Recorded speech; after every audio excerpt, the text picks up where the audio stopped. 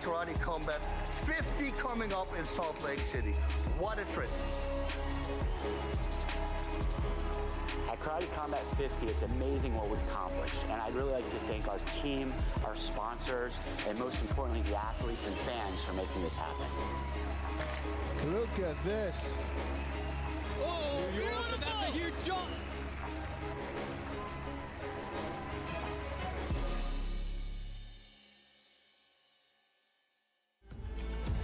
So tape here for the blue corner. Ahkmadov bringing in that 0-0 record in Karate Combat. Of course, it is a debutant, but making his way all the way over from Kazakhstan.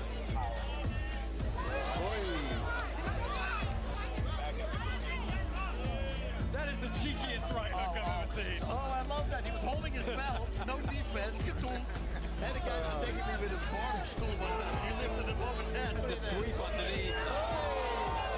Nice. Yeah, he tries to throw the Haragoshi, but halfway around the world. Clearly, he's not wasting the opportunity. Yeah. Oh, man. Nice. You know, no, he gets me out of this, right? Yeah. Oh, good two shots. There we go. To the chin. Wow. They've got 3 minutes to see who wants this more. And right now, it's the Kazakhstani pressing. Yeah, his corner are just willing him on. Man, you can't do anything. He's hit him with 15 knees to the face, and he's Wow. I have no idea which way this is going to go. just off. Out of the blue corner, winner, Safar Ahkmadov. Ahkmadov, the 30-year-old. Here is one difference. Low kicks were not legal the last time. That's true. That these two competed against each other. Oh! That was Catches him on the way and he's flurrying to finish. And this is going to be a stoppage for Oliveira. Oh, he hates the call. Wow. He hates the call. He hates the call.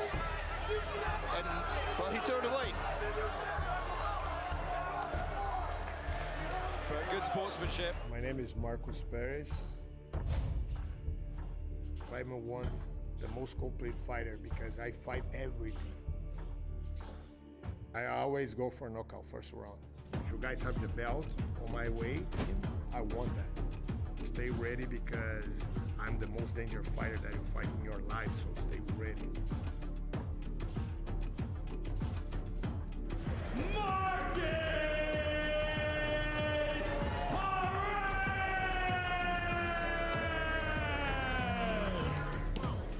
Oh, that was a nice calf kick.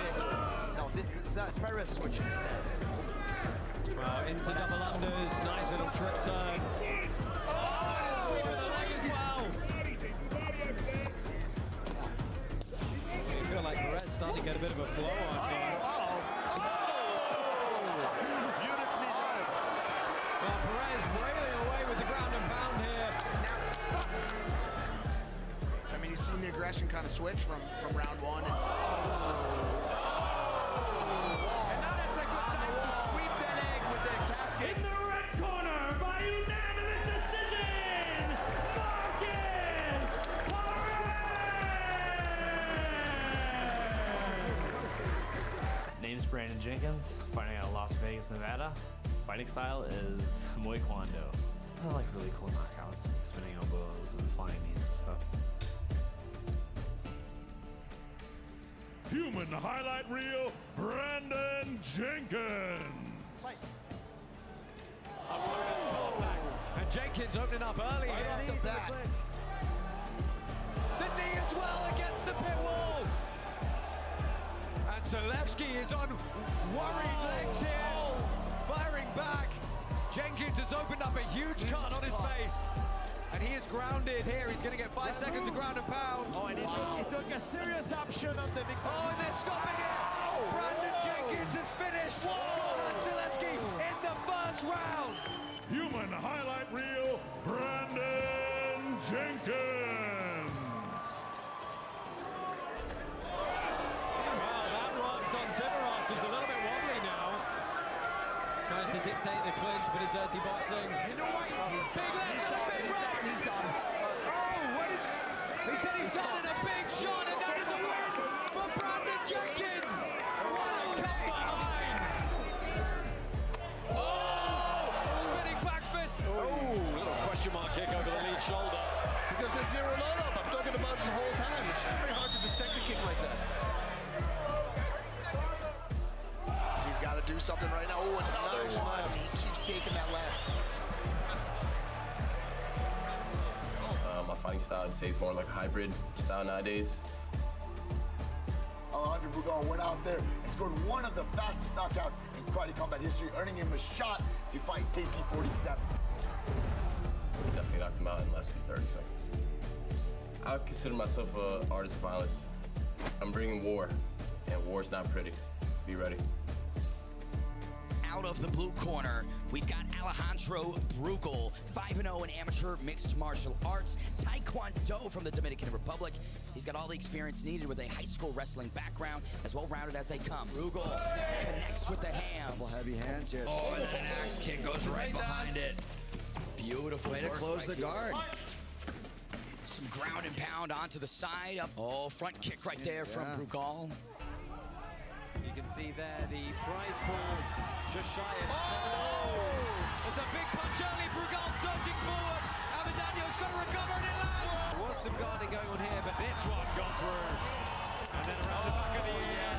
Fighting out of the red corner, representing the Dominican Republic,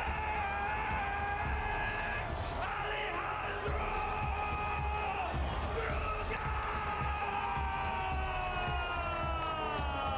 Armus, Guyton trying to muscle Brugal around, and Brugal returning the favor here. What a frantic start to this way. Oh, nice there. 2 shots with the takedown. And right at the end of the round, this leg kick. Oh, yeah. Boom. Here we go. Big right. Big hammer fist on the ground here. Bonk. Yeah, Brugal wants to land one of those hot kicks. Huge takedown.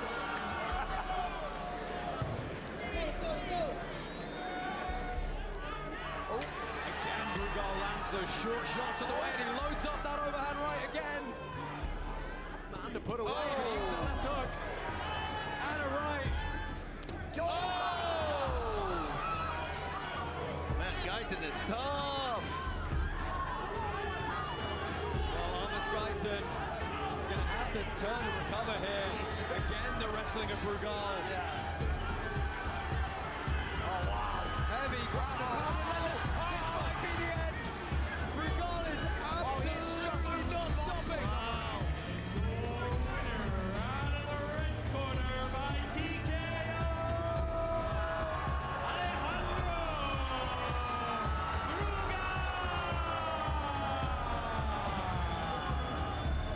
Omar Morales. Vengo muy enfocado para este combate y no voy a perder. One of the first fighters ever from Venezuela to compete in the UFC. Si él comete un error, lo va a pagar en el primer round. Espero que haya venido preparado porque lo que voy a lanzar es fuego en ese tatame.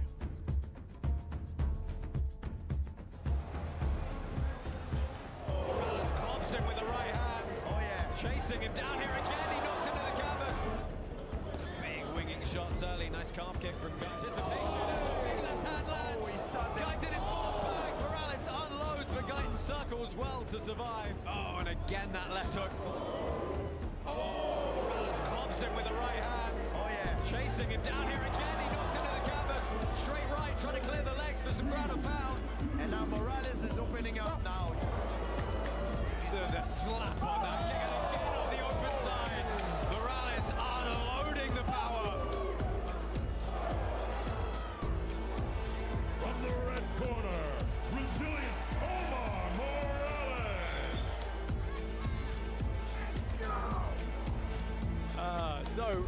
Black pants for Morales, white pants for Malloy. He's fast. Rule change came in recently in one of our Karate Combat governance votes. What a beautiful head kick. Malloy is unfazed. Yeah, he does not care. He's just smiling. Oh, he's got big power, man. I would expect to see some takedowns. Simple takedowns, put it to the ground, and use his ground upon them. So true, boss. Oh, Matrix! Look at this, he stays outside the distance. He's coming behind the ear, hitting more with the wrist. Jab. Nice. That jab. Big body lock, going to be outside trip. Can he get back up and land the ground and pound? He does. Snap straight back up, but couldn't free his hands quick enough. Yeah, that was whiplash effect there, for sure. What an absolutely beautiful aerial shot. He's got some balls. Yeah, the jumping knee into the shots. He's out-muscled once more against the pit wall here, though. He's taking shots. He's taking shots to the leg. The knees on the inside, closing 10 seconds here.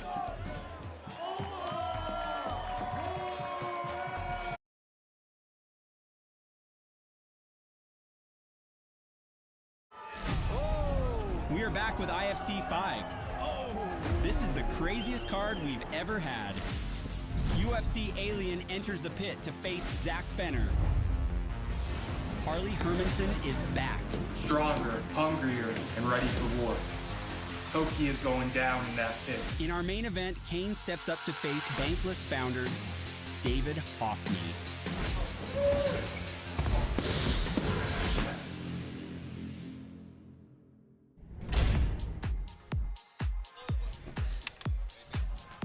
Hello and welcome to Karate Combat 50. We are here live from Salt Lake City in Utah for what promises to be a cracking night of action here in conjunction with Permissionless 3. Lots to look forward to this evening. As always, my name's Josh Palmer, joined in the booth at this exact moment by King Apollo, Mike Malak, and Crypto Arus, George on the end there. King Apollo, you're not Boss. Where is Boss? I think Boss is on the red carpet. Oh, he's hanging out on the red carpet. He's walking around smoozing. The reason for that is we've got our IFC fights coming up first. And I know you guys, George, Apollo, Mike, you like the IFC as well. You guys are super excited. I've been warned that some of my comments over the past couple fights have been a little bit off color. And I'd like to apologize to the IFC fighters, to the IFC organization, the founders. And, you know, maybe I've had a little bit too much fun. So tonight you're going to see a brand new, much softer side of Mike Malak. Just be yourself, Mike. That's right. Well, no. See, that's what you don't want me. That's what you don't want me to do, bro. Boss will, of course, be joining us back in the booth for our Karate Combat Bounce as usual. But let's go ahead and get moving by taking a look at what's coming up this evening. So this is your full Karate Combat card for tonight. Lots to look forward to. We do, of course, have a few standouts there. It is the debut of Aline Pereira. She's taking on Dee Begley. Look out for Brandon Jenkins as well. You know what? I'm not going to go through all of those earlier fights because there's so many to look forward to. But top of the card, Morales and Brugal promises an absolute banger as well. IFC 5, you're going to see 3 bouts this evening. The first 2 you're going to see as our amateur prelims, effectively. UFC Alien, Zach Fenner, and Toki Busi and Hermanson. That main IFC fight with Hoffman Warwick, we're going to slot in a little bit later amongst our main Karate Combat card. And of course, we do have our pitch submission series back for the first time in a little while as well. 4 outstanding bouts at the end of this evening. Draw your attention to that main event. Wagner Rocha and Kalon Sabino are going to go after it after a war of words when Kalon actually beat up Wagner's son in a match earlier last year. So lots to look forward to this evening, a whole mix of different things on the cards. We're going to go straight ahead and get moving with the first of our IFC bouts. This is UFC Alien taking on Zach Fenner.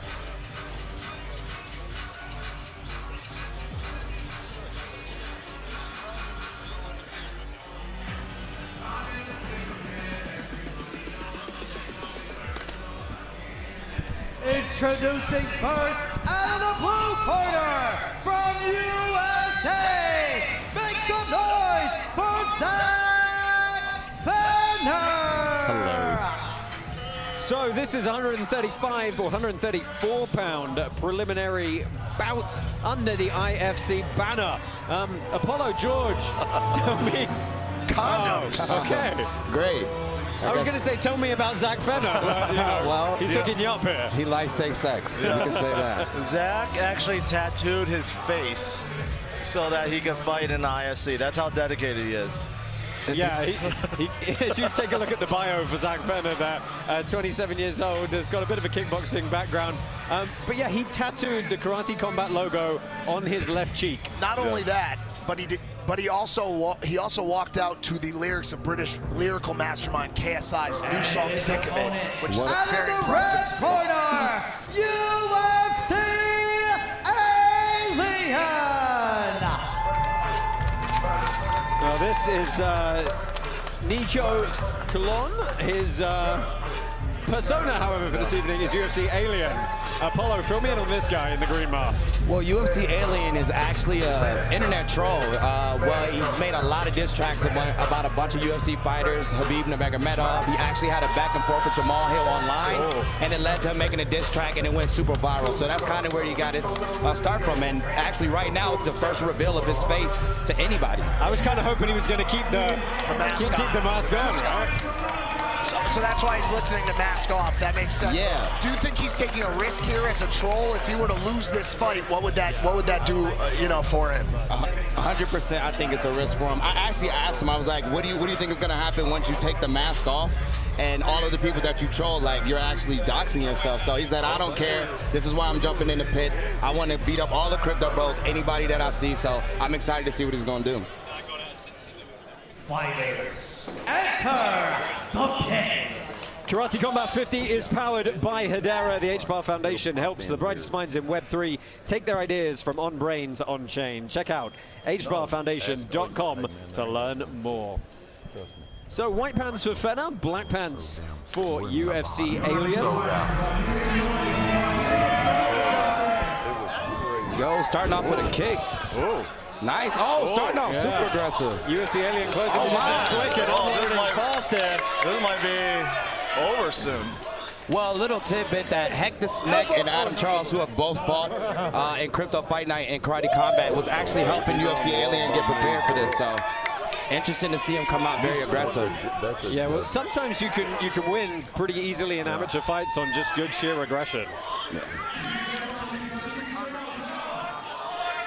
You can see Zach Fenner trying to get settled in here, but he's not really using the hands as an effective form of defense. Yeah, it's a very interesting guard that he has up right now.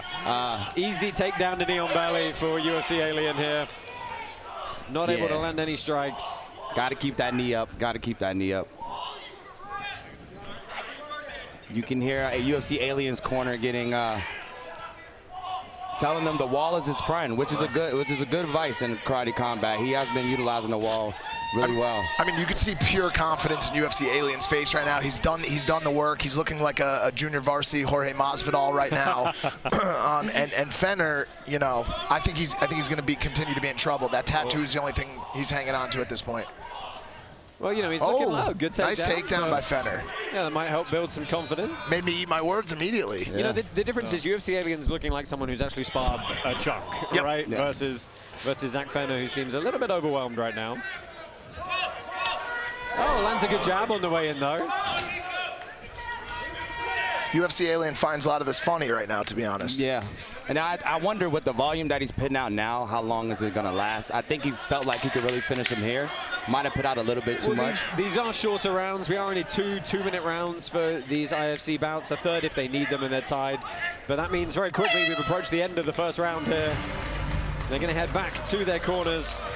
They both did pretty well. Yep, actually. Let's see if we can get some advice from one of the corners here. Calm. Sit down.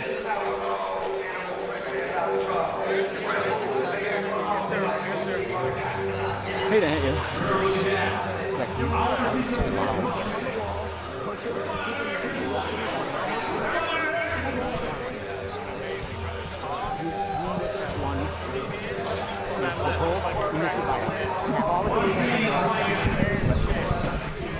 What do we do? Ask for forgiveness, not permission.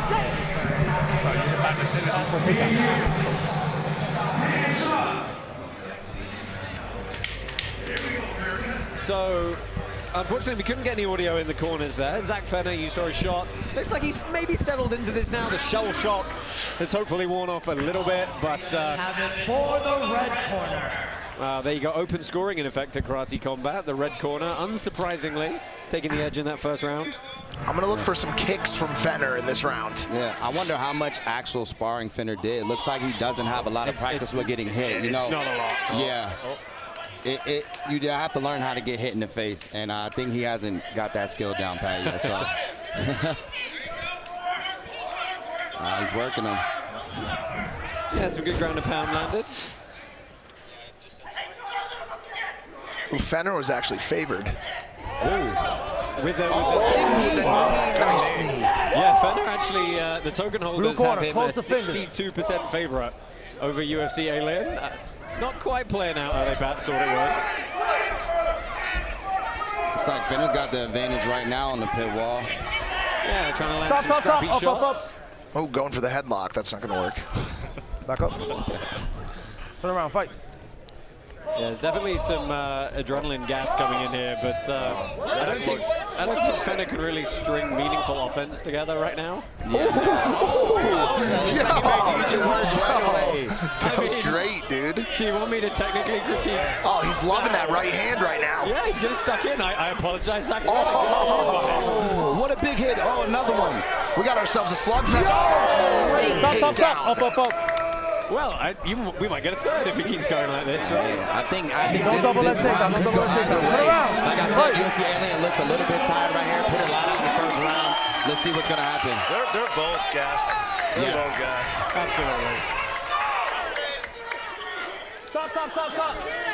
Another reset. Okay, you know what? I'm going to throw something out here. I would like to see one of them throw a kick. Yeah, I would. I think you're going. Oh. I thought we might get the. There's another big knee. The infamous double knockout there. Stop. Up. No, can't do that. Yeah, so fatigue making some hard work for these two amateurs here. Reminder, these are amateur fighters, guys. These are their first attempt. They are doing it for the experience. We're obviously happy to host them to get that going as part of Crypto involvement here. But I got to say, guys, I think Fenner took that round. We're going to see a third. 100%. Yeah, 100% seeing a third here. I think UFC Alien got a little cocky that round, and then Zach actually came back. Yeah. Right. I think you're also seeing UFC Alien get fatigued a little bit as well, but nice right there. Beautiful right. Yeah, the thing for both of these guys, right, is neither of them can throw with enough technique to generate actual power. So they're landing good shots that score, but it means they're going to be able to land a lot of them. 100%. Real interesting thing about Jack is he actually lived in a tent on the build-up to this fight. Why?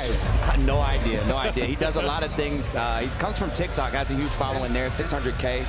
And he does things like makes popsicles and tries out different foods. So that's kind of like where his background started. Then he shifted over into MMA. So what percentage of the content is popsicle focused? A lot of it is popsicle Really? focused. Yeah, it's like homemade popsicles. It's like Oreo. You think he would do one with like Prime and make a popsicle out of it? I honestly wouldn't put it past if he already has one already. Oh, you think so? Yeah, I wouldn't put it past it.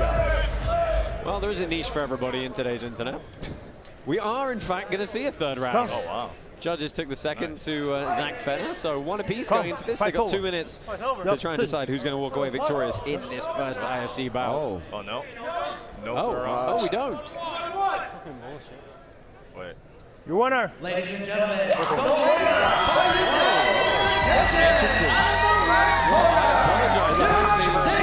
Controversy. Yeah, I have to say I'm a little bit surprised there. We thought we were going to a third. Fenner's corner is not looking happy. We might need Usama out here to do another chokehold. I don't think anybody else is going to get out of line again after seeing that. UFC Alien said if he won, he's going to rename himself IFC Alien. Oh, let's see if he follows through. A little bit of rebranding.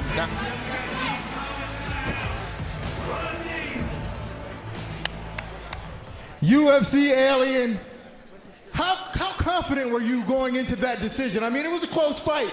I thought it was going to go a third round. How confident were you that it was over? Personally, I would have liked a third round. But I want to say Fred to the moon. Don't forget about it. Now, apparently, this was the first time that you took your mask off. Was there any pressure to perform now that everybody has now seen your face and know who you are? I was so glad to take that shit off. I think I'm pretty. I deserve to be seen. Thank you to Karate Combat for putting me on IFC 5. Say hello to your new IFC Alien. Ladies and gentlemen, that's it. Make some noise for your boy, IFC Alien. So IFC Alien takes the victory there.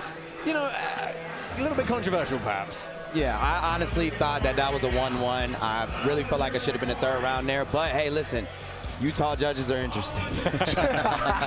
Okay, here's my one question coming out of that. Zach Fenner now goes home and he looks at that Karate Combat tattoo every day for how long before he gets that thing removed?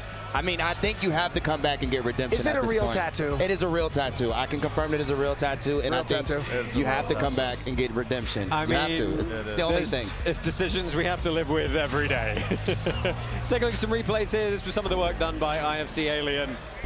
And he got some good shots in. He did get some good shots standing as well. Decisive first, tight, potentially controversial second, but getting the decision here. Now, usually, after a bout like this, we would find Robin Black and see what he thinks in his eloquent manner about that bout. However, I haven't seen him. Mike, you seen Robin about? I have not seen him yet today.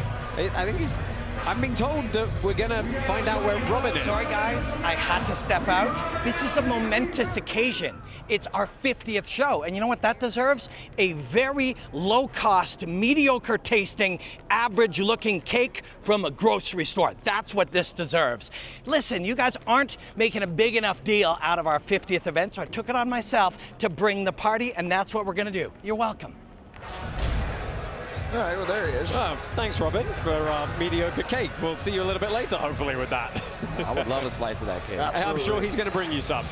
Stay with us here. We've got one more IFC amateur fight coming up, and then we're going to get into the meat and potatoes of our typical Karate Combat card. Stay with us here, live from Salt Lake City.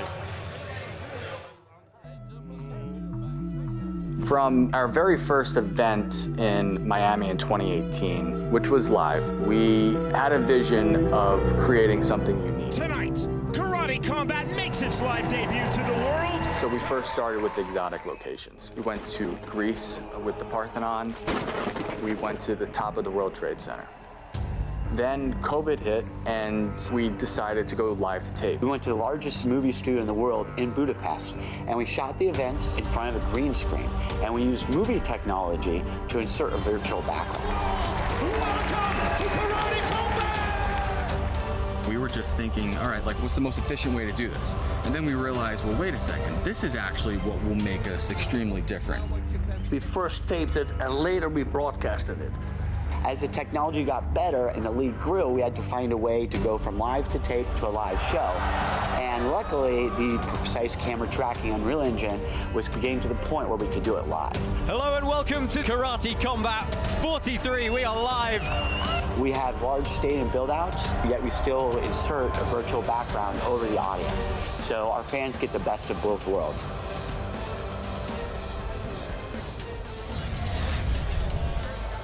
Welcome back to Karate Combat 50. That was a little preview about how we make some of the magic happen here at Karate Combat. And there is, of course, a token floating in the middle of the pit here. Apollo, you're all about the token. We're going to talk about that in a minute. Let's take a look at our leaderboard coming up here. This is our Karate Combat 50 app-only gaming leaderboard brought to you by DeLorean. Congratulations to Karate Combat's #1 player, Sugar Mommy, who earned over 8 million Karate tokens, pittside passes, flights to Karate Combat events, exclusive merchandise, and much more. It all goes to our top up-only gaming players. And Apollo, you're a big fan of the Karate token and how this leaderboard gamification works. Give us your thoughts on that. Oh man, I feel like it's awesome, man. It's the best use case scenario for this. I mean, being able to pick your fighters and honestly not being able to, not having to lose, right? You're always winning. It's a beautiful thing. It also helps the fighters' purses by putting more tokens on the fighters. They receive that on the back end, which is a beautiful thing. You can support the fighters without actually having to know them and the people you love. So I really love it, and it connects a lot of people. The community's really strong too. Shout out everybody that's in the community. They go really hard for Karate Combat, and can't wait to see what we got going on in the future. Got a lot of big announcements coming up. Yeah, and if you guys pay attention to the graphics at the bottom of your screen in every single bout, you will see 2 percentage figures, and that is the way the token holders have voted on who they think is going to win the bout, and that'll give you a pretty good idea of how many total tokens have been placed on that bout. So don't forget, Karate Combat fans have cast their votes in the new Karate Combat Vote Live app and 150 million karate tokens are up for grabs. You can download the app now on iOS and Android and get free karate tokens to help run the league and play at Karate Combat 51. Right, we have one more IFC amateur bout coming your way. This is Tokibusa versus Harley Hermansson.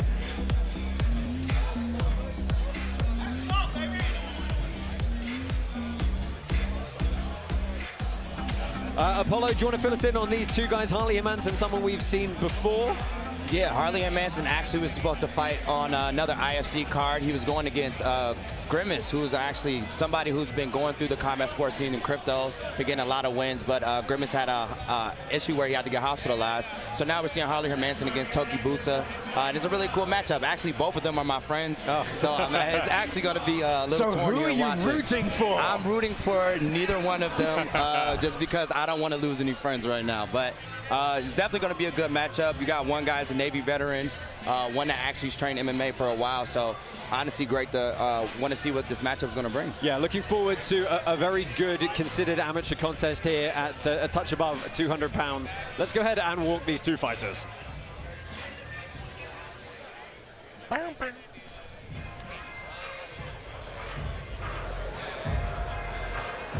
Introducing first, out of the blue corner, representing the USA, Harley Hermansson.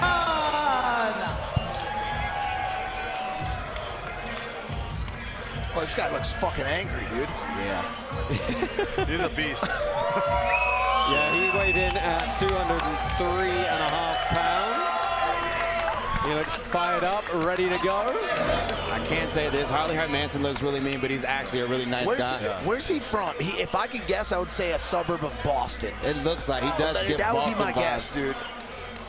He does get Boston vibes. No, if it doesn't say it, our researchers unfortunately left that part standing out. 6'1" tall. He does have a kickboxing background from Legacy MMA. Look at his tattoos. Yeah, insane. He he also trains with his kids. He has 2 kids that train with him, and they're here today as well to watch him fight. And his opponent, representing the USA, in the red corner, Tokibusa.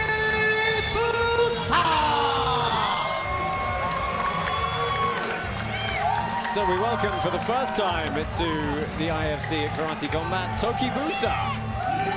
Tokibusa also went to Thailand to train again, so went out there for a while, trained for a few months, so interesting to see what he's going to get going on.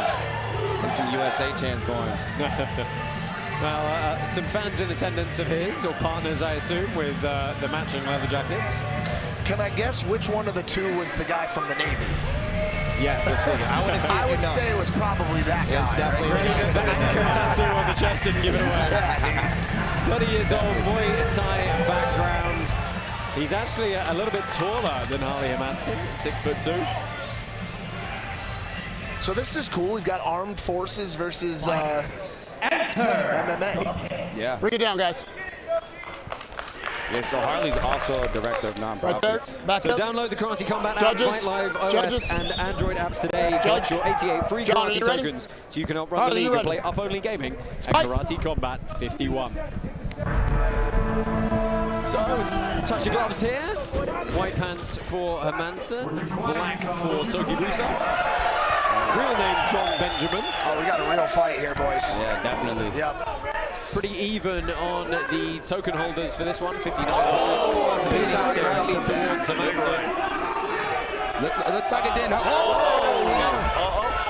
of the head. He's got Back of the head. These shots to the back of the head, he's got to be careful. Oh, he's got to protect himself. Yeah, Toki's got to He's in trouble. He's in trouble. He's in big trouble. He's in trouble. He's in massive trouble. Hermansson unloading here, and this is going to stop it. yeah. Bouncing the head off the canvas. Quick win for Harley Hermansson. Yep. That was quick. Yup, that dude's the real deal. Yeah. That dude is the real deal for sure. I think we're looking at the future of the IFC heavyweight division right now. He's been waiting for a chance. There we go. Solid aggression getting the job done. You know, Tokibusa. Because when you turn and you take it back of the head, you know what I'm saying?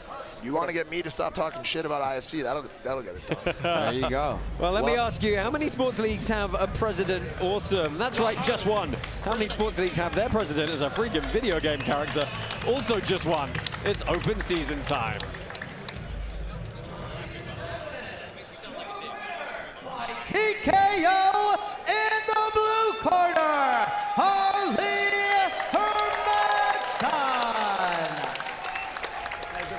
Harley Hermansson takes the victory there.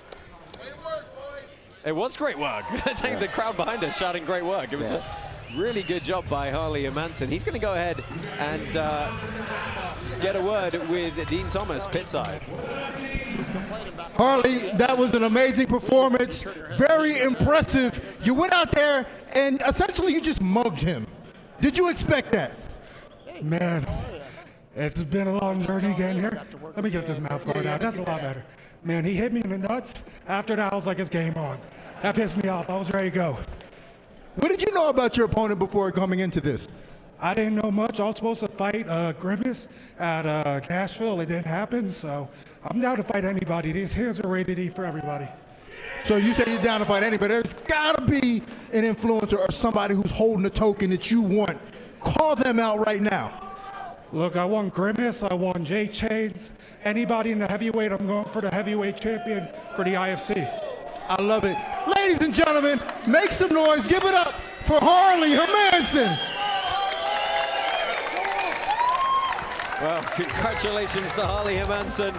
But I have actually been told I've got to ask you again. How many sports leagues have a President Awesome? That's right, just one. How many sport leagues have their president as a freaking video game character? Also just one. It is open season time.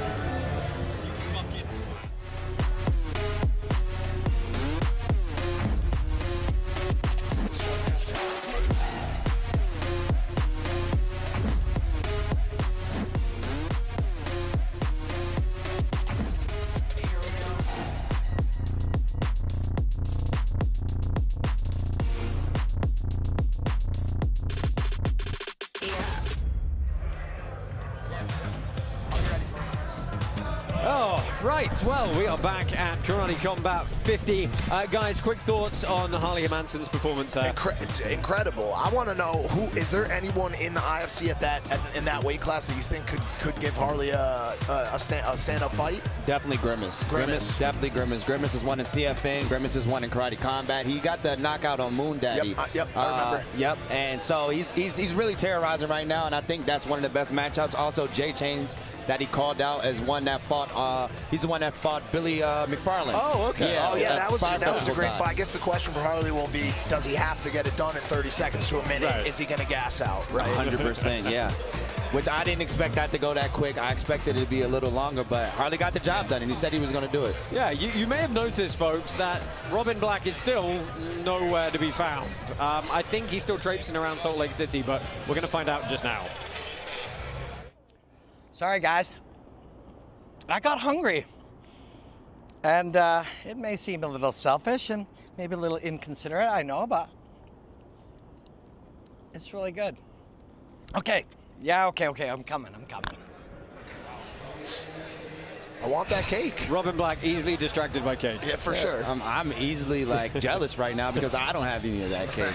Apollo, have you had a good time sitting here for two relatively short fights in the booth with us? Oh, I enjoyed this. This is a pleasure. It's a blessing to get to sit with you two. Get to hear Mike's crazy comments. It's a cool view, right? Oh, it's an amazing view right here, man. This is the best one. I've seen every corner of the pit except for this one, so it was a great one. And to get to see my friends fight wasn't as good for Toki Busa, but it was a great thing to see, and I'm proud of both of them for even getting in the ring. I'm proud of all of the IFC guys because it takes a lot to train. It takes a lot to get in that ring. It takes a lot of heart. It's a lot of people watching, and things like that can happen. So I want to echo that really quick, all jokes aside. I mean, these guys, put the fear behind them. They train for it. They go out there, they fight. They do something that I wouldn't do. So, all jokes aside, it is an still awesome getting in there and get punched in the face. That's right. And I think we can go to vote right now. I'd love to have him back on for another IFC card. Oh, I thought you were going to vote on if he should get in the pit.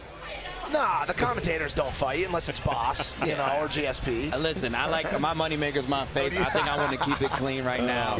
But if the right number comes around, who knows? I might jump in the pit. Might pull a Ben Davis on you. Who knows? I'd love to see it. All right, thanks Apollo for joining us. Guys at home, we have got Karate Combat 50. Our full and official fight card is kicking off in just a couple of moments. Stay with us here from Salt Lake City.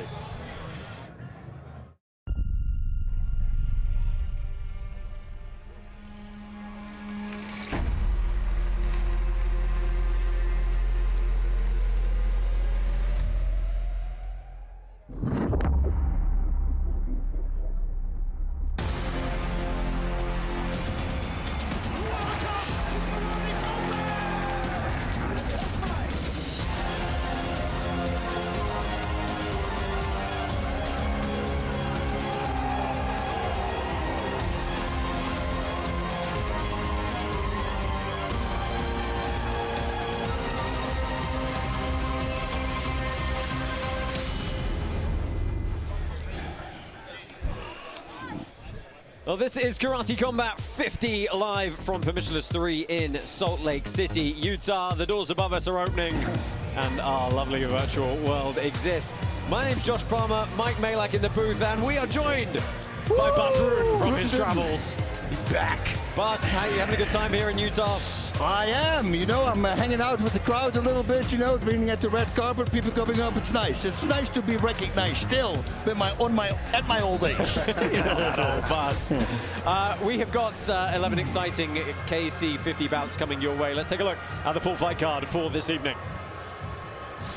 Oh, yeah. So we're going to be kicking off with Melendez and Armus, Guyton, Jade, Jorand, Stephanie Skinner's a fun little women's bout in there. Loxby, Montalvan, Orlando, Ortega, promising fireworks. Lots of people excited about Adrien Weathersby versus Bam Morris. Peter Stanonik, highly decorated, stepping in against a guy people might not know from Morocco in Usama Assli.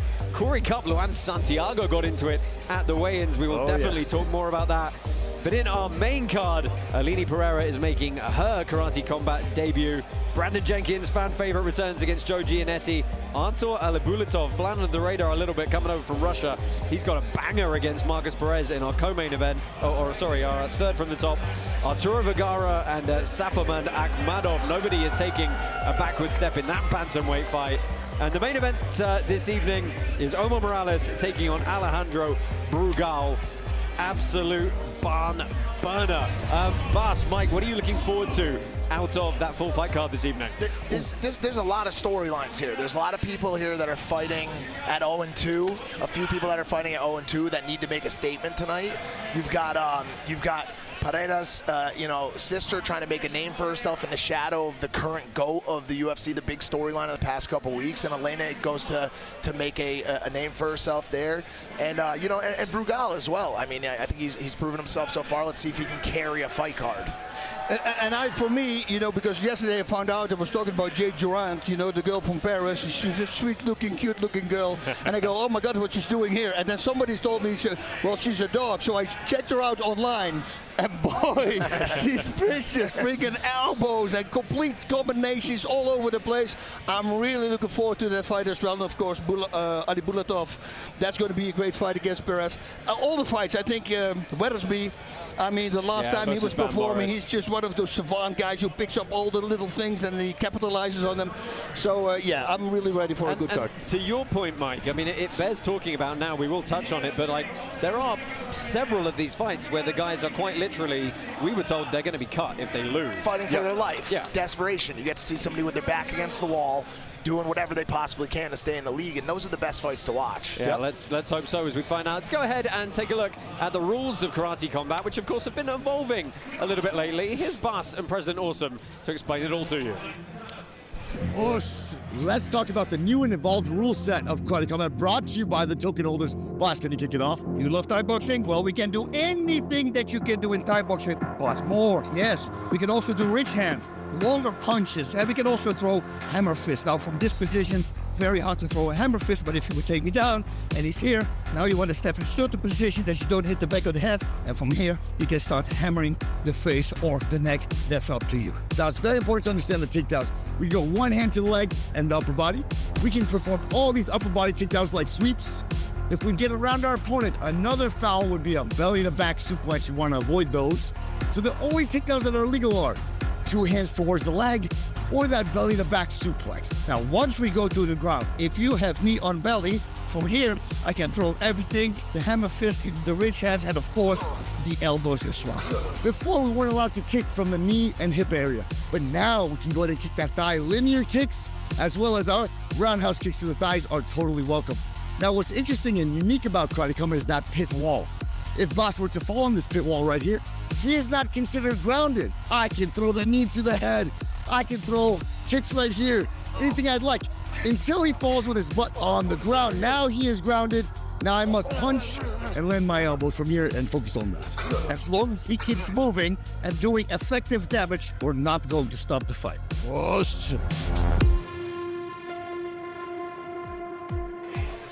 So those are the rules of karate combat, and your first bout coming up this evening is Luis Melendez taking on Armus Guyton. Bas, we'll start with Armus. He's someone we've seen twice before, but he is one of those guys potentially fighting for his place in the organization after 2 very, very tough losses. Yeah. Well, he talks about his opponent. He says his opponent is very skilled, but he's not patient. And he's only good when he's rushing in. So he's going to try to, the game plan is going to be take time, not rush, but still be urgent, and then be confident that a dream knockout, well, it doesn't really matter. Anything I throw, he says, could be a knockout. Yeah, and he's taking on Luis Melendez, who's like a rising star from Puerto Rico. And his last bout where we saw him against Will Esparza, the bout itself was crazy. The aftermath was crazy. President Awesome choked a cornerman out. Insane. It's nuts. Luis Melendez brought the drama that night. Altogether, one of the craziest fights in KC history. And Melendez, he knows his opponent's taller tonight. He's going to try to get inside, try to take him down. And he's looking for another viral moment with one of those, spin KOs. And seeing if he can keep the record perfect at 3-0. Yeah, you couldn't have 2 people aiming for different things in the organization here. A win will push Luis Melendez to 3-0. Armus Guyton, a loss would fall to 0-3. This is a tough one. This is Luis Melendez and Armus Guyton.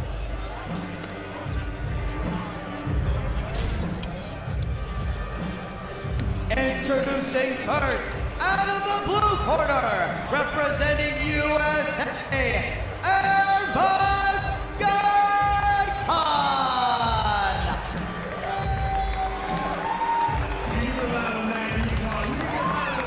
So this is Armus Guyton making his way to the ring. The Sea Goat is his nickname. He faced 2 very formidable people in his first 2 experiences here. In fact, both of those men are the 2 men competing in our main event here this evening. So that should tell you the quality of opponent he's had to deal with so far. 28 years old, Gaido Jiu-Jitsu is his style. Taller of the 2 fighters tonight, though, at 6'1". Yeah, when you look at his records 0 and 2, you also have to consider that he has like God knows how many kickboxing matches and Thai boxing matches, and I think we really need to start putting that on the screen. I think as well. we will be, yeah. He's got, he has 8 combat sports wins by knockout as well. Corner, that's what I mean, see? representing Puerto Rico, Luis Melendez.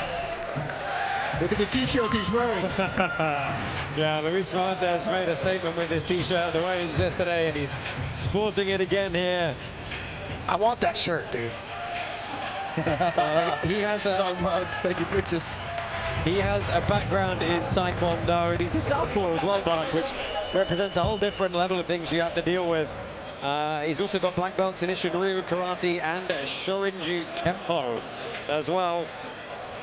Bas, similarly to walking into a fight 0-2, there's something to be said about walking in 2-0. Does he have to worry about going in a little bit too confident? Maybe jokes on shirts, thinking he's just going to walk in here and take this one simply. Yeah, although last time, he ran out of gas a little bit, Melendez did. Yeah, he did. Yeah, he put his head back when the referee said get up, and asked him, our president got very angry, get back up. He won that fight, but it was a close call. So he needs to be in shape. Come on down. Founded in Back 2018, HexTrust is a leading digital asset service offering a range of services and a leader in staking. Luis, you ready? Here we go. White Armus, pants for Armus Guyton, black pants for Luis Melendez. This is Karate Combat 50, and we are underway. I got that feeling in my nuts now, guys. Let's go. 3 threes on the clock if they need them. Our token holders heavily favoring Luis Melendez. 3-1 effectively in this. Yeah, but as you mentioned before, all pro wins were by stoppage from Guyton that he had in a different style. Yeah, I mean, he's a 10-year veteran of the MMA scene. There we go, half kick. He trains at Jackson Wink. He's got some of the best training partners around there. It's just very easy to underestimate him if you just look at the 0-2 record.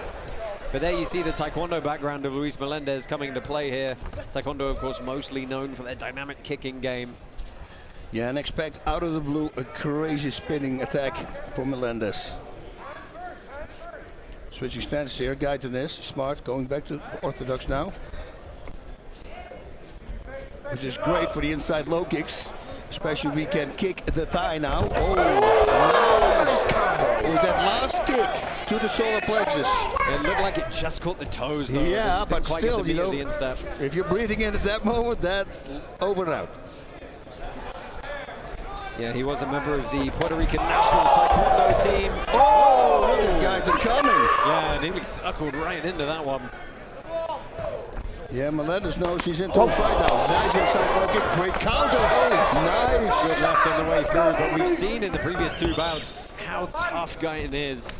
And pretty good blocks there, too, on those combos. He's blocking a lot of those shots. The question with those combos for Melendez is how many of those can he do before he starts to tire out? That's it.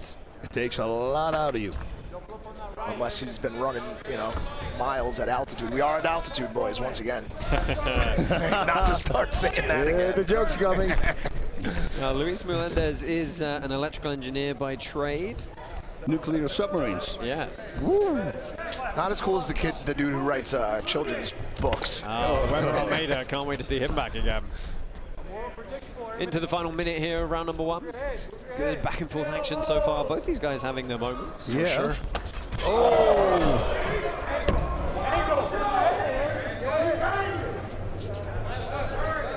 It's a great first round. Yeah, it really is. Yeah, everybody's staying very technically composed, and that sounded like a horrible chopping leg kick. Yeah, on the bone, with the foot. He's going to feel that tomorrow. The ones that don't make that loud cracking sound, the ones kind of blunted, right? That's like always the worst. A baseball bat hitting a tree. Good little blitz from Melendez. Nobody really controlling the pit decisively here. Everybody's attacking. Yeah, everybody's getting a bit of their own here. Nice setup for a head kick. I wanted to say it. He goes with the jab to the body. I go, he's setting something up. Strong finish to round number 1 here for Guyton. Guys, how are you feeling about those first 3 minutes? It's a very even round. I mean, it went back and forth. I give it, it's an uneven round. It just keep continuing, then we might go to a fourth.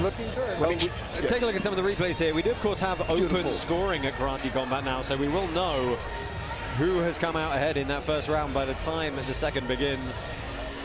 I mean, short of takedowns, we saw everything there. We saw combos, high kicks, low kicks, you know, spinning back fists. I mean, in the first round. You've got to be happy with how they mixed up a lot of their strikes. They put the punches and the kicks together. Not too many knees or elbows yet, though. No, I expected that a little bit in the clinch. And also the spinning attacks we haven't seen from Melendez yet. He might wait with it. You know, get his opponent into the groove, that he's not throwing it and out of the blue. He might spin one. 10-9. After the first round, all 3 judges see it for the advantage for the red corner. So all judges giving the slight edge to Luis Melendez in that first round. That makes sense, I think. Let's see where that stamina goes. Yep. And now Guyton knows this, so he's going to come. He's going to walk out, has to watch out for walking on a kick to the body, a back kick. Not a spinning, just a back kick. Yeah, Melendez widens his stance a little bit. Nice distance covered on that question mark kick.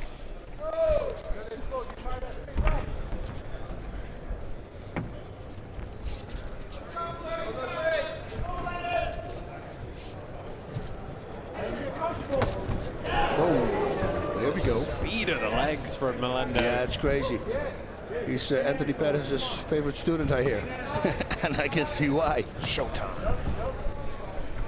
Kind of hard to follow jumping switch kicks up in this organization. Nice cross to the body. Yep, very true. There's been one that I don't know if it'll ever get topped. Oof. Yeah. Oh, nice combo from Melendez. Goes to the body, goes up top, but good head movement from Guyton. A little bit slower paced in this second round so far. Still throwing with a lot of intention, a lot of power though. Yeah, everything's turned out to chatter out.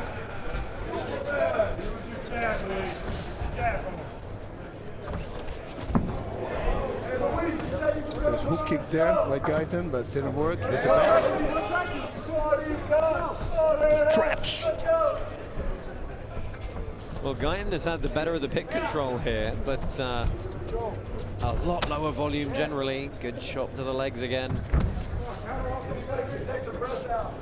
Are you surprised Guyton hasn't turned this up a notch, knowing he was behind after the first round? But you know, he's coming forward, like you said. He's pressing the fight, he's pushing the fight, but He needs to do more work. Well, a reminder that under the Karate Combat rules, we do favor aggression and effective kicking and striking above all else. The person really trying to finish the fight is going to get the sway of the judges.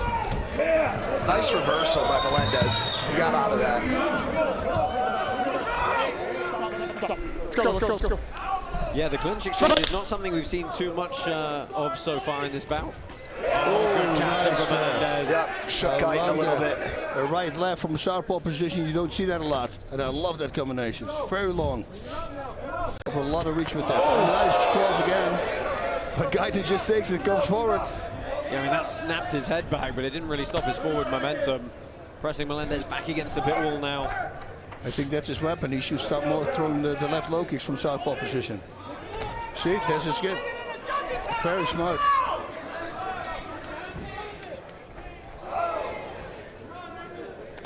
And again, he's hammering away with that left low kick. Guyton is. It's a strategy. I mean, we'll see how Melendez's legs look in round 3 if they make it there, which they will. Yeah, make it there, they will indeed. We've got 3 more minutes coming your way after a short break back to the corners. Yeah, when it's an open stance, front kicks with the back leg are very effective. They line up better. They go straight to the target. Well, high stakes in this matchup. Let's take a look at some of the replays from that second round. There was that hook kick, but it was to the back of Melendez. I love that combination there. Bonk, bonk. Yep, a lot of misses from both. Well, there is going to be one more round coming your way. Let's see which way the judges are going to go. And if they do favor Luis Melendez again, it's going to be all or nothing for Armus Guyton.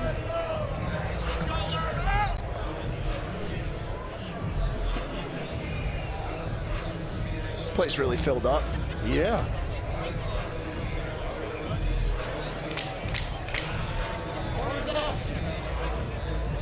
Good crowd in attendance here. Round 2. The judges have the advantage for the red corner. Well, again, the judges go, well, not quite unanimously. One judge going to Armus Guyton, but yeah, it's going to mean that he has really got to press forward. He's 10-8 round or will finish. At 10-8 will make it the 4th round.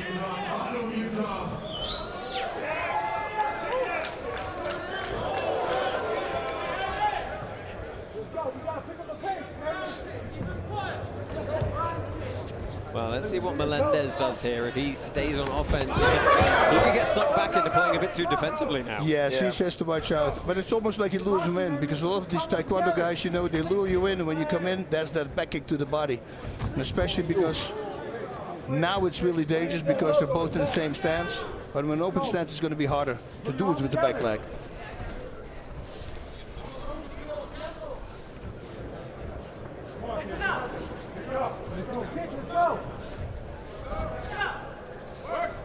Guyton needs to move closer by. He's punching, but it's air. That's what he needs to do. Cover more distance. There we go. That was a nice one. Yeah. This is overhand right. Now we're in a body lock position. This is good work from Guyton.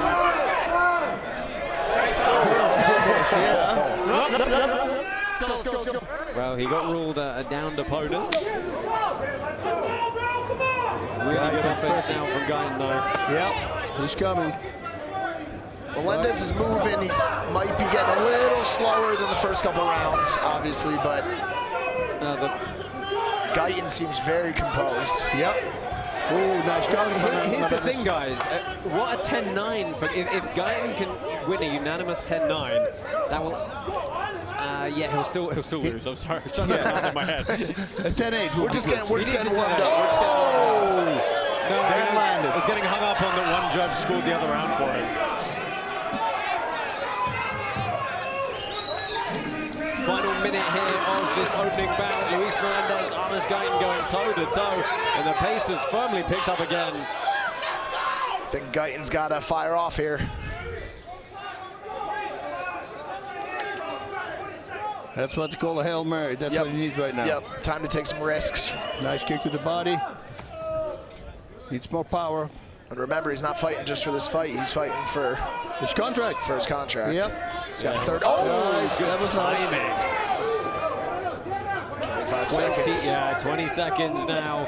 Guyton's just got to go head hunting at this point. He's setting up a head kick again, I think, with those straights to the body. Great power coming back there from Melendez though.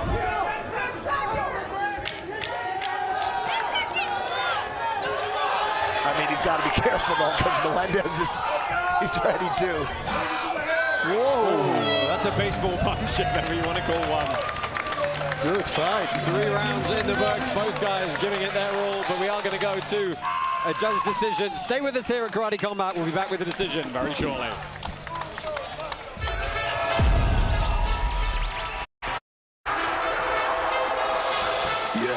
We've been working for years to build a platform that gives our fans control of Karate Combat. In the new app, you'll be able to collect free Karate Combat tokens and then vote on your favorite fighters with those tokens. If they place their tokens on the fighter they think is going to win and they win, they get more tokens. If not, not a problem at all. You lose no tokens, then just try again. Pick a winning fighter and earn more tokens. The more tokens you score, the deeper you dive into the VIP experience. Front row seats to knockout action, exclusive invites to after parties, and a shot at special prizes that blow your mind. It's your time to become a legend. Download the Karate Combat app and join the revolution with the Karate Token. Well, let's go ahead and get the official decision for this bout. The judges score it for the winner by unanimous decision out of the red corner, Luis Melendez. Well, Armus Guyton isn't sure. He looked at his corner and said, really?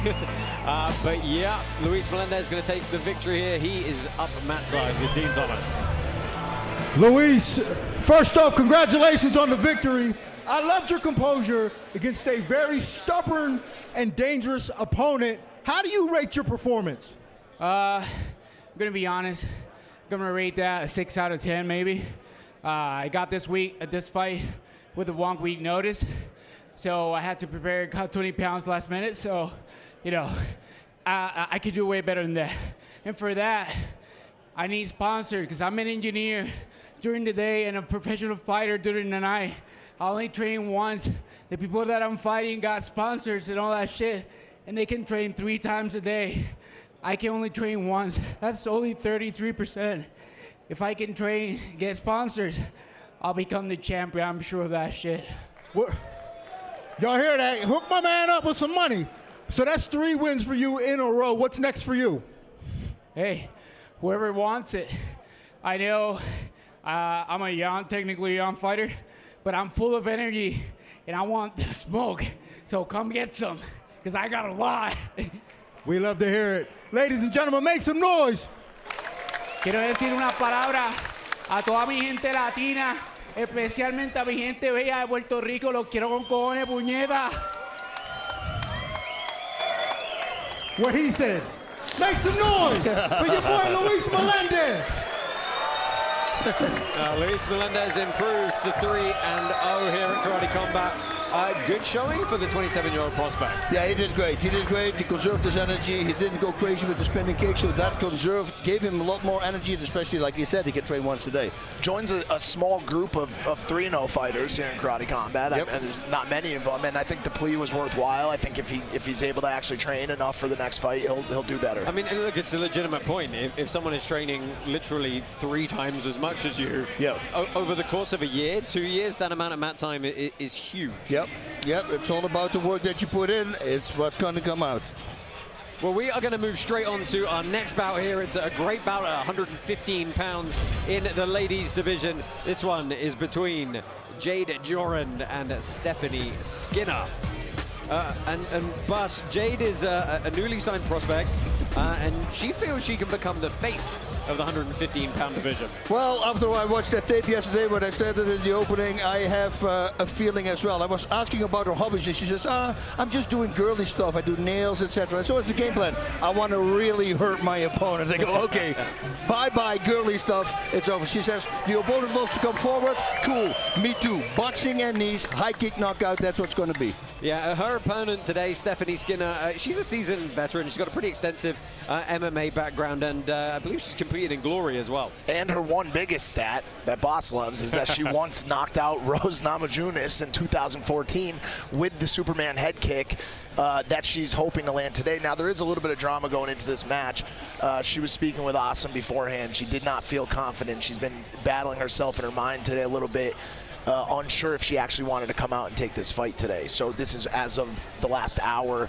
Awesome went back there, had a discussion with her, told her to turn that fear into ferocity, and to get in the ring and into the pit and make it happen. And so let's see if she was able to shift that mental gear and get the victory. Yeah, she's going to have to get stuck into this one with everything we've heard about the debut of Jade Jorand. This is 115 pounds. Jade Jorand and Stephanie Skinner.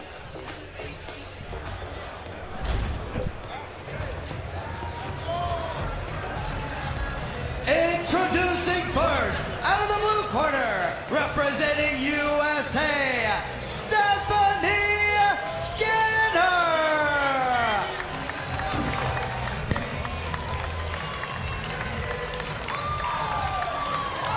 Yeah, she can fight. I've seen her. She's very solid. Great kicks, great punches, great defense. Looks really good.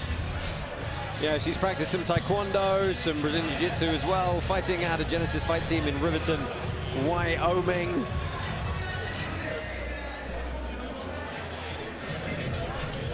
I said Superman head kick before. Yeah, it's a Superman punch into a head kick. I made a mistake. Yeah, I made a mistake. My apologies. But listen, I would love to see it because to me that sounded new as well. Out of the red corner, representing France, it's Jade Jorand! A lot of hype behind this young lady coming in tonight. She's two-time world full contact champion. She's a Waco K1 champion, IFMA European champion in Thai boxing as well. I mean, there are a lot more accolades. 11-time French champion in kickboxing as well. A lot of full contact experience. And she's still like 22 or 23. Her boyfriend is Alberto Montes. She just got signed with the UFC, so it's a fighting pair right there. Yeah, looking very focused in the corner. Yeah, don't let looks fool you on this one. She'll come. Man, vicious elbows. I mean, I was like, okay. I think Skinner knows that.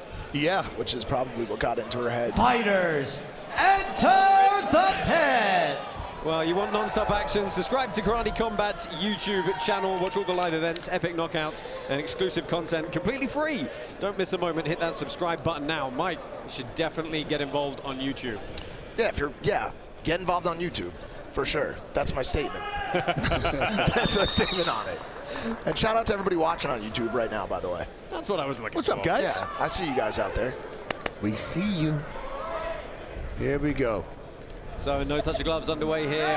White pants for Skinner, black pants for Jorand, and good combination opening up early. Good volume, good head movement from both here. Good yeah, that's what I'm saying. I mean, Skinner's good too, man. I watched her fight. Ooh, look at these combos. I saw her throwing like freaking 20 punch combinations. Yeah, Jade. 6 knees in a row, then a few headshots, and then another knee. Crazy, look at this. Jade's already landed quite a few shots. And the crazy part is she can box while she's moving backwards. You don't see that a lot. Look at this. I already want CompuStats for this bout. It's going to be wild. Well, a lot of volume. Switching stances. It's like a little bit of damage on the face of Jorand already, though. Yep. The Skinner landing up. Well, actually, there is on the face of Skinner as well. Yep, both of them. I mean, as we know, some of these women's fights we've seen have been the bloodiest battles that we've seen in Karate Combat. Oh yeah, you think back to Vegas. Yeah, Vegas. Insane. With Melinda Fabian and Omar and Melina. Jorand's right low kicks. I saw her throwing low kicks and back kicks. It's like very fluid. Well, 59% of our token holders believe that Jorand is going to get the job done tonight. Oh, that's right. But now that Skinner's in the fight, she looks settled into the pocket, but you don't know what that mental and adrenaline dump does to her. We're only halfway through Yeah, round I number just one. mean she's in the game. She's not in her head anymore. She's in the fight. Oh yes, great defense. Ooh, elbow. Nice elbow from range there. Constantly in and out, fighting while she's moving backwards. But Skinner's moving well too, and she's keeping her hands high. It's very cool and collected. Yeah, landed that right hook there. Yep. Great block. Yeah, Skinner, 11 years the elder of Jorand in this bout. Carrying 13 pro bouts into the pit this evening. Also played some semi-pro women's American football as well. What'd you say the age gap was? 11 years. So 22-33? 23-34. Got it. Boss? Yeah. Notice the difference between 22 boss and 33 boss? Or? Well, I was at 34 much better, I have to say. I was more compact. If it was an age, I always said I could go back to a stay on that age, is 33. Oh, okay. That was like the perfect age. I was super strong, super collected in my mind. Everything worked. Well, you didn't start competing until 28. Oh, big right hand. She fires to finish, and this is going to be the end. Jorand victorious in her debut. Wow, that was a big overhand right. Jeez. Yes, she's got freaking power. Yeah, she's good. She's good. And if you see her interview, she's such a girly things, nails, doing my hair. Yeah. Well, look at this. Yeah, by the way, I viciously knock people out as well. Well, you see the emotion coming through from Jorand. Her mom and dad are in the audience. Let's take a look at the finish here, guys. Walk us through it. Wow, here you go. Poof, yeah, that's the overhand. Yeah, that was a big one. And watch your instinct. She's immediately on her, like white on rice. Puff! Step back. Okay, let's finish this thing. Okay, let's see the finish. Bonk, bonk, bonk. Yeah, it was a good old-fashioned 1-2, wasn't it? Oh. Great timing. Yeah, once the opponent doesn't intelligently defend herself anymore, that's where the referee steps in. And there you see the victory cry. And for Skinner, obviously, you know, she got out there. She got out there. She looked good. I mean, she connected with good shots. Yep. She didn't throw a lot, but she connected with them. Against a very tough opponent. Yep.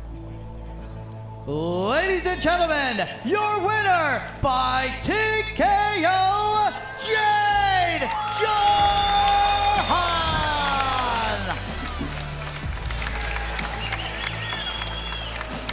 Jade Jorand victorious. Let's find out how she's feeling. I think we can guess, but Dean's going to tell us. What a performance that was. You came out, got the knockout. Describe to me how you're feeling right now. I feel super great. I'm super happy. Today is my karate combat debut. I wanted to put on a performance, and I did so. I'm super glad. Thank you. How does it feel like in previous fights in different organizations, everybody would hold on to you and not allow you to get your striking off? How does it feel to finally be able to showcase your abilities? No, it's super great to fight inside the pit. Striking with ground and pound, it feels way better than anything. It's great. Now, it's no secret here that your boyfriend, Alberto, got a UFC contract this week on Dana White's Contender Series. Be honest, what's more important, your win now or his contract? Both are so important because we all wanted him to go so much to UFC, so talented. And I want to be Karate Combat World Champion, so today my fight was super important too for the next one. And I hope for my next fight I will fight for the belt. Well, we hope we see you fighting for the belt as well. Ladies and gentlemen, put your hands together for Jade Jorand. Guys, you find me a woman at 115 pounds that can stop that. That's what I mean. So good luck with that. I mean, it's a barrage, and she's fighting all the time like that. She can go 3 rounds like that. She's got unlimited energy.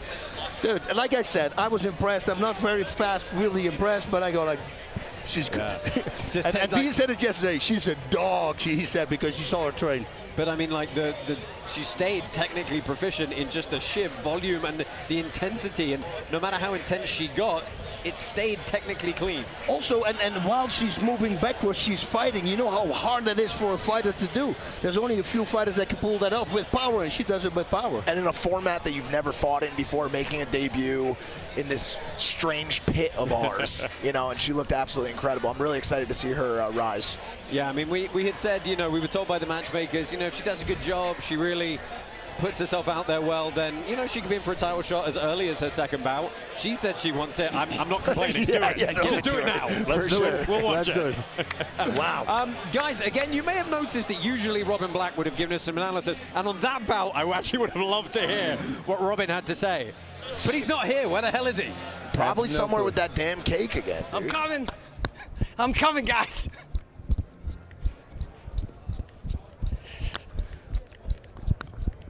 Who's ready for deliciousness?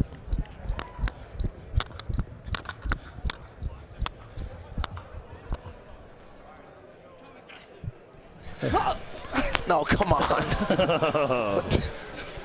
Oh, man. Oh, no, deliciousness is gone.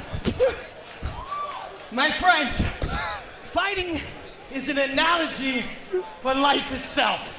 Sometimes you're holding a delicious dessert, and sometimes you end up with egg on your face. But whether you're in a fight or you're in life, you cannot control every one of the crazy variables that's going to be presented to you. What you can control is how you react to them, how you respond to them. We saw that in this last fight with Jade, and you're going to fucking see that with how I eat this cake right now. Guys, I'm sorry I spilled the cake, but happy 50th Karate Combat Us. Robin, thank you. An effing cake. Okay, language. Children watching, that, Robin. dude? Okay. Guys, we got an incredible card coming up this evening. Of course, the two men in our main event, Omar Morales and Alejandro Brugal, are absolutely going to throw down. His quick preview of their bout coming up at top of this card. First, he KO'd Morales' training partner. Then KO'd the opponent Morales took to a decision. Now he's coming for Morales himself.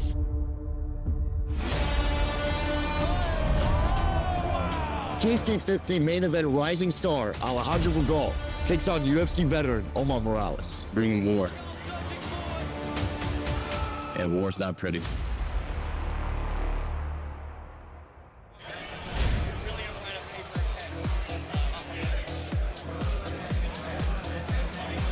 Well, this is your next bout of the evening at 135 pounds, bantamweight division, Luby, Montalvan, and Orlando Ortega. Orlando Ortega, he's got a background in MMA, but he spent a lot of time lately honing his Muay Thai skills for this Karate Combat debut tonight. Yep, he said the game plan is simple. Pressing the fight, push twist, stamina. He trained very hard here at high altitude. The opponent will try to lock him up, but there is no corner. He cannot be locked up, so it's not going to be a problem. He loves elbows, and he's going to try to go for a flying knee knockout. Well, I'm going to enjoy cake while you tell me about Luby Montalvan, who has a chance to be one of those guys moving to 3-0 tonight. I'll explain it to you. He would be eating that cake right now. Yeah, Montalvan would potato. be. He is called the couch potato. He's our Patty Piblet, except he does not train. He shows up, he fights day of. He probably was eating cake or cheeseburgers prior to the fight today. And sometimes it works, sometimes it doesn't. Vegas, he had a bout that he squeaked out. He didn't look great. He was a little bit gassed. He came back, fought again, I believe, in Orlando, won that fight. And here he is again on the same couch potato vibe. And we'll see what he looks like tonight. He wants to win this with a liver shot. He says his opponent has a weak body. You know, and I have to say, Asim said you cannot fight anymore. You got to only train. So he wants to get rid of the name couch potato now, because he said, I'm not a couch potato anymore. I trained really hard the last 6 months. So we're expecting to see a trained Montalvan. Okay. Exactly. Well, look, he's undefeated in both his pro bouts and also his KC record as well. 2-0 in each of those. He's got a tough test tonight, but he's a guy who could do it. So if he wasn't training properly before... Let's see what he looks like now. Yeah, very interesting. Let's go ahead and get this one going. Luby Montalvan and Orlando Ortega, bantamweight contest. Leo! Introducing first, out of the blue corner, winner, representing USA, Orlando Ortega.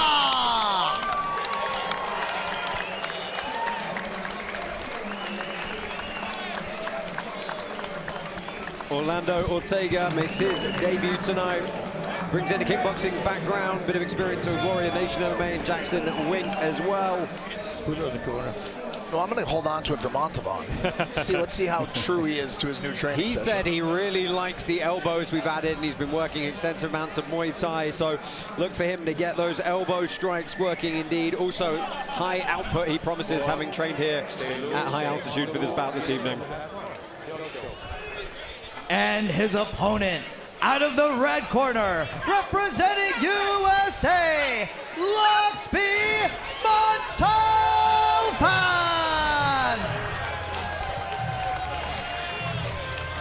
Well, he certainly doesn't look like he's been eating a lot of potato chips.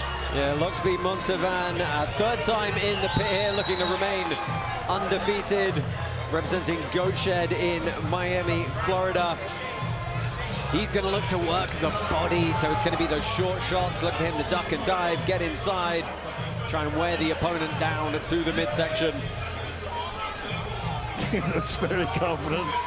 Dude, he's in it. We'll talk about it, I'm sure, after this bout, but this is a tough division, and you can go 3-0 in the bantamweight division with the kind of killers we've got.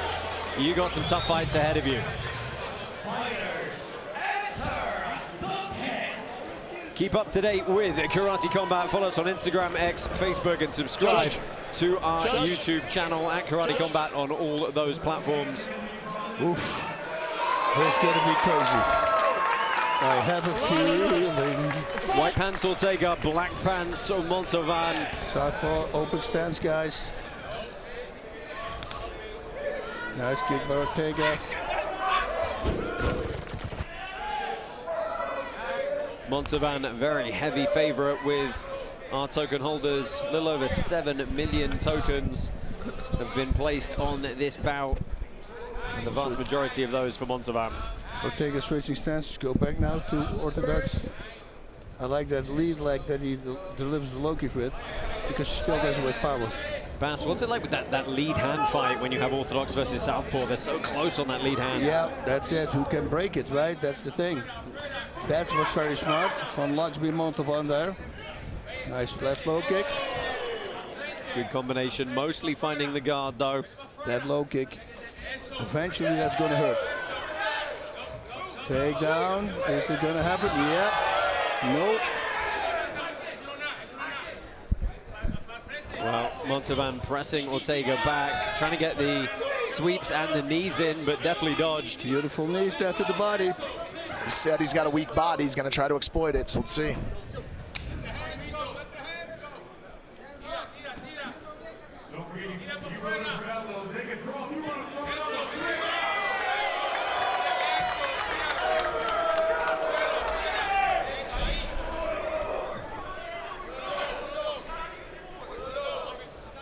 Halfway point, round number one. Montalvan, generally the aggressor here.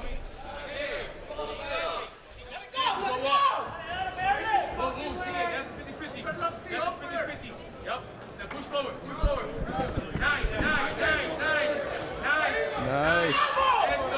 Knee attack to the head, but it came short, but right away left hook. He's stalking him down. Nice head movement, slipping. Look at that. I expect a really hard left kick to the body. Well, Ortega's going to try and get some offense off here, because to the judges at least, it's going to look like he's moving backwards continuously.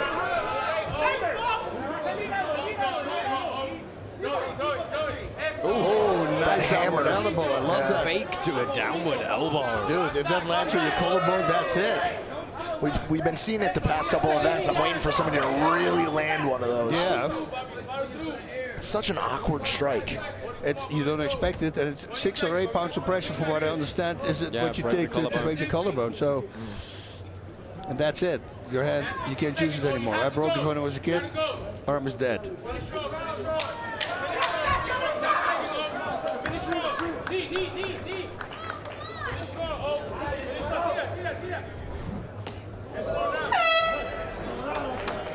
Well, a good solid pace to round number one. Neither able to truly get the upper hand, but perhaps Montalvan more of the aggressor, boss. I think so too, yes. He was pushing forward, really trying to cut him off the whole time. By the way, I cannot forget a shout out to his two sons, Luca and Nico. That's what Montalvan asked. Look at that beautiful knee to the body. Which is what he said he was going to do. Body shots, liver kick. It just didn't seem like he was able to really connect on any of those in the first round. No, did get tied up in the clinch a bit. That was that very unique feint to the downward elbow. I like it. Utah, the Church of Latter-day Feints. No comment. After the first round, the judges score it 10-9, advantage blue corner. Wow, the judges are going to Ortega. Whoa, okay. Do you agree with that, boss? No, I didn't think so. Neither do I. I have to say neither do I, as I understand the KC rule set. And I will say I actually saw both Montalvan and his corner's expression when that was read out, and they looked up at the big screens above us, and they seemed a little bit perplexed as well. Especially all three judges. Let's go to fire him up. The creativity of the downward elbow, maybe? Yeah.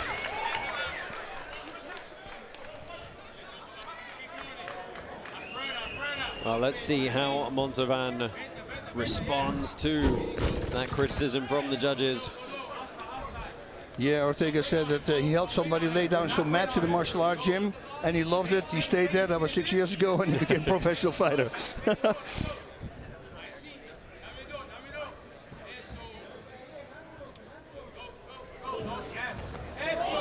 Ooh, turning elbow. That was nice by Ortega. And a nice other elbow there. Now trading knees in the clinch, and Ortega gets some good offense off now. Yeah, he's doing a great job.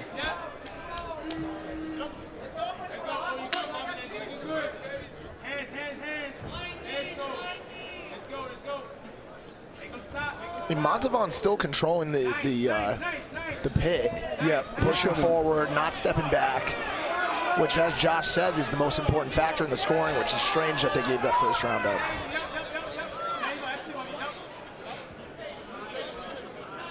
That was the pretzel position. Yep.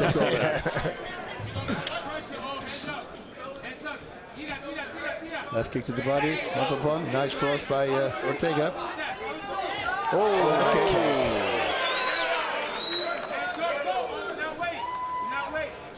Well, it's still a very kind of composed pace generally, isn't it? It is, yes.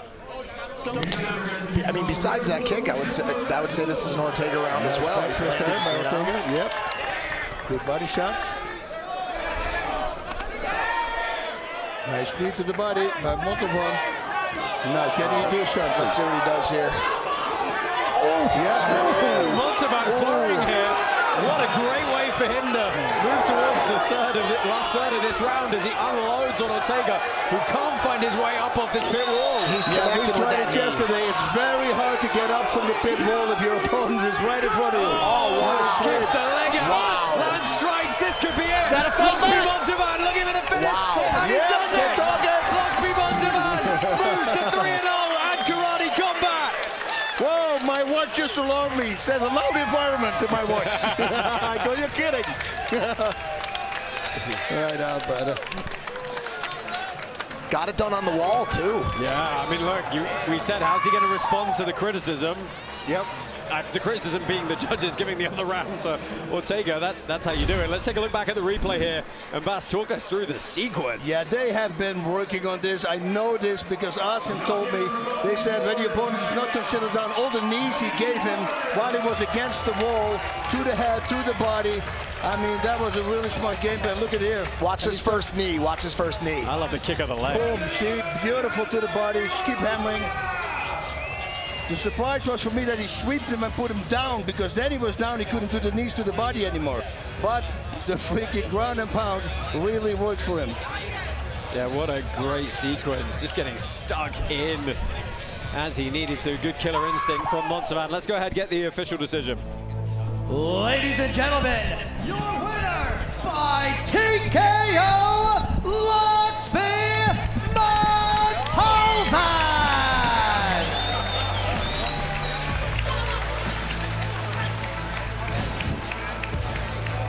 Montalvan remains undefeated. Let's go ahead and see what he's got to say. He is pitside with Dean Thomas. Locksby, first off, congratulations.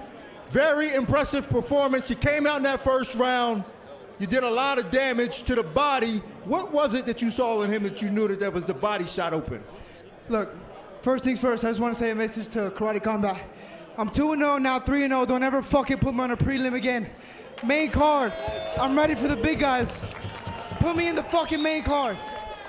Well, you definitely showed that you have main card potential with that explosion on the finish. Talk me through that. Repeat it. Repeat it. The explosion, the finish. Your finish of your opponent. I knew he had a weakness to the body. I exploited it early on in the beginning. I caught him right here against the corner. He curled up, opened with the knees, and got him with an elbow. I saw the openings and I took it. But shout out to my opponent. He was tough as fuck. He took a lot of those big punches. A lot of those punches most people can't even stand up for, but props to him. So you are 3-0. You won a big fight. Who is it that you want to fight? Make your call. Do it now. As of right now, I have no names in mind, but I know there's a kid from Orlando who's, we're both upcoming right now. He's undefeated, I'm undefeated. It'll be a good show for the fans. Gustavo, you're my boy, but this is business. At the end of the day, we're both in each other's way, and somebody has to come out on top. I love it. Ladies and gentlemen, make some noise for Locksby Montalvan. In her awesome book, Grit, Angela Duckworth created this formula that explains achievement. It goes like this: talent times effort equals skill. Skill times effort equals achievement. Effort counts twice. Even when you start out with the natural talents of a Locksby, you still have to put in the work. You have to put in the hours. It is through repetition that the body and the mind train and learn how to move like that. He started with the talent. Now you're seeing the effort, and now we're seeing the achievement. This kid Locksby, man, yeah, let's put him on the main card. Awesome. Well, Robin's back to normal. Woo! Yeah, no more cake. I'm so happy. Look behind me here. Quentin Jackson's in the house. Yeah, Rampage Jackson, one of the baddest men in the planet, hanging out here at Karate Combat. Oh man, what a freaking surprise. Guys, Montalvan, let's take a quick final word on that. I want to see him on the main card. He's absolutely earned it. Hey man, this was a destruction. Now you can see him what he can do when he has stamina. He just keeps on coming forward. The game plan was exactly like Asim was telling me, against the wall, start kneeing the body, and he perfectly executed his game plan. Has Gustavo fought 135 main card? He put me on the spot. Can't remember. I don't know if he has, but if you look at the other people, it could be Ahkmadov. Like, is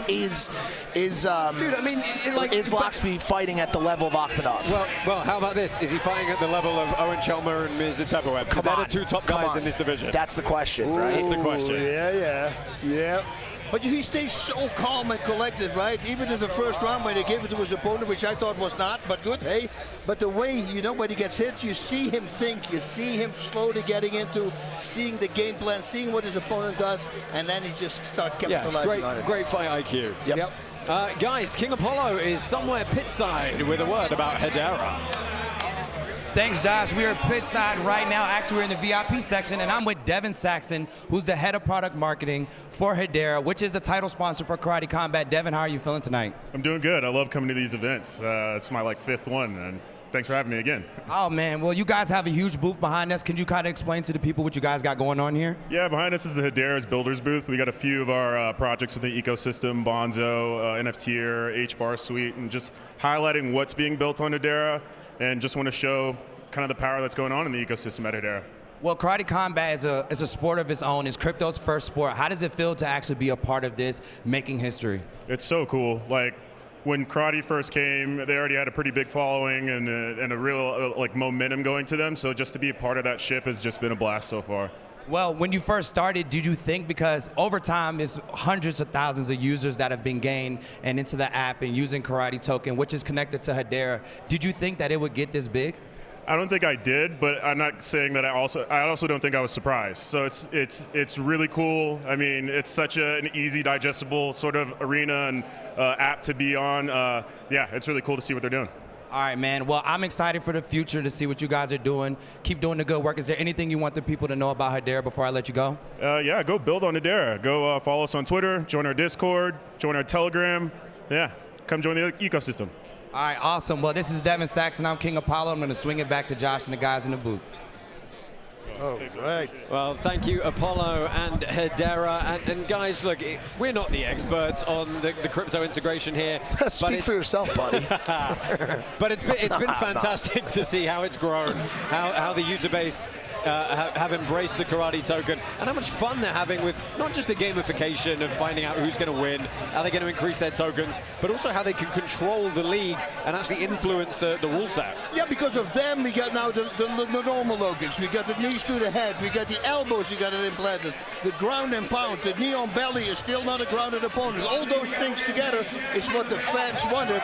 We listened, and now we have the rule set. Yeah, big thanks to Hedera for providing the backbone of what we do here at Karate Combat.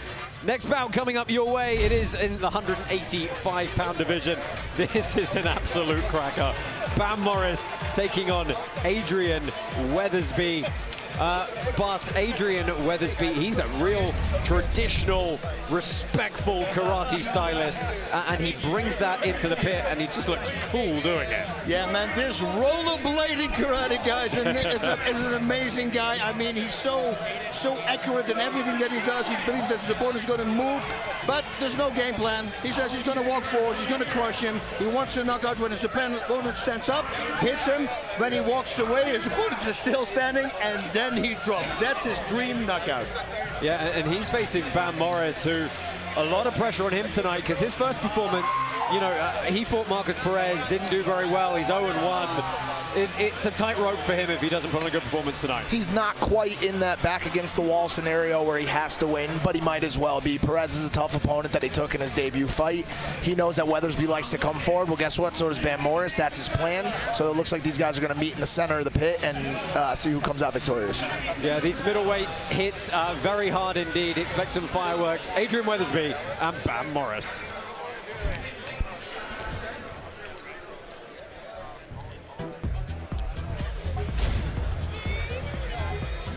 The blue corner, representing USA, Adrien Weathersby.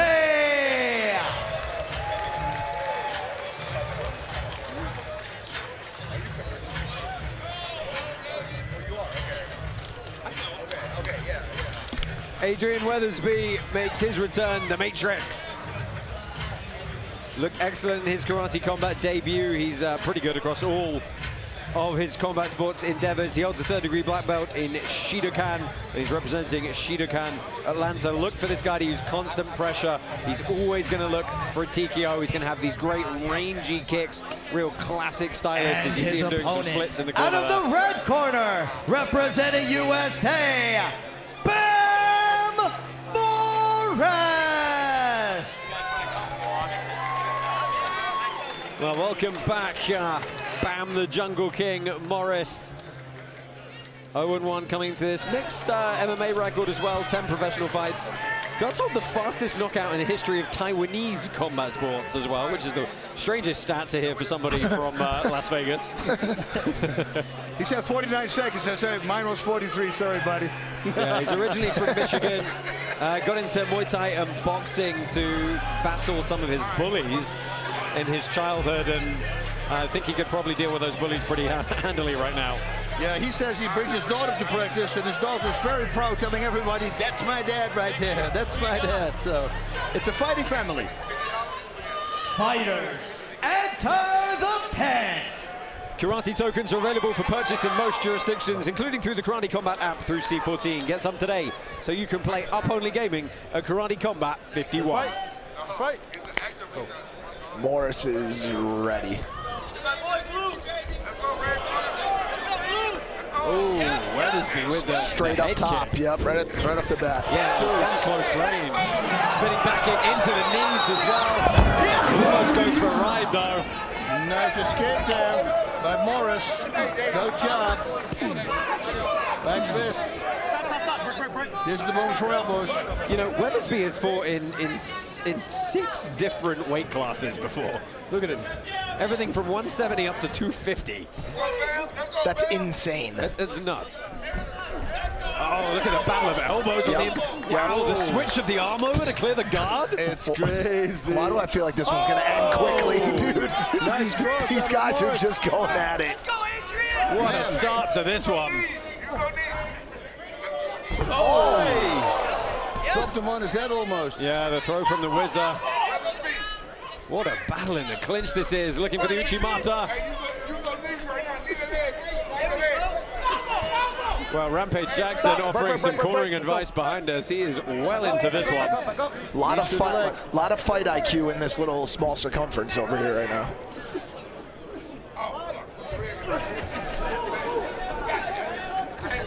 Wow, he's a sharpshooter, Weathersby is. He's only too close for his cross sometimes. He's got to watch out about closing the distance too fast. That's a nice, beautiful cross.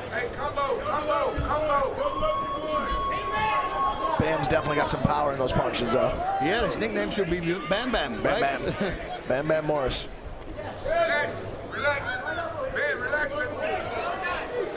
Relax, man, relax. Breathe, relax. Wow, the jab and that front kick the whole time from Weathersby. He's finding its target. He needs to counter it. Bam needs to counter it. Counter the jab. Well, you see Rampage Jackson sitting behind us offering coaching advice to Bam Morris, who is on the receiving end of some vicious onslaughts from Adrien Weathersby here.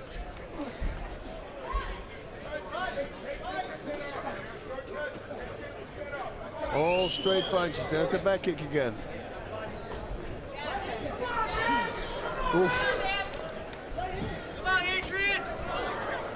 A lot of work in this first round. We'll see how much energy these guys got left. Close right there. Yeah, there's still 30 seconds left in this round, so he can get something together. But whoa, elbows! Oh, these guys are going. I mean, Weathersby had a dominant first round TKO. Cross by Bam again and again. His first time out, and he's trying to look for a second here. 10 seconds, guys.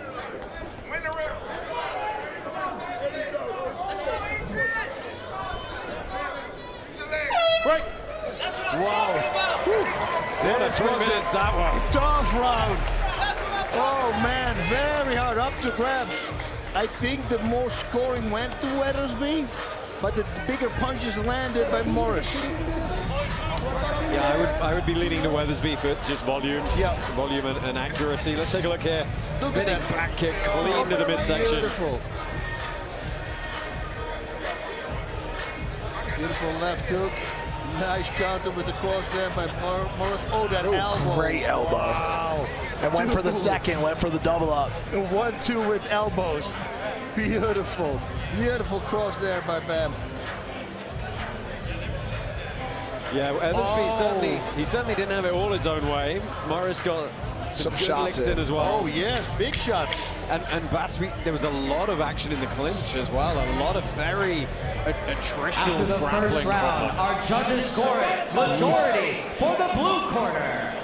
Well, one judge went the way of Bam Morris and 2 the way of Adrien Weathersby, so still all to play for here as we move into the second round. All right, now let's see who's got the most power. The gas in the tank. And we remember, Mike, we're fighting at high altitude, buddy. High altitude, that's right. Mix it up, get him wary. I believe we will see a knockout here. Morris needs to counter that jab. He's got to push it with his right hand to the side, come back with a 1-2. That's the best way, but you have to counter it because otherwise he keeps on doing it and he keeps landing it. He's connected. Oh, they elbow for love his elbow. elbows. Oh, Weathersby gets planted here.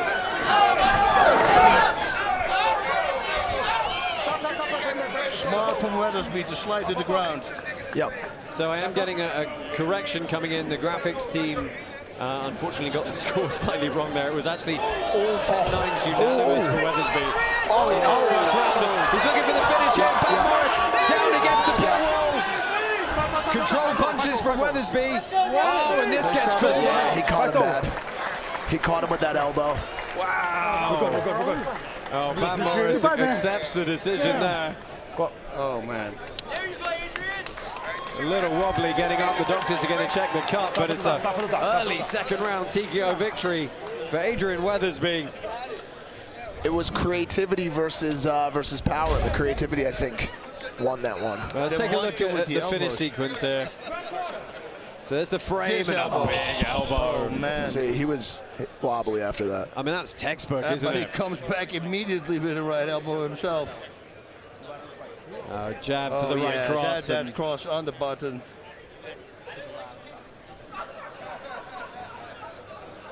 Yeah, Van Morris, I think, fatigued as well at the end there. Yeah. Good performance from Adrien Weathersby. Wow. Let's go ahead and get his hand raised. Ladies and gentlemen, your winner by TKO, Adrien Weathersby.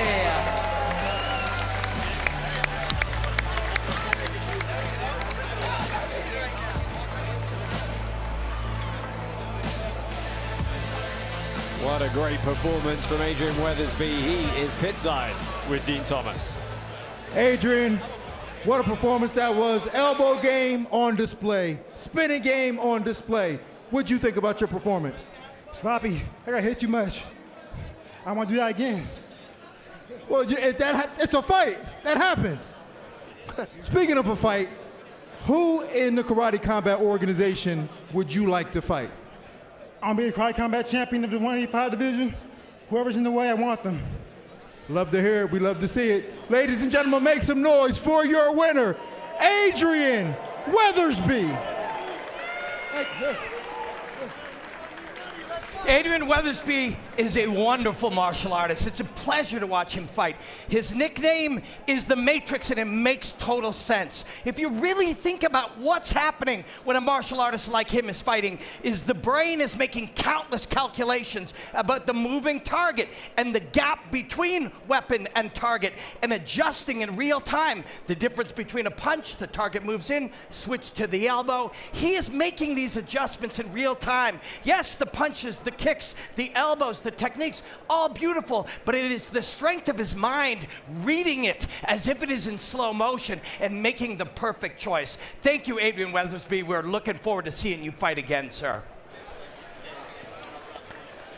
Yes, thank you, Robin. And Bas, that's a good way to put it, right? He was so good in when each of the ranges changed, he would change his weapons accordingly. Immediately, you know, he loves the straight punches, the 1-2s, but he also loves the 1-2s with the elbows, and I think that really set him apart. You know, he really worked on his elbows, and he does it immediately. Indeed, like Robin said, as soon as the opponent comes close, no hooks, it's all elbows. And it was a really nice application of some very traditional karate techniques as well, the spinning back kicks, all that sort of stuff. I mean, yeah, but he throws it a lot to spinning back kick, right? And he likes the straight punches. I'd like to see him throw some long left hooks and long right hooks, and maybe some uppercuts. I think that will enrich his game even more. I think he utilized the entire portfolio that you can here, you know, and Van Morris was using a much slimmer, you know, usage. He looked very predictable. The shots had good power on them. They were good punches, but it didn't seem like he can get creative like Weathersby could. Yeah, I think that's really fair comment. Very excited to see Adrien Weathersby come back to Karate Combat, see if he can be one of those guys to move to 3-0 in the middleweight division, which of course is looking for a new champion after Ross Levine disappeared. Okay, yeah, we need a new Ross. Well, he's in the works there. Well, let's go and head pit side and get a word from Aaron the Speaker, who's knocking around here somewhere. That's right, Valor Energy tells you to rise to the top with 175 milligrams of caffeine-free energy. We got all these cans right now. KC50 cannot get enough of Valor. Head to valorbrand.com to get your cans. Hey fans, show me your cans. Show me your cans. Come on. Valor Energy drink at valorbrand.com. DJ, turn it up, baby. Shake those cans. Show me your cans.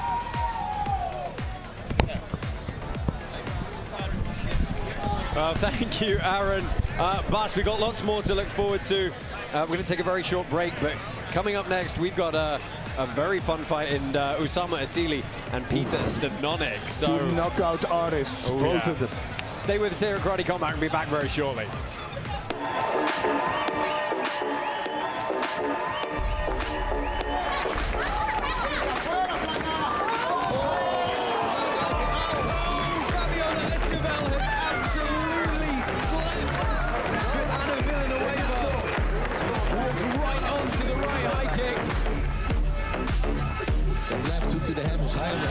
Spinning back kick to the head, the mouthpiece goes flying, and it is a TKO victory for Arturo Vergara in his Karate Combat debut.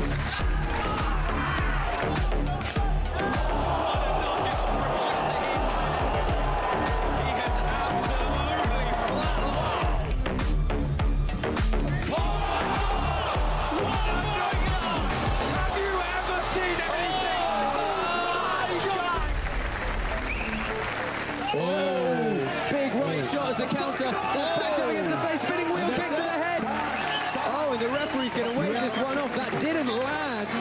But Ross Levine's going to get a TKO victory in the second round here. Oh, I miss Ross.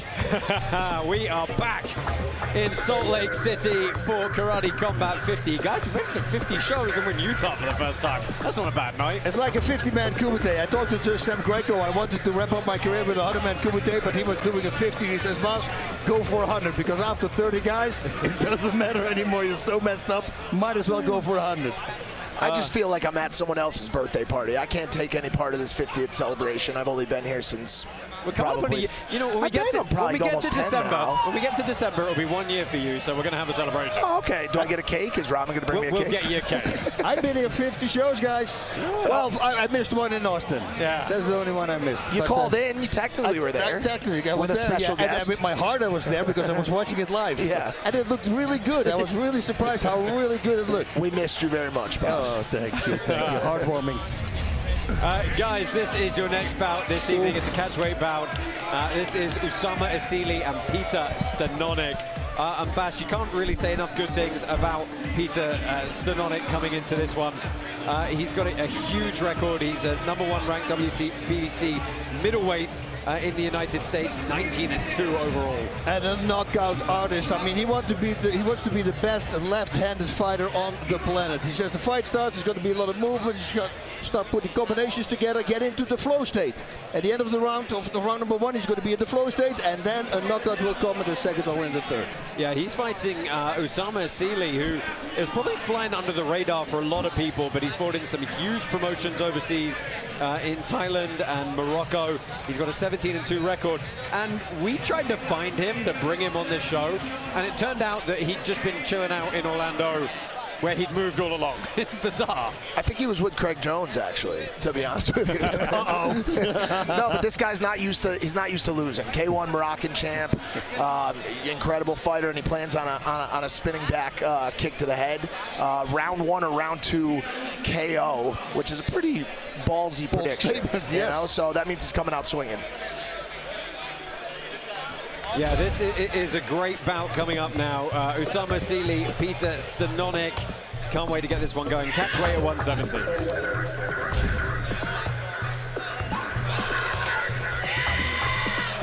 Introducing first, out of the blue corner, representing USA, Peter Stanonik.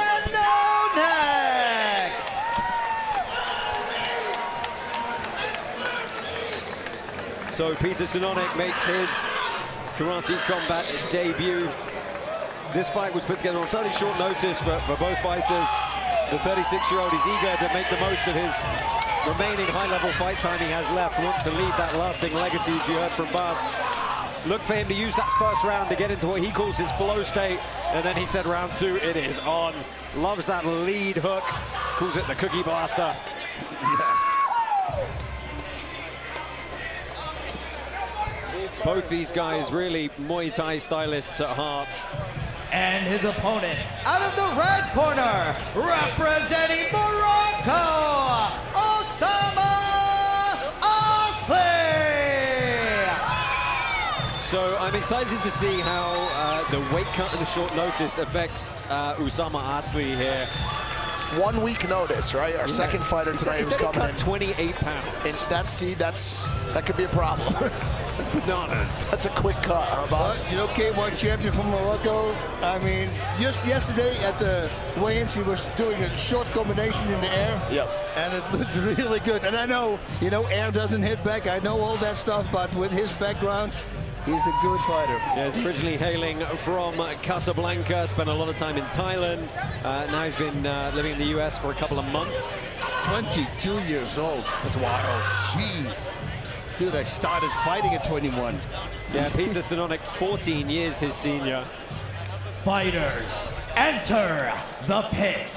Karate Combat 50 is brought to you by Kurgo.com, the fastest growing crypto online casino. You can place a risk-free bet on any of today's fights. And if it doesn't hit, they will not only refund your bet, but also double the amount so you can continue playing. Visit Kurgo.com. Usama, you ready? Peter, you ready?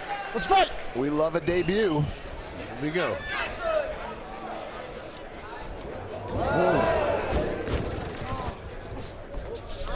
Oh, the speed on that spinning back kick. Jeez.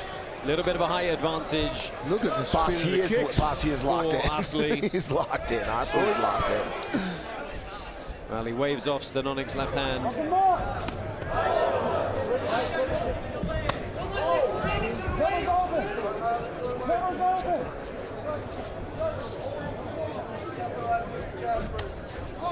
See if the youngster can utilize what he believes is going to be a speed advantage in this bout. He's peppering that lead leg. Wow. Stanonik doing a great job staying outside the reach of his opponent.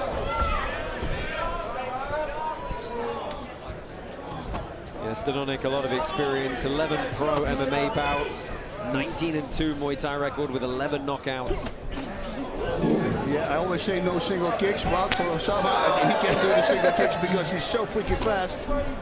And he countered the single kick from Stanonik right away. And method, almost robotic, dude. How he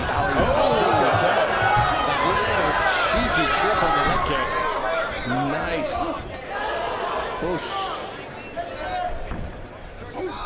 Nice knee to the body and the clinch right away. Oh! That's the raise. He comes in Stanonik with a chance to recover, but the flurry from Assli. This could be a big finish in round number 1 here for the Moroccan. Yes. And he gets it. No. Oh, no, he stands him back up. Wow. He said there was enough of a break in the flurry to stand it back up. Oh! Stanonik left to right. He flurries now. Huge arm fist. And this is evil.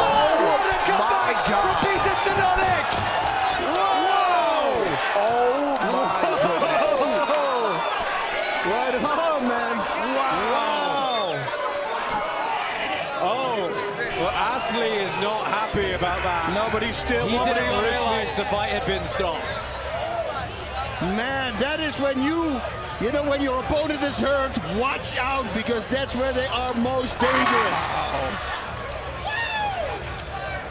Wow. Yeah, when he sees the replay, he's going to see it himself because he's still wobbly on his feet. So do you think that Usama had too much of a break in the action? He should have kept that flow. Let's have a look at the replay here. So that was the right that dropped Stanonik, and I think he, perhaps lucky to get out of that exchange. Okay, that was the first one. Now let's see. There was a full great setup. And now. Yeah, so he landed some good shots here. Left, right, left again. Fantastic. Clean three-piece. Oh, elbow. Boom. Yeah, the referee made a good call. Yeah, that was the right decision. Well, but a downward elbow to the back of the head. Yeah. The corner. Oh, that's true.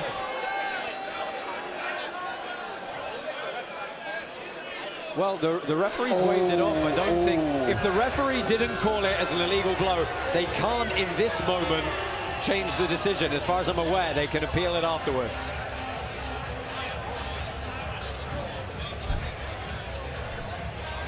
Ay, ay, ay. But the referee's having a very long discussion with the commission here. Right now because he's But I don't think Assli has to be afraid. He shows he will be back. He's a freaking amazing fighter. Just get caught.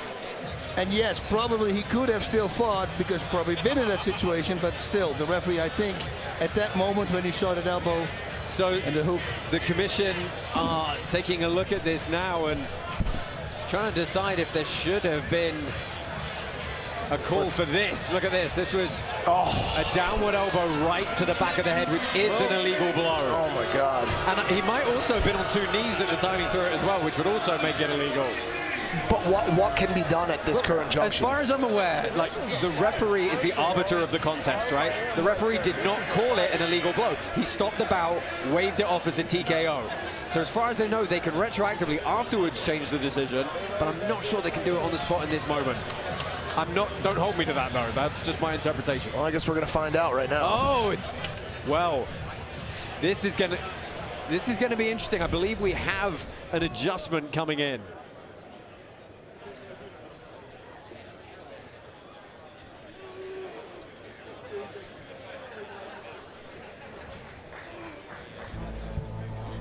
Ladies and gentlemen, your winner by disqualification, Peter Stanonik. Well, the MC announced that incorrectly.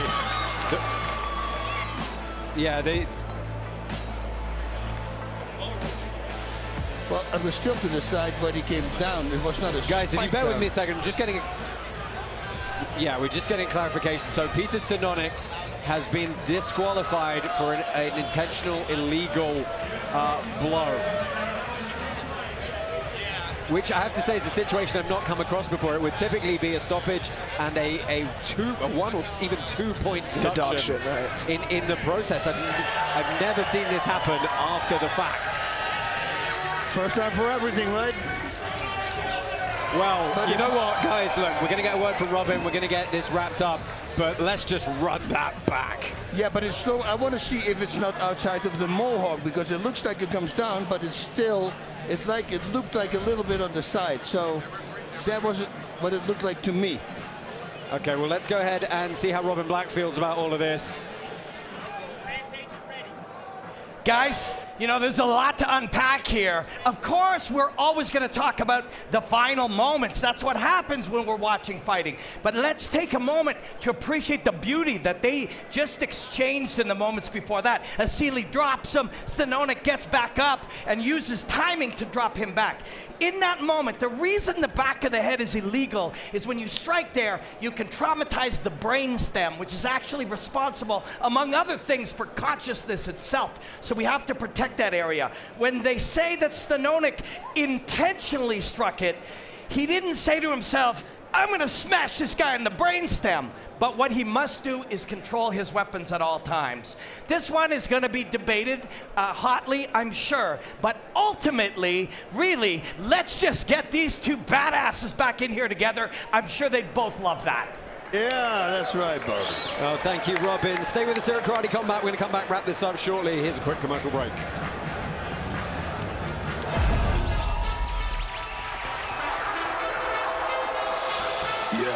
We've been working for years to build a platform that gives our fans control of Karate Combat. In the new app, you'll be able to collect free Karate Combat tokens and then vote on your favorite fighters with those tokens. If they place their tokens on the fighter they think is going to win and they win, they get more tokens. If not, not a problem at all. You lose no tokens, then just try again. Pick a winning fighter and earn more tokens. The more tokens you score, the deeper you dive into the VIP experience. Front row seats to knockout action, exclusive invites to after parties, and a shot at special prizes that blow your mind. It's your time to become a legend. Download the Karate Combat app and join the revolution with the Karate Token. Well, welcome back to Karate Combat 50 live in Salt Lake City, Utah. What a stream of bouts we've had so far. Some controversy as well, but lots of fans and celebrities in attendance tonight, and none other than one of the baddest men on the planet, Mr. Rampage Jackson. He is pitside with King Apollo. Yes. Let's go. Thanks, Josh. I'm live with Quentin Rampage Jackson, MMA legend. Listen, that was a crazy disqualification there. You asked me were elbows legal. What do you think about that, and what do you think about Karate Combat so far since you've been here? Man, Karate Combat is exciting as hell, man. I like it. It's dope. Is this something you could see yourself maybe now or back in the day if it was something that presented itself, something you would do since you were really big on striking? Man, you know, I always been a brawler. I don't know, man. These guys be throwing kicks. They be wearing those karate pants. I would much rather watch it than go out here and do it, but I don't know. Rashad Evans and I, we talking about doing a boxing match, and he did say if I beat him, I owe him a rubber match, and he did mention doing a rubber match in Karate Comeback. He did mention that, though. That would be super dope. And your homie Luke Rocco also has fought in Karate Combat, and you guys have talked about it on your show plenty of times. So awesome. I would love to see you in the pit, man. Is there anything else you want to say to people? Hey, I love what y'all doing over here. Much love to the fans, no sport. Y'all keep it up, man. Keep supporting, man. Karate Comeback. I love what y'all doing, baby. Keep it up. Now, also, I have another legend beside me, professional gambler Mickey Mace. Mickey, are you enjoying the show? Yeah, this is sick. I also bet on all last 3 of those fights and won all 3. Yo, so you're a professional gambler. You know what you're doing. Do you have any more bets for tonight that you want to throw out there? I don't want to leak the sauce, but I will post all my Kirgo.com bet slips for sure. Awesome, man. So this is something that you find exciting? Yeah, this is dope. This is sick. So we're going to see Mickey Mace in the building again? Yeah, I'm going to come. Anytime it's in the city that I'm in, I'll be here for sure. This is dope. Hey, well, you know we have an influencer fight league, and we put people in there and they get to fighting. So do you think that's something you'd be interested in maybe? I could be down. This is fun. Yeah, it's definitely fun. Hey, man, let's do it. Me versus Mickey, because he already took my money. He been winning these fights. Oh, Rampage versus Mickey. You heard it here first. It might go down, baby. I appreciate both of you guys, and I hope you enjoy your night. Back to Josh and I'm at the booth. Oh, well, thank you. We're right here, buddy. We're right in front of you. Boys, Mickey Mace, someone I know a little bit about. This man is a real degenerate gambler. Okay, he is kicked out of, banned from every casino in Las Vegas. He has won some of the largest sums of money I've ever seen in my life. $15, $16 million in single sittings at baccarat tables and blackjack tables in Vegas. They absolutely despise this man. I love it. Like, he's got these videos with like millions and millions of dollars in cash, like from the chips at the casino, because he's a player. I don't know what he's doing, but you're saying he should be giving us the picks and we should be capitalizing. You can. If you got $300,000 or $400,000, you want to stake him, he'll play for you. Oh, sure. Just let me go get my wallet. I think he needs to keep his mind clear and should not go into pit, maybe, right? Hey. Guys, our next bout coming up in the 165-pound division. These guys do not like each other. Oh, I'm so excited for this one. Let's go, This dude. is Cory Kuppe and Luan Santiago, a matchup that promises to showcase traditional karate techniques from 2 slightly different stylists here. Luan Santiago busted the weigh-ins. He was talking a lot of trash. I don't speak Portuguese, so I wasn't entirely sure what he was saying, but it didn't sound good. Yeah, body language said it was really bad what he was saying. He said his opponent will try to win by points. He's going to be too afraid of me. He said it will come to brawl. He loves the finish. Probably the finish is going to be with an overhand right across or a capoeira spinning knockout kick. Yeah, a lot of wins for him, but he's fighting somebody who's going to have a huge reach advantage in Cory Kuppe, a very tough MMA veteran. Both traditional karate guys. He loves you. Cory's for sure. He's an impulsive viewer, but Cory's going to stay long, he's going to stay tall, and he's going to go for that decapitation by head kick here. And these guys really, really dislike each other. I'm always curious about these matches, what's going to happen when they get face-to-face, because as we saw at the face-offs yesterday, they really, really dislike each other, and they'll talk shit in different languages, which is crazy. Hey, let's go. Yeah, the hate's kind of universal though, right? For sure, it's like mathematics. It's a universal language. Don't take your eyes off this one. This is Cory Kuppe and Luan Santiago.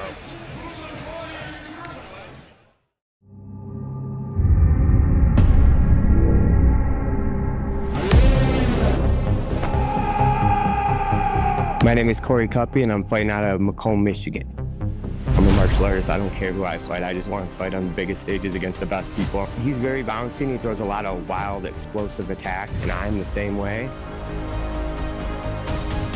Sou de Curitiba, Paraná. Meu nome é Luan Santiago. Comecei no Karatê, no Muay Thai, depois no Taekwondo, Kickbox. Bom, Cory Kuppe, eu sei que você está com medo, eu sou seu pior pesadelo. Eu tô chegando. I know this is going to be a war. Hopefully we put on a good fight, but I'm going to have to run right through you.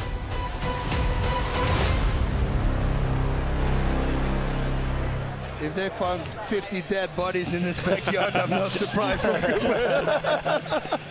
Introducing first, out of the blue corner, representing Brazil, Luan Santiago. Luan Santiago fired up for this one. 22-7 is his pro record coming into his karate combat debut tonight. Brown belt in Kyokushin, black belt in traditional Shotokan, hailing from Curitiba, Brazil. He said he's going to really press his opponent, try and find that opportunity to knock him out. He really is a knockout artist as well, loves everything spinning. Look for him to brawl, use those capoeira-style kicks. A lot of high output, energy, and dynamism coming from this 29-year-old. Dude, I can't wait for this. I'm so excited. The Cory Kuppe, man, he's a complete psychopath. I just want to see what he's wearing, what he comes out wearing right now. Oh, yesterday it was like a fur coat. Yeah. Black fur coat. And his opponent, fighting out of the red corner, representing USA, Cory Kuppe.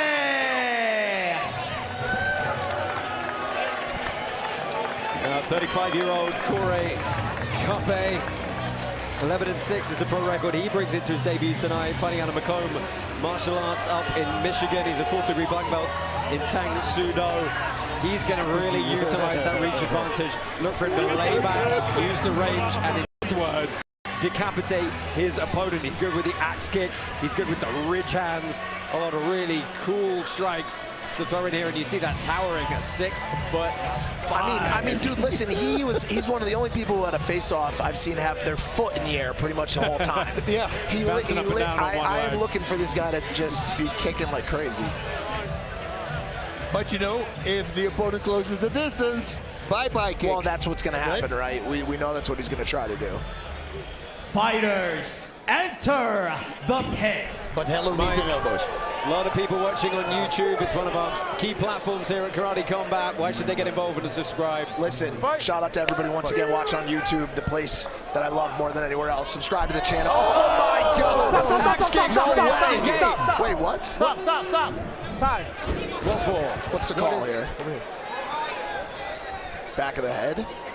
Well, no, that's okay. That does, yeah, of course. Let's take a look at the replay here, as we're going to see. Oh, I think it's back of that on the. Good. You're right. Good. Watch the back of the head. Well, the hook kick. I don't know about that. The hook The hook kick is okay, but then he hit him, I think he said. No, I mean, look, you strike the target as intended to you. As presented to you, it's not intentional that that landed, so I'm not sure I agree with that. But look at these kicks, dude. I love this. I love this. He said it. His leg was up the whole time, dude. Oh, well, gets bundled into the corner here. And let me tell you, it is hard to find your way back up. Especially when you're 7 feet elbows coming in.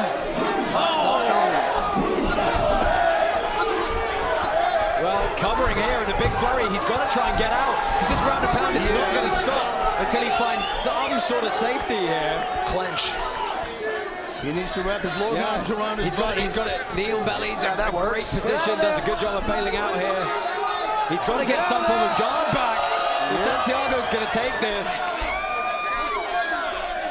Lock him up. I would say that is a break in the action enough to warrant a stand up. Come on, dude. Cory Kuppe has got to be careful here. Looking to try and pin and pass. He's just and he's down in mount now. This is not legal. No, he's got to stand him up What the here. hell? I think the referee let that go on far too long. Okay, who spent more energy in that exchange, boys? Fight. Well, I think Santiago did.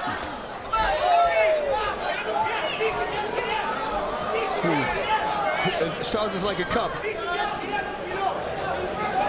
Well, Santiago showed the blueprint there. Get inside on the rangier fighter, push him against the pit wall, then he might struggle to get out. Yeah, exactly that. I was just gonna say, Cory cannot stand that close to the wall in the corner. It's just blitzed not. Again. Yeah, it's not gonna work. He's blocking a lot of these, but the referee needs to see him fight back, or this is gonna get called. The only thing Kuppe needs to do is put him in the guard, put him close.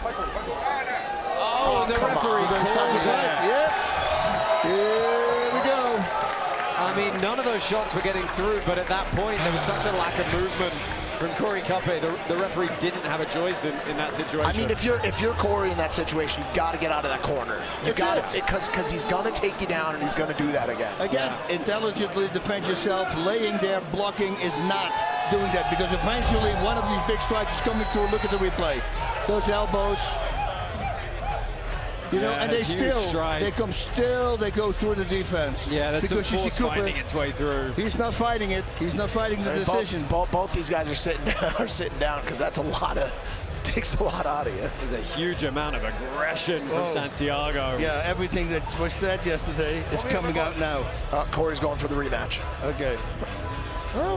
Well, they're settling the differences, actually, I think, with a great show of respect here. That's okay. I love this. Yeah, I love to see it. That was, I mean, look, we'll talk about it afterwards, but that was ace game plan from Santiago, right? As soon as he realized he could put his opponent on the wall like that. Yeah, this was an emotional fight because they're both gassed after 2 minutes. High altitude, Mike. High altitude. Ladies and gentlemen, your winner by TKO out of the blue corner, Luan Santiago.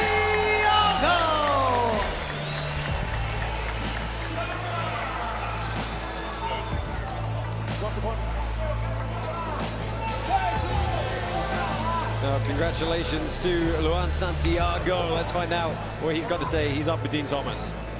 Luan, amazing performance. Yesterday at the face-off was one of the most intense face-offs I think we had at Karate Combat. Are you satisfied with your performance? Is the beef settled? Ontem no face-off foi um dos mais intensos que a gente já teve. Você está feliz com a sua performance hoje? Antes de mais nada, eu quero pedir desculpa a todos os karatecas, faixa preta. Independente da atitude, aqui ó, sou Kyokushin até morrer. E eu quero pedir desculpa pela minha atitude. Não foi honrada a minha arte marcial. Mas infelizmente, minha mãe fez um homem, não um moleque. Beforehand, I want to say sorry to all my karate friends. I don't think I behaved the proper way. So I'm sorry, I don't think a true warrior should behave like that. Outra coisa, cadê o meu presidente? Cadê ele? Cadê meu presidente? Cadê meu presidente? Um beijo. Eu quero mês que vem, tô pronto. Se quiser pode botar 2 pra lutar hoje. No sparring eu apoio mais do que aqui. Quer eu boto luto hoje aqui, ó. Me pagando, eu luto. President, I'm ready for next month. Please find someone for me to fight. Put the money in and I'm ready to fight again. Well, I think you dazzled everyone here with your performance. How was it for your first time here at the Karate Combat? Tá todo mundo muito feliz com a sua performance. Como é que você está se sentindo na sua estreia no Karate Combate? Isso aqui é gostoso pra caralho. Isso aqui é uma delícia. Quero mais. Outra coisa. Hoje eu tô fazendo essa luta.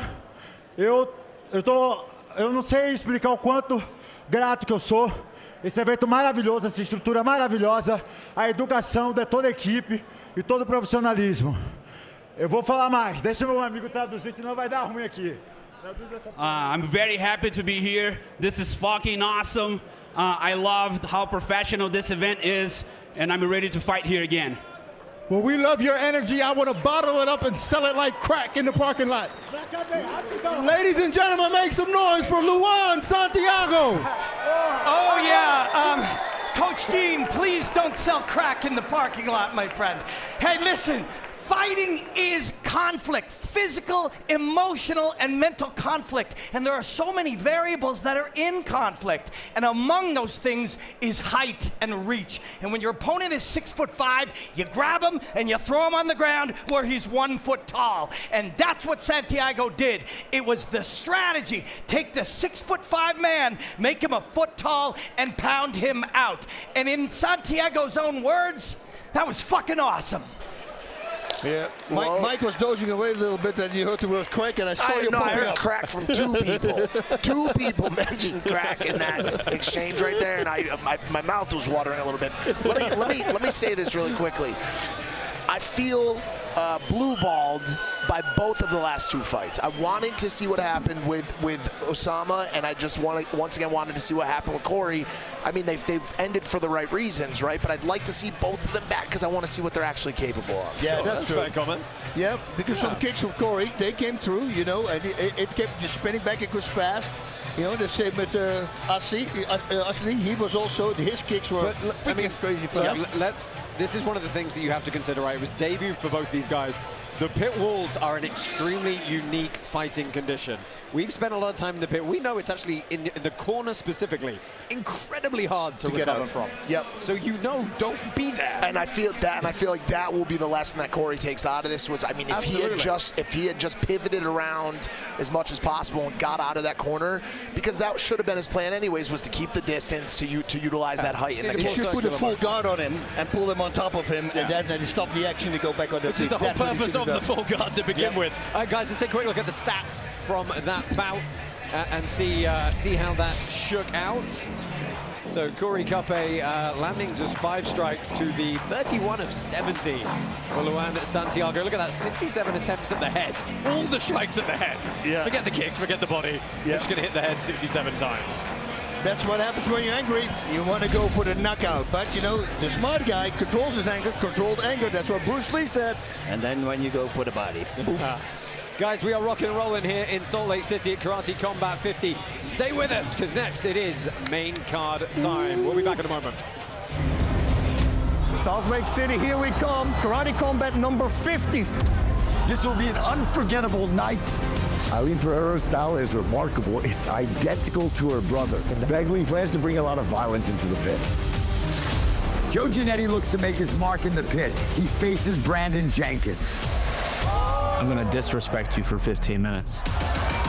Arturo Alibulatov, 23-4 pro record, faces returning Marcus Perez. I just come to take my paycheck and come back for the middleweight belt. For your co-main event, coming off of 3 KO wins, we have Arturo Vergara. He takes on Safar Ahkmadov, who's looking to set the record straight. Let's see who's survived. In your main event, we have 2 undefeated fighters. UFC vet Omar Morales versus knockout artist Alejandro Brugal. Someone's O is gotta go.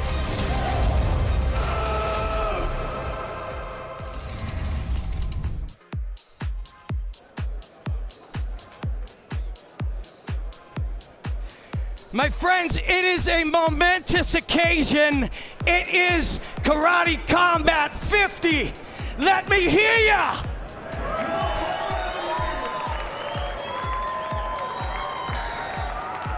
We have 50 balloons, but then all of a sudden, apparently, our augmented reality started cracking, and I'm fucking cold out here.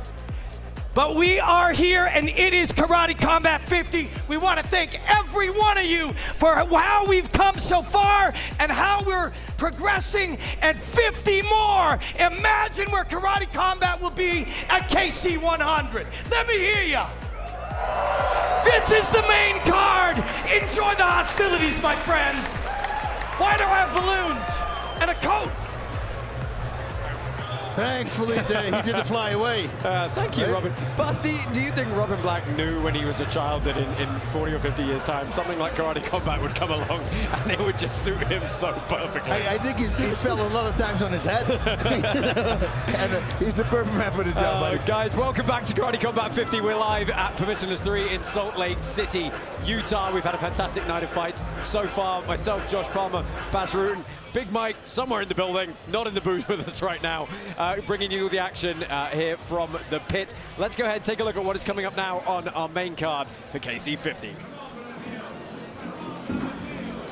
Fantastic women's bout is going to open our main card this evening. Aline Pereira, D. Begley, we'll talk a bit more about that in a minute. Absolute fan favorite, Brandon Jenkins returns against tough debutant Joe Giannetti. Alibulatov from Russia, this dude is a monster. He's flying under the radar a little bit.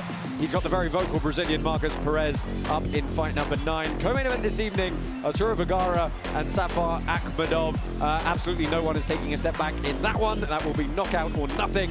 And then our main event this evening, Omar Morales taking on Alejandro Brugal. Someone O's gonna go. Oh yeah, what a fun bout that is at the top of the card. Guys, we've had a great night so far, and we've got lots more to look forward to. I'm ready to get the opening of this fight. I want to see Pereira. Here we have it against Bagley. What's going to happen? Let's take a look. World Championship defense. But he was here the day of his fight. He's here with you, making sure you have good training. What does it mean to have your brother so involved in your camp? Isso é muito importante para mim, ter ele aqui comigo. Desde o início, ele que é meu treinador e eu fico muito feliz por ele estar aqui me acompanhando. Karate combat is a very new sport, very different than K1 or Glory. What's her impression right now of karate combat?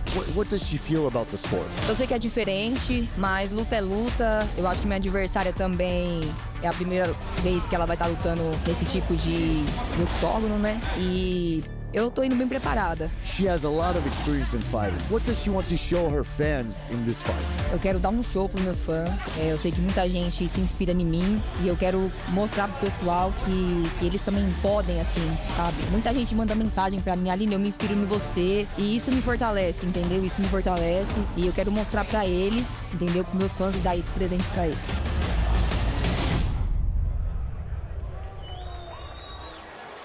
Well, this brings us to the first bout on our main card, Dee Begley and Aline Pereira. Bas, we'll start with the lady that everybody is here to see, Aline Pereira. We'll obviously talk about who her brother is extensively throughout this fight. But her in her own right, she's an absolute monster of a striker. She is, and she's very technical, very powerful. Like her, she loves the left hook also, like her brother does. She believes her opponent will pressure the fight. She wants to stay close, do, of course, the reach advantage, which I believe is truly going to happen. She will feel out and then hopefully start fighting a little bit harder and harder and finally resulting into a knockout, like I said, with the left hook. She's also been training here in Utah for a month now with her brother at altitude, preparing for this fight. And the big story, as we saw in that package before we started speaking here, is she wants to make a name for herself. She doesn't want to be in her big brother's shadows anymore, and that's what she's here to do tonight. And she trains also with Lacey Gevers. She's a girl from Holland. She's a really great striker as well. So that's a good choice of having her as a sparring partner. Yeah, and she's going to have a huge reach advantage coming into this one as well. She's taking on Dee Begley, who's made her way over from Ireland. Very, very tough lady with a lot of MMA experience. But Mike, she did something you absolutely hate, and she missed weight. Yep. It wasn't crack, right?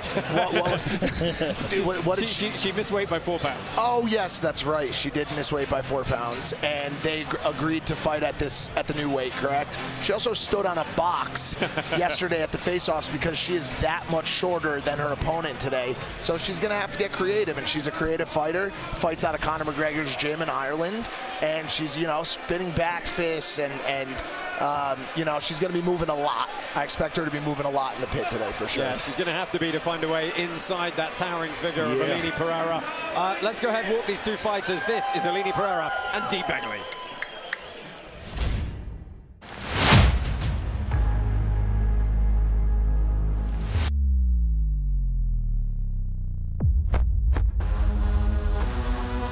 Meu nome é Aline Pereira, eu sou do Brasil, São Bernardo do Campo.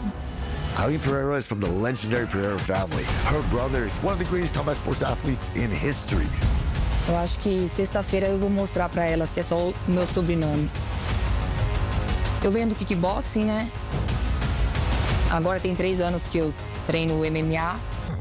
Posso dizer que é minha especialidade, assim, controlar a distância. She has identical knockout power, just like her brother. My name's Dee Begley and I'm from Ireland. Begley trains in Ireland at Conor McGregor's gym with Hall of Famer Coach Kavanaugh. I come from a Magendo kickboxing background. My striking is quite dynamic, so expect a flashy fight.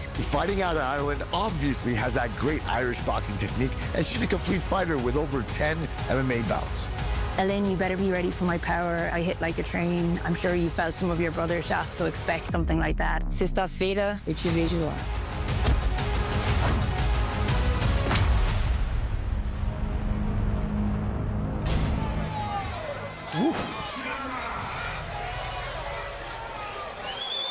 Introducing first, out of the blue corner, representing Ireland, Dee Begley.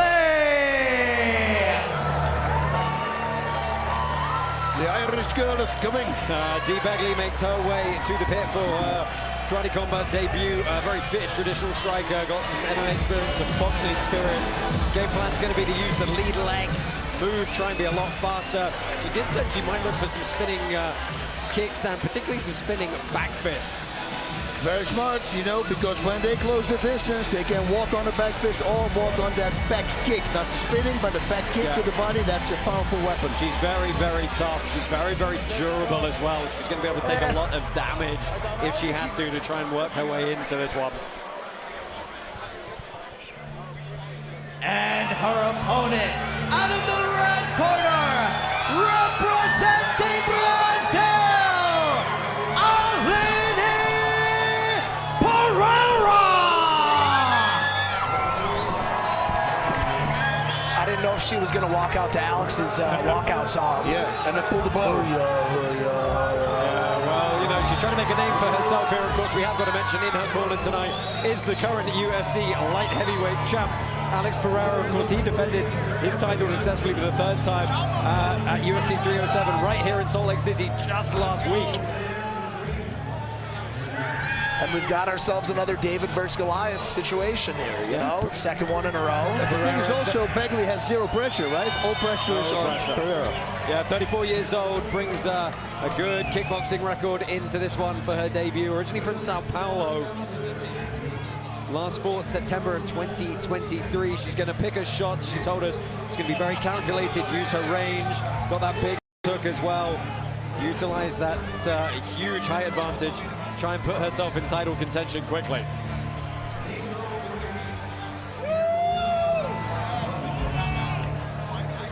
Fighters, enter the pit. Mint your free time capsule at DeLoreanLabs.com. This is your chance to win a new DeLorean EV and other iconic prizes, including VIP karate combat, pit side seats. Keep an eye out for the next exclusive drop. Hashtag WhenDeLorean. White pants for Begley, black pants for Pereira. And I've got to say what's interesting is actually in the pit now, the height advantage seems less just because Pereira's sitting down on herself quite a lot. That means she's ready to throw hard shots when you sit down on your punches. She's got Alex looking right over her shoulder there, behind. I wonder if he's more nervous about this or his own fights. 100%. I'm always more nervous for my students, so I can only imagine my daughter or my sister. Yeah. Since I have no sister, that's why I said daughter. I have daughters. One step ahead of me, boss. Yeah. I like the open stance a little bit there for Pereira because that gives her a lot of power in the left. A lot of Brazilians in the crowd tonight, partially for Pereira, but partially as well because we've got our pit submission series coming up at the end of tonight with a lot of Brazilians taking part in that grappling event. Stick around at the end of Karate Combat 50 for those bouts.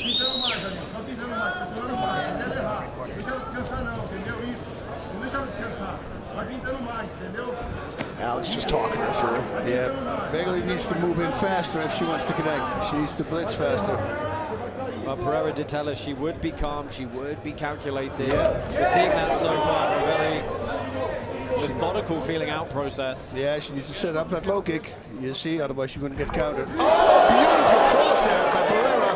Well, there's Alex Pereira in the corner of your screen, cornering his sister through every single move and strike.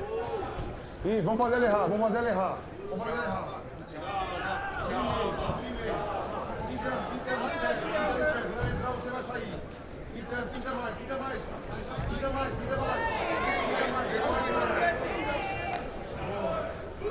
Good low kick, throwing with a lot of intention.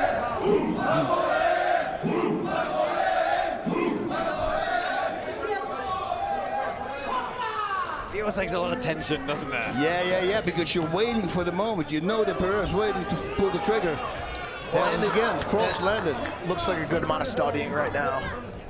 Well, like when she throws, she connects. Pereira, a huge favorite with our token holders. You see on the screen there, 82% of them think she's going to be victorious. Wow! Beautiful! Deep Begley and the flurry is really not necessary. Begley was down for the count as soon as that left hook landed.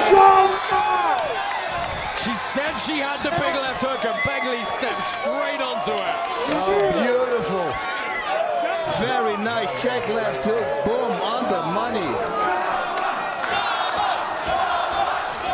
I guess precision runs in the family, huh? Oh, wow, she hit a hard in the nose. Yeah, look at, if we can get a close-up shot of D. Bagley's face here, she may have a broken nose. A lot of blood coming from the face here. Very good at controlling the distance. Wow, I mean, that was lights out like that. And like I said, everything she threw almost connected. She didn't throw wild shots. Here we go, the replay. Watch it when she comes in. Cross, and now paf. Oh yeah, that was right on the nose. Right on the end of the nose. Cross hook. I thought it was a check hook, but that was an overhand hook. Wow. Yeah, that left hook is a family gene, it looks like. Boom. Ooh. So much whip on it. Look at the power. Jeez.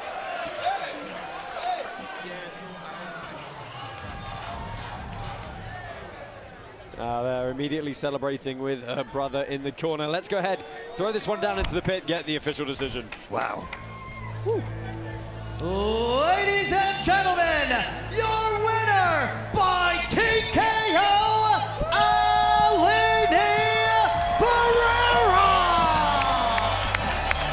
Yep. Good show of respect afterwards.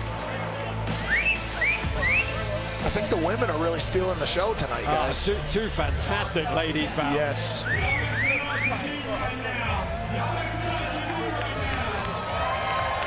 Well, Dean Thomas is with the Pereira family. Let's go ahead and see what Aline has to say about that one. That was absolutely amazing. I mean, look at this crowd. I think you had everybody out of their seat. The combination, the right hand, the left hook, does that just run in the family? Pô, linda performance, Aline. Aquela combinação que você fez, né, pô, com direto e depois jogou cruzado de esquerda. Pô, esse cruzado é que corre no sangue da família? Sim, esse esquerdo é o dos Pereira. Ele me ensinou.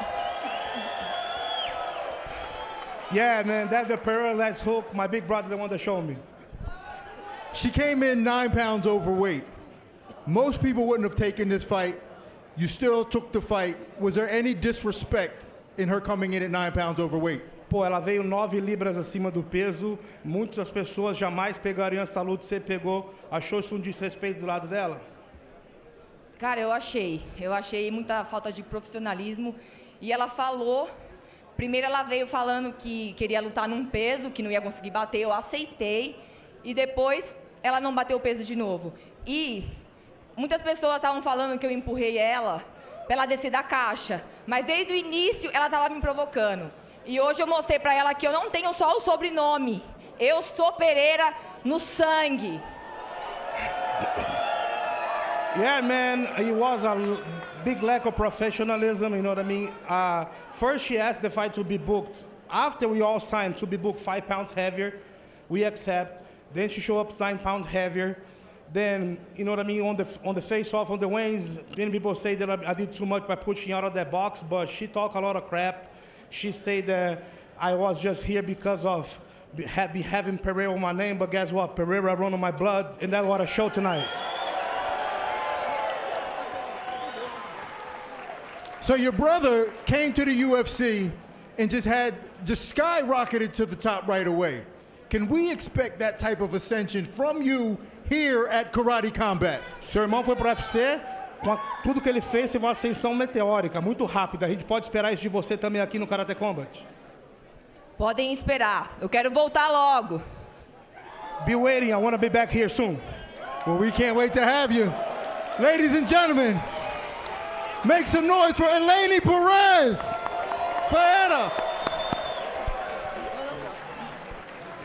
That was deeply, deeply moving. You know, you could feel the pressure. You could feel the intensity, the anxiety when you watched that. And imagine what Aline Pereira is feeling. She's there focused on an opponent who's coming at her. She's got to control her breathing, control her biology, control her emotions, and slowly get rid of all distractions and thought until it all zooms in on nothing but the opponent. And it is in these moments that somebody becomes aware of their existence and what they were put on earth to do. And Aline, like her brother Alex, bang, bink, just landed so perfectly. But it was in the mind and in the body and in the self-control to create that beautiful, beautiful moment. That was deeply inspiring. Thank you. Yes, thank you, Robin. You know, guys, we said it a couple of times. She was here to make a name for herself in her technique, her ability, and what she can do for her striking career. She definitely did it. That's it that we were talking about. She said it in the opening. Her left hook is probably going to be my bread and butter. And boy, she did it right on the nose. And like you said also, yeah, I think her nose is broke. We've got a new contender for sure at that class. And man, I would have hated to have gotten into a brawl with that family when I was in high school or middle school. Yeah, I'm going to say, look, I'm very excited to. We're building up the women's divisions more than we have before For now. sure. We're really trying to bring in some of the best female strikers in the world. The ladies tonight have been freaking awesome. Yeah, they've been really good, man. Jorand, I mean, I think she's going to be a champ if she keeps going like this. And then now having here, Aline, I think she's going to be, it might be the champion as well. Omar Melina is out there, Fabian is out there, right? Out there. So let's see what they're going to match up with. Would it be too big of a cut or a growth in either direction to see Jorand and Pereira in a fight? Yeah, that might be a bit too far apart. Yeah. It's like 15, 20 pounds. 20 pounds. Which at that weight is a lot at 150 Right, as a percentage of body weight. Yeah. But look, we can but hope. Let's go ahead and find King Apollo, who is in the crowd somewhere around here. Let's go. We are pit side, and I'm with my man, Sir Douglas Hype, and a bunch of crazy combat fans. Let's hear it, combat fans. Let's hear some noise. All right. Now, Karate Combat is free, and all around the world we have watch parties, and my man Doug Hype here is to shout out all the watch parties around the world. Doug Hype, tell us about the watch parties and what they're doing for KC. Karate Combat is such an amazing product, baby. We've got watch parties all over the world, from like Cock Media, Pogs Digital. We've got Upland in their metaverse doing watch parties. We've got so many media companies here. I want to give a shout out to all you guys and thank you for having watch parties and being part of Karate Combat culture, baby. Let's freaking go. Yeah, man. Now, the watch parties have been growing every time. They've been growing bigger and bigger. We've had more and more watch parties. You've been a catalyst on helping this grow. How does it feel to see this grow into fruition? It's really amazing. When you have an amazing product to put out there that people absolutely love, they keep asking me, what is this? I want to learn about Karate Combat. And they're finding it through the amazing communities and networks of Web3 and all the amazing collaborations that we have that love Karate Combat because of the amazing production team and the amazing spectacle that is Karate Combat. Awesome. Well, this is my man Doug Hype, and we're going to send it back over to the booth. Thanks. Yes, thank you, Apollo, as we take a look at our tremendous augmented reality environment here, and you get a few shots of Aline Pereira once again celebrating her win with her brother. But look, before we crack on, here's a word from our partner, Hedera.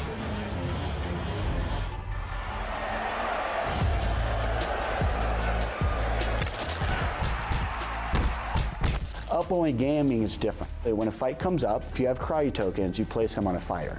If he wins, you get additional tokens. If he loses, you don't lose anything. Web3 has allowed us to engage the fans and do things that we couldn't do with traditional tools. We're looking for 10, 20 million fans. Traditional blockchains don't support that kind of volume. We're enjoying the journey. We're really excited about the community's response within Web3 and traditional sports.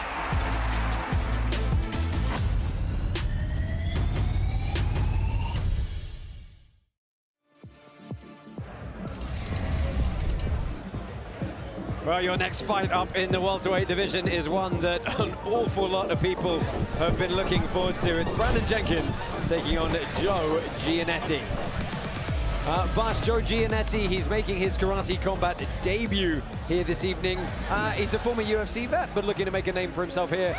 Really tough fight first time out. A very tough fight. He believes that his opponent will try to push him up against the wall, but he will stay long, keep the distance, and use his question mark kick. That would be the first knockout by question mark kick. If you see that, that will be the dream win. But like everybody else, if he can pull it off, of course, the spinning heel kick to the head.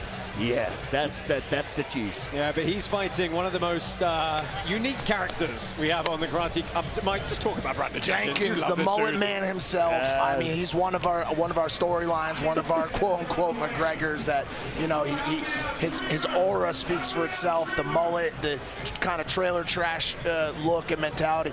Very controversially lost his last fight. He's going to come in this one. He's going to start kicking this guy's legs. He's going to try to take those legs out of him. He's going to be a little bit awkward, as he usually is. And he's going to be doing kicks, elbows, all that stuff. He's a very exciting fighter to watch. And he's, like I said, he's one of the guys that we expect to be a storyline here in Karate Combat. Yeah, and he's super excited about the elbow rule being added. He thinks that's his bread and butter. And, you know, with his kind of toughness and durability to just get in there, take shots to get into that range, really excited to see what he does with it. And he said something about jumping stomps. Oh, yeah, jumping stomp kicks. What is jumping stomp kicks? Let's find out. Let's find out what that is today. If it's a stomp on the foot, they always say these effective strikes. Nobody ever got stopped with a stomp on the foot, guys. Come on. But I want to see if it's jumping. Yeah, some more to it. See if we can get anybody out for one of our nights out, guys. It's Jenkins. Yeah. 100%. He's got to win. He's got to come out with us for a night like last night. Oh. Guys, don't take your eyes off the screen. Brandon Jenkins, Joe Giannetti.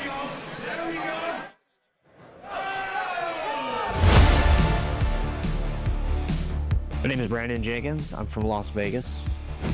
I try to be creative in there, and it seems like every time I fight, there's a new rule. First there's the knees to the head, then it's the low kicks. Now we got ground and pound. This time it's elbows, and I can't wait to be on full display this weekend. My name is Joe Giannetti, and I'm from Boston, Massachusetts. I started training jiu-jitsu, and I fought MMA for years and years. Joe Giannetti, I'm a fan. I can't wait to welcome you to the pit. We bring a good fight. I'm going to be there from bell to bell, and let's have a good scrap. It's going to be a fun night.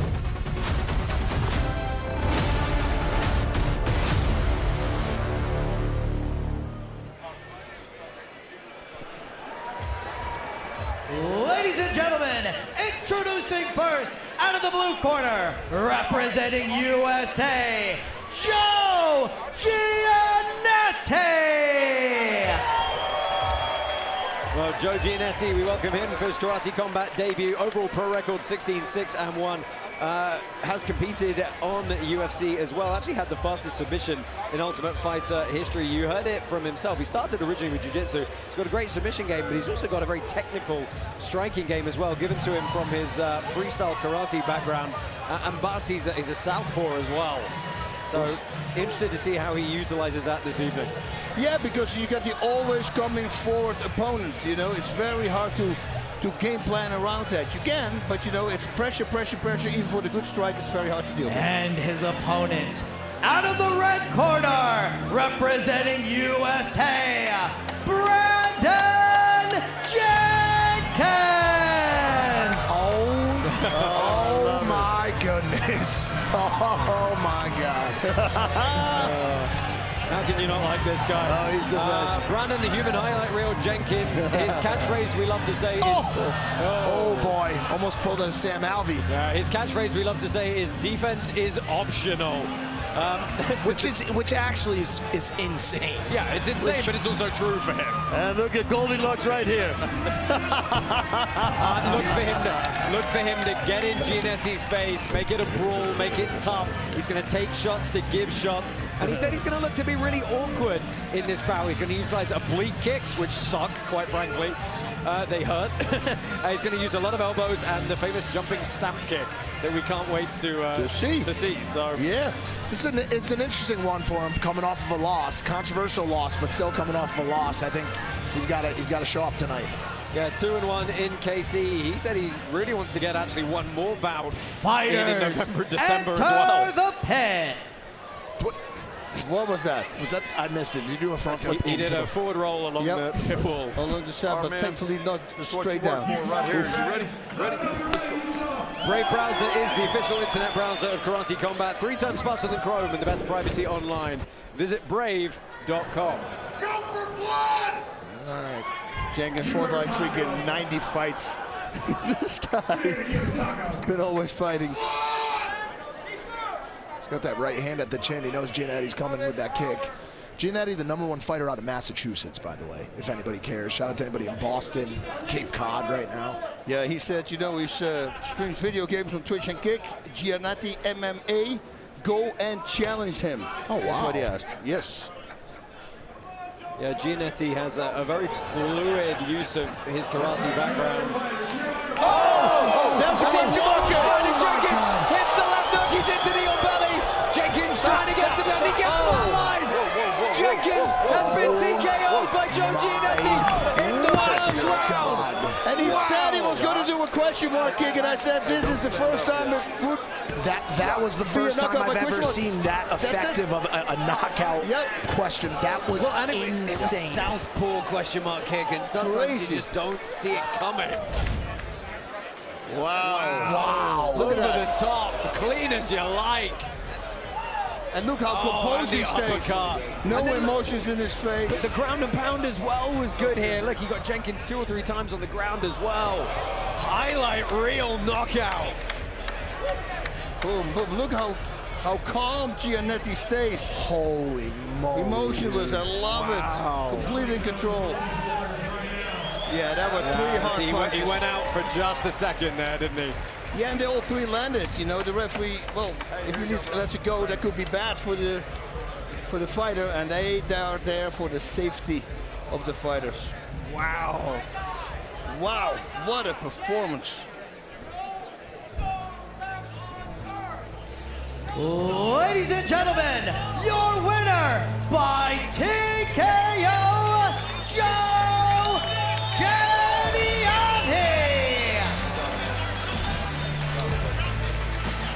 Well, the night out with Jenkins is going to have to wait. Yeah, darn. Night out with Giannetti? It just doesn't have the same ring to it, boss. No, you know it's going to get wild with Jenkins. You know it's going to get wild. Well, Joe Giannetti just realized he's got to do a post-fight interview, so wow, man. He's up pit side. He's with Dean Thomas. Joe, you couldn't have landed a more perfect kick to the face. He said he was going to disrespect you for 15 minutes. Do you think you got his respect? I think so. You know, Javier Mendez over at AK says it all the time. Joe, you kind of suck at sparring. When you fight, you got to go get your respect. So that's what I try to do every time I'm in here. I mean, it was a perfect kick, and then the killer instinct. Talk me through that. Man, I honestly didn't think I was going to put him away. I was hoping to, but he's a tough dude, and the perfect shot landed. I knew that'd be the only way, so I had to capitalize, and it worked out. Who do you want to fight here at Karate Combat? I mean, man, I never do anything to be the bottom of the barrel or the middle guy. I want to fight legends. I want to work towards a title. I want to fight a hero of mine. I don't know if Anthony Pettis is still around, but I'd love to get that scrap. Well, Anthony Pettis, if you are out there watching, Joe Giannetti wants to fight you. Ladies and gentlemen, put your hands together. Make some noise for Joe Giannetti. Earlier tonight,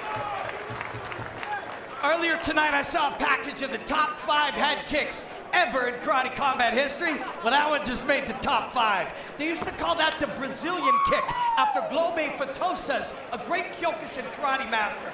The arc of the kick comes up and then snaps over the top like the shape of a question mark. That's why we call it slang. But the way that it works is the path of the knee causes the mind of your opponent to see that and interpret it as a shot to the body. When the mind reacts to that, bink, it comes up and over the top. Joe Giannetti, you just did an all-time head kick, and it was wonderful. Let's take one more look at it. If you got it right there, I saw it in the screen.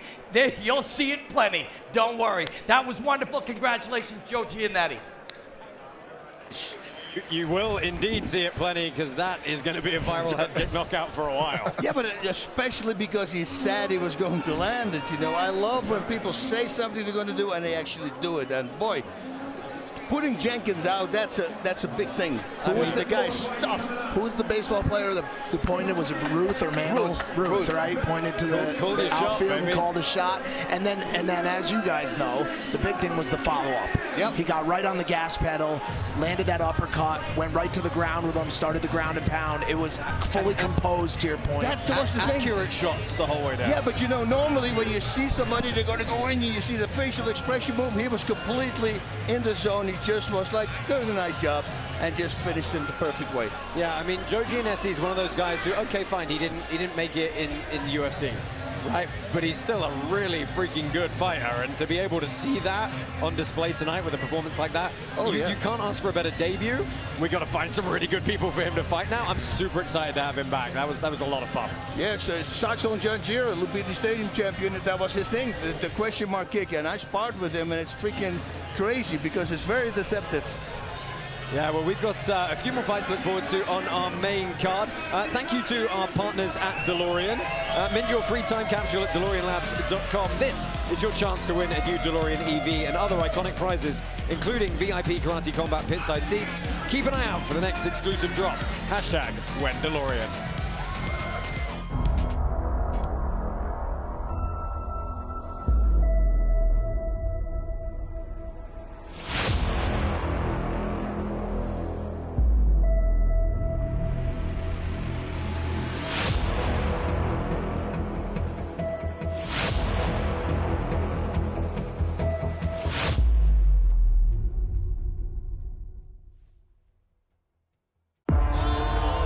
First, he KO'd Morales' training partner.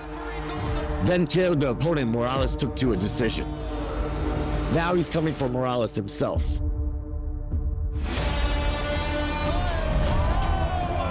KC50 main event rising star Alejandro Brugal takes on UFC veteran Omar Morales. Bringing war. And war's not pretty.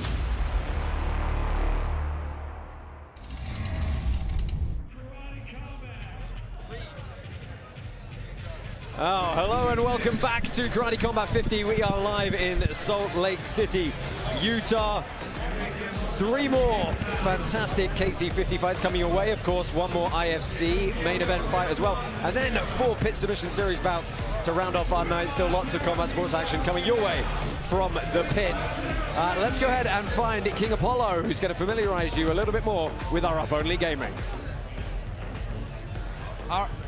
All right, Karate Combat fans at home and in the stadium, listen, Only Up Gaming is your way to vote on your favorite fighters and support your favorite fighters. Now, also, we have a leaderboard, and that leaderboard has extensive prizes for the people who are the top earners for Karate Combat. Now, if you make it to this leaderboard, like Sugar Mommy and the rest of them, like Obi-Wan and all of them, you could get chances to win exclusive VIP trips to Karate Combat merch, one-of-one NFTs, and all types of amazing things. This is Karate Combat's way of giving back to their fans and the people that make this whole thing possible. So make sure you download the app and get your votes in so you can be on top of the leaderboard next.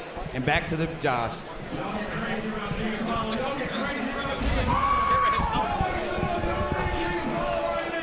Well, this is a heavyweight bout we've all been looking forward to. This is Marcus Perez and Artur Alibulatov. And just to preview this fight quickly, you can see we've been joined in the booth by none other than President Awesome. Boss, what happened? Yeah, you're still bald. Look, yeah, my head's shining. I hope you guys can still see me. But anyways, this fight was the fight I predicted as fight of the night. I really think it's going to be amazing. You got Marcus Perez's aggression, but Artur is a technical sniper. You're going to see the skills. Phenomenal fight. Yeah, it's a great fight to look forward to. Perez had... Oh, Bass is going to fight you for a spot in a second. Marcus Perez had a great debut when he came out. He was super vocal afterwards about wanting to get back in there. Alibulatov's a tough freaking fight. Yeah, this is the undercover fight right now. A lot of people don't know who Artur is, but this guy's phenomenal. You know, he has an amazing MMA record, big kickboxing background, multiple-time world champion. So he's bringing that in here. He's known in that Eastern Europe side of the world, not so much here, but he wants to make a name for himself. And this, of course, you're here, I'm going to ask you about it. It's KC50. We put together a great card. Boy, it's lived up to it. We've had some wicked stoppages so far tonight. Again, you know, we're looking for that new face of the female division, the new faces of the heavier weight classes. I think we're finding it. Absolutely. I don't know why I'm screaming. What'd you think about that question? What'd you think about that question mark kick in the last fight? Oh my man, I had the mullet on. I was in the zone. I gotta say, look, I want the best fighter to always win. Brandon Jenkins is one of my favorite fighters, but congrats to the opponent Giannetti. He's phenomenal. And just one more question before we let you go and we get on to this fight. What's the plan moving forward, just generally with the roster? We're really starting to build up certain divisions. We're really starting to improve the quality of the people people we're bringing in. Exactly. You know, prior, it was only karate fighters. Now we're opening up to all different styles. We're not discriminating on people's backgrounds. They're fighting in our karate rule set, and we truly want to find out who the best striker in the world is. And that's the mission of Karate Combat, to find the greatest striker on the planet. We're certainly getting there. Look, I'm going to have to let you give this seat back up the bus unless you want to fight us. No. But this is a great bout. Stay tuned for this one. It's Marcus Perez and Artur Alibulatov. My name is Arturo Vergara. I am from Dagestan, Russia. Мне бы хотелось провести все 3 раунда, чтобы публика была довольна. Маркус хороший парень, так что ему легко не будет. Потому что отличный боец, экс-боец UFC, хороший боец, хорошо работает руками, ногами, борется. У нас хороший бой получится. All fighters that I saw in my life, I'm the most complete fighter. I'm looking for a fight all the time. My name is Marcus Perez, the Joker. I'm from Brazil. We fight on the street. I fight everything. Everything. Knockout. I always go for knockout. Плотного боя. I come for a win. I want a victory. I want a glory. Если получится его досрочить, я его досрочу. I will knock the guy out in the first round. Абсолютно ничего.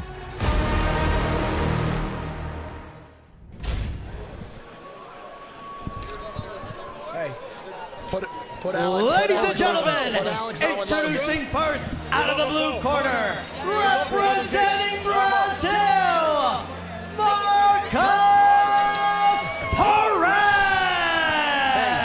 Podcast. We go to the podcast.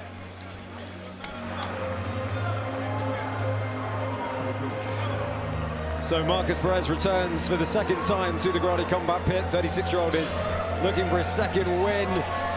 Really looking for another knockout. He loves hard fights. Actually, his actual words where he loves to taste his own blood. Which is only mildly disturbing. And ladies, he's single because he just broke up because his wife said, his girlfriend said he didn't like that he was fighting. Typically fights at 185 pounds, agreed to this matchup at 205. But this division is seeking a new champ, and Marcus Perez thinks he should firmly be in contention for that.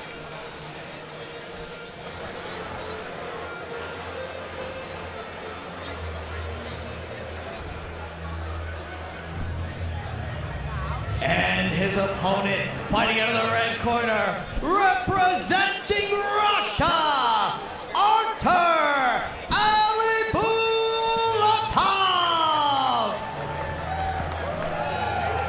The Russian Abraham Lincoln. He said, what does it mean? I'm not bound to win, but I'm bound to be true. You know, it's interesting. Our notes actually we were provided with say he's from Makhachkala, Russia. Makhachkala is, of course, the capital of Dagestan, rather than Russia, but he's representing Russia tonight. He's been primarily competing in Moscow and promotions over there. But you know what? He couldn't get matched. They couldn't give him fights in the last 2 promotions he's been in. So he's here with us now. He's bringing a 23-4 record into the pit here tonight. And you kind of heard from President Awesome in the build-up, right? He's known in Russia. He's known in that side of Europe and Asia for just how violent and accomplished he can be. But we haven't really seen him in the Western Hemisphere. So very excited to have him here with us tonight. Yeah, he showed me like 4 knockouts, all spinning. 2 spinning back kicks to the head and 2 spinning knockouts. Both of these guys are tricksters, and Perez has used the wall in the past, and we'll look for him to use the wall again tonight. I thought this was going to be the creative one after that question mark kick KO. We'll see what they got, you know? Yeah, you know, Alibulatov, we were told that he was offered a few different opponents when everybody kept pulling out against him, and he didn't care who it was. He just said, yes, I want to fight. Get me in there. He seems like a really fun guy. He told me to come to Russia. Everybody loves you, boss, and we're going to have a party. I go, I don't know what. Founded in 2018, Hex Trust is a leading digital asset service offering a range of services and a leader in staking. To the corner, to the corner, to the corner. White pants for Perez, black Back pants up some more, all the way to the corner. for Alibulatov. This is at heavyweight of 205. Oof, guys, this is going to be another freaking knockout. I feel that this is crazy. Both guys have power. Well, that's it. If one of these guys lands cleanly, they are absolutely sleeping their opponent. I want to see some weird stuff go down right now. Nearly 10 million karate tokens were voted on this bout, and it's pretty even between the two. Token holders very split on who's going to come out on top.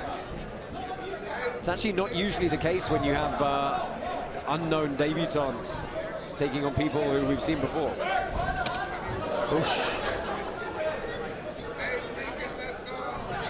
Hey, Lincoln, let's go. They scream in the back.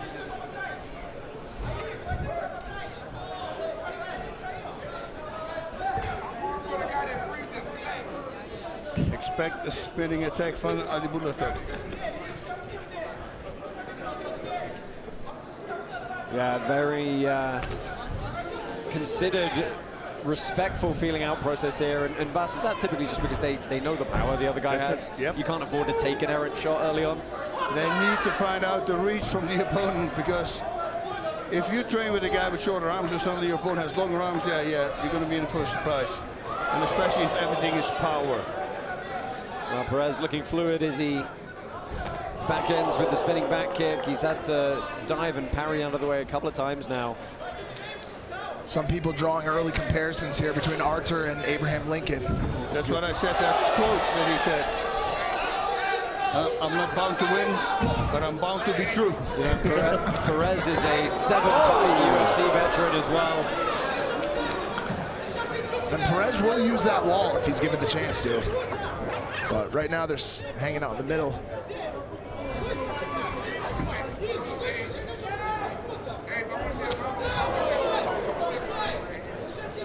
We're through the first 2 minutes now, and good pickup from Alibulatov. It's a solid takedown, but going to get wrapped up in the guard here. Fight! No super clean scoring shots yet. A couple of leg kicks from Alibulatov, but Bas, this could be one of those rounds where, when you look back on it, it's won by the slimmest of margins, and the guy who doesn't get the victory might kick himself a little bit. Yeah. Is the one who presses forward. The aggressor is going to, oh, that was nice. There's a cross land on the chest though, and it left a red mark. Can you see right away? Well, they both changed levels on the way in there. And Perez powering his way to the pit wall here. Stop. Break. Up, let's go. Perez has this strange way of shaking off a shot. After he takes a shot, he sticks an arm out and kind of re-energizes. You see it, Bas? Yeah, shaking the arm out. I like to do it too. Only do it not when you're shooting range. Well, Perez has been the one moving forward, but a really interesting round to have to score there. Yeah, not a lot been thrown, but it's still you're on the edge of your seat, because you know if one of those punches lands or strikes, that could be it. But the feeling out round is done. Let's see what's going to happen in round number 2. Yeah, we do of course have open scoring here at Karate Combat, so the entire arena, you folks at home, and the fighters most importantly, are going to know which way the judges rendered their decision for that opening round.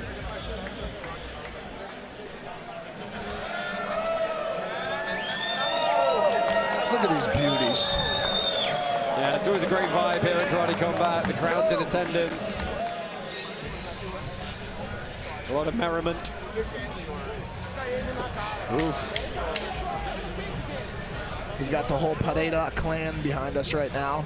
After round 1, the judges score it 10-9 for the blue corner. So a split decision on that first round going the way of Perez. Yeah, it shows you how close it was. Yep, it was pushing, came forward more, and that's why they give to him. There we got it, spinning stuff. Blitzing nice boxing Perez. backwards by Alibulatov. There we go again. Yeah, he loves the spinning stuff. There's the back fist. What a setup, right? First back kick to the body and then a spinning back fist to the head. That's that trickster stuff I was talking about. Super smart. Yep. But Perez knows this wall well, so let's see what he does. He pushes him up, you see? Yeah. So he's not down. Correct. Stop. Wow. Stop. Great thinking there by Perez. He's going to want to stay on that wall as much as possible. That's why he keeps pressing him back, but Artur gets out of it every time. Stop. That's what Cory needed to do in that last fight. Yep. Keep getting out of those positions.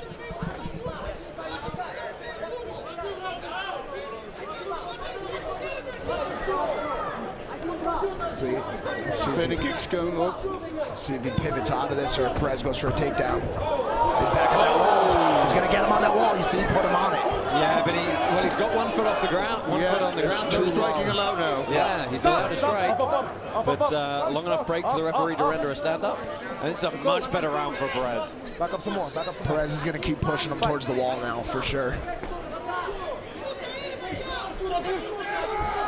Yeah, he knows that's right back to it. Yeah. Because I think Artur's got him on the stand-up. There you go.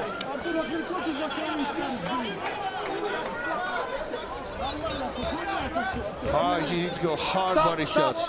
So to respect the body shots, defense goes down, then go to the head. It's always easier to say on the sideline, of course.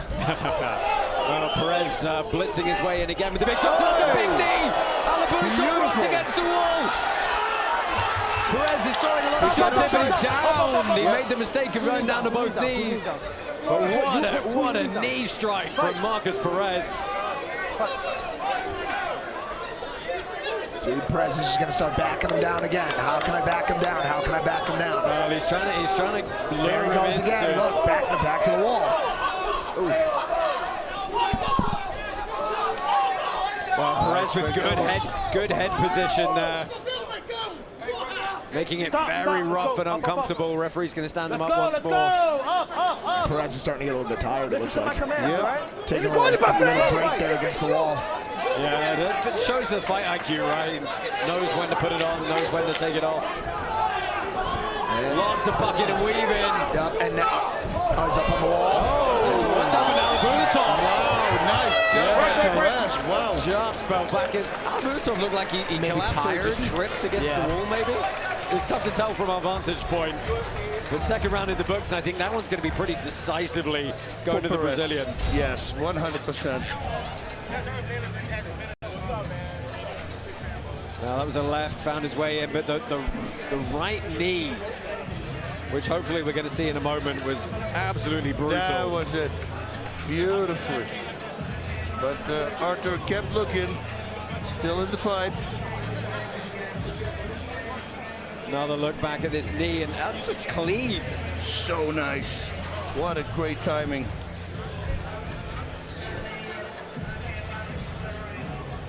Well, this minute in the corner is going to go quick indeed. Round 2, 10-9 in favor of the blue corner. Well, as anticipated, Marcus Perez takes the second round on the judges' scorecards. Let me do my job. Just fight, all right? Don't question my Alibulatov has got to summon something here to fight his way back into this one. From the corner. Realistically, he needs a stoppage in this third round. Fight. Yes, he needs. Otherwise, that's it. And he knows. So let's see what he's doing.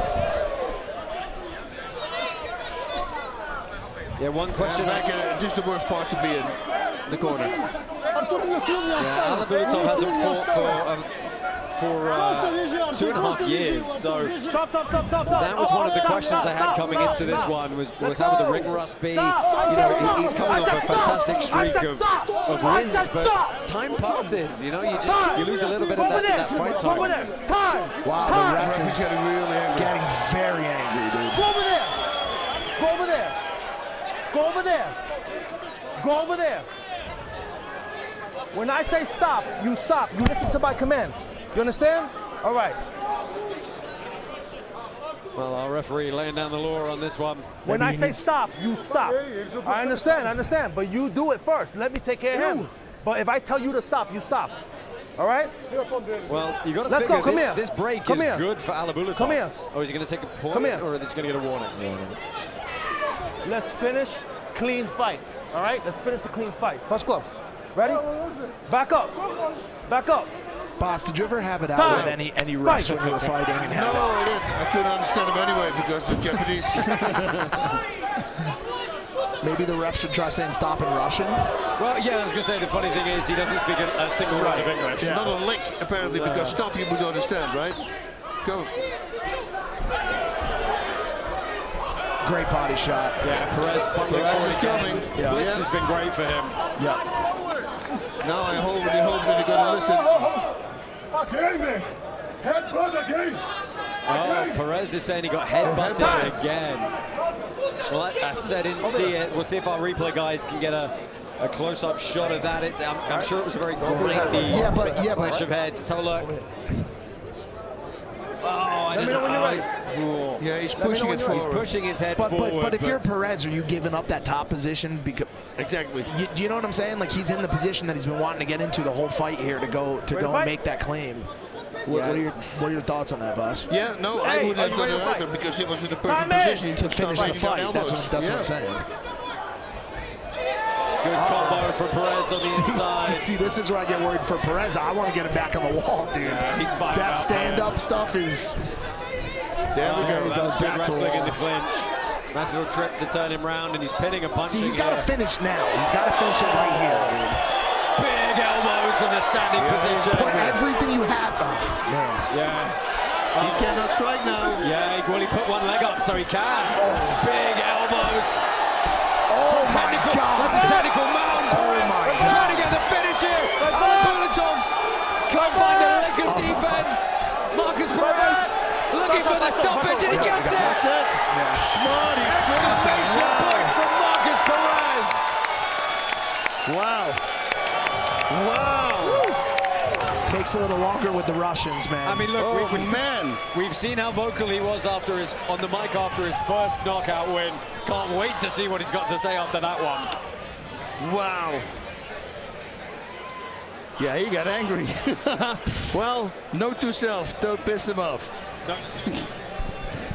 Well, Brave Browser is the official internet browser of Karate Combat, 3 times faster than Chrome with the best privacy online. Visit brave.com.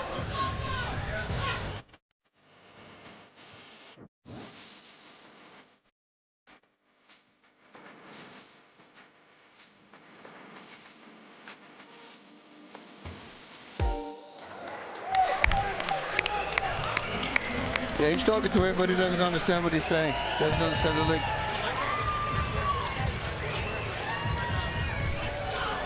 Well, let's go and take one more look back at the finish. It was some vicious elbows.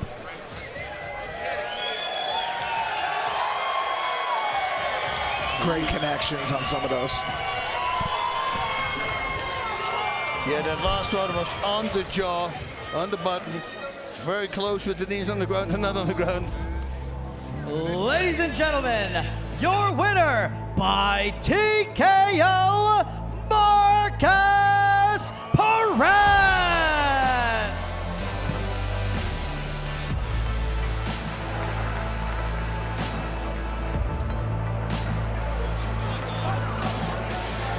Marcus Perez gets the victory here, improves to 2-0. I'm sure he's got a lot to say. He's with Dean Thomas. Marcus, I spoke to you earlier this week on Wednesday, and you told me that you were willing to kill your opponent until the referee pulled you off of him, and that's exactly what we saw. Yeah, I come for that, but the referee stopped me before that. But I get like a 4 headbutt there on the corner. I don't know why this guy's coming for a street fight. I love that. But here we have the rollers, right? And we are in USA, so I can get arrested for that, but it's okay, don't have a cops here. So, guys, I just want to say one thing, okay? Look, I don't want to talk about names. I don't like to talk about politics, but I would just want to say one thing. Now, Venezuela and my country, Brazil, is on the bad situation because the government is fucking left. And if you guys want the USA, don't be there, stay right.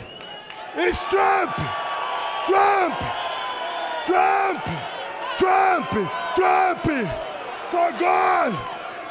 And now, my next fight here, hey, President, my next fight here is for what? Tell me. My belt! Give me my belt! Let's go! Well, I don't think we can follow that up.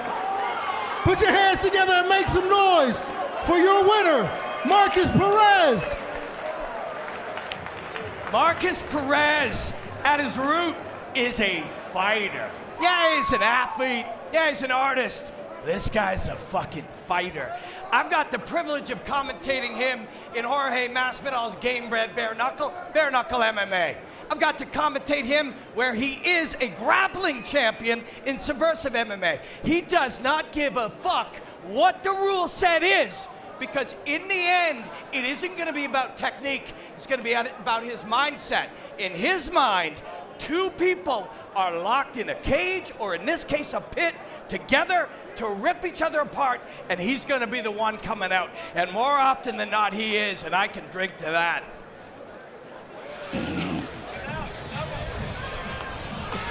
Well, Marcus Perez wanting a title shot. Bas, it's kind of hard to argue against it, right? The 185 division needs a new champ. He's easily in contention to do it at 2-0 here. Well, it looked really good. This was also at high altitude. He still was pulling through. He was tired, but he kept on going. Boom, look at that knee, beautiful landed on the jaw. And then especially the finish. This is when he really got angry. And that last punch, yeah, that turned his head literally. And that was it. Now, interestingly, Bas, this is he was in a position called technical mount, right? Yeah. Which is officially, it's still one knee down and 1 foot up, so it's still a legal position to strike from, but it's much more controlling than you might think to stop the opponent turning over and getting safe. I think so too. I think that's a great new rule that we have, that we can actually do that. Also knee on belly, but for this position, you can still land the elbows, and that's the danger. Yeah, you got a shot at some of the stats there. Huge amount of volume coming from Marcus Perez, and putting an exclamation point on it. Mike, you happy with the result? I think it kind of showcases the importance of learning our wall, our pit wall, and we knew Perez was going to come in. He's used it in the past, and when he realized that the Russian was giving him trouble in the stand-up, which he kind of was, Perez wasn't getting much done in the center there. He brought it to the wall, kept pushing the Russian back, and I think it's important that the fighters learn to use the pit wall. Yeah, I mean, you don't have 20 pro fights in MMA without getting fight IQ to know how to change, right? Well, yesterday we went over it, and I lay against the wall, and I'm gonna find something, but normally I'm really fast with coming up ways to get up from the wall if your opponent's in front of you, and I couldn't figure it out yesterday. I also asked him not. I said, it's a race now. Who's going to figure out how to get up? Do you want to roll away? Well, if you do that once, people know. Then what? Because you have to place one hand behind you in order to get up, and that's very dangerous. If your opponent's right in front of you, you're going to get hit in the face. Yeah. Another thing I noticed at the end of that fight too was the Russian Artur was looking over at Bas, almost like he had let his one of his idols down, and I wonder sometimes what it's like to fight in front of you or to fight in front of GSP, and how much extra pressure that adds to some of these international guys, or even Americans fighting in this in the pit. Yeah, and it's also for you it's heartbreaking, because during the interviews you build up a relationship with these guys. They're very funny and they're laughable. They have a good time. So you say, oh, this is a good guy, and then to see him lose like that, of course, it's always hard. But it's the same with Perez. I had a great time in an interview with Perez. If he would lose that way, I would also be sad. So yeah, that's thank you, because now I'm thinking about that. I noticed it. It looked like a sad Abraham Lincoln was just looking over at Bas, like he let down his idol. We've got 2 more KC50 bouts coming your way. Of course, 1 IFC and 4 Pit Submission Series bouts still to come. Let's go ahead and take a closer look at our co-main event this evening. For your co-main event, we have 2 superstars from the kickback one. Arturo Vergara taking on Safar Ahkmadov. They debuted together, now they share the pit with each other. Меня зовут Сафар Ahkmadov, я сам представляю Казахстан. Я готов на все, 100%. My name is Arturo Vergara, Magago Flow. Remember that name, Magago Flow. Maybe he's trying to make some money, but I'm here to be the champ, I'm ready to fight. I'm locked in. Ты очень хороший боец, крепкий боец. Я быстрый, я намного быстрый. Я техничный его. He's not ready for this fight. Давай, не быстро.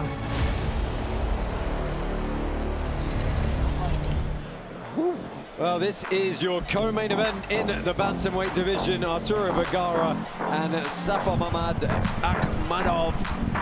Let's start with the Kazakhstani Bas Ahkmadov. Seen him a couple of times before. The dude is so tough. Amazing. He got kneed full in the face, didn't even blink. We were all thought that this is the end of the fight, but nothing really happened. Zero. And he believes that his opponent will keep the distance with his front kick and the jab, but he will fight in close because he's much shorter, and that's where he's good because he's a Kyokushin guy, and they know how to fight at close distance. Everything that he wants to wrap it up with a kick to the body. He wants a body kick, knockout, roundhouse kick, Mawashi Gedangiri. Yeah, brutal opponent for him though in Arturo Vergara. Already 3-0 here in Karate Combat. He's coming off 2 absolutely brutal TKO wins. He's looking for counters, but the weird thing about it is, as we know from Akhmadov, I just don't know how Vergara knocks this guy out. Yep. We saw in that Miami fight, he just will not go down. He just keeps fighting. So I'm interested to see if it's some sort of combo or some sort of counter that Vergara is able to slip in to kind of hit him in the right spot, because Ahkmadov is very hard to put down. Yeah, it'll be interesting to see if he uses his reach advantage coming into this one. This is a great scrap, guys. Bantamweight division absolutely stacked. These are 2 of the fighters who make that so. This is your co-main event. It's Safar Ahkmadov and Arturo Vergara.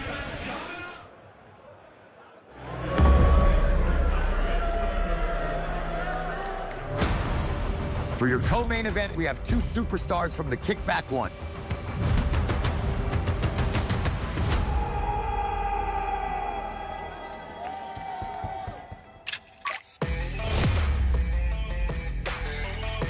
My name is Arturo Vergara. I am from Chile. I think you're gonna see a different Macaco flow. He has no defense. His offense is his defense. I want to show some different skills, and if I win this fight, I put my name in the line to a title fight.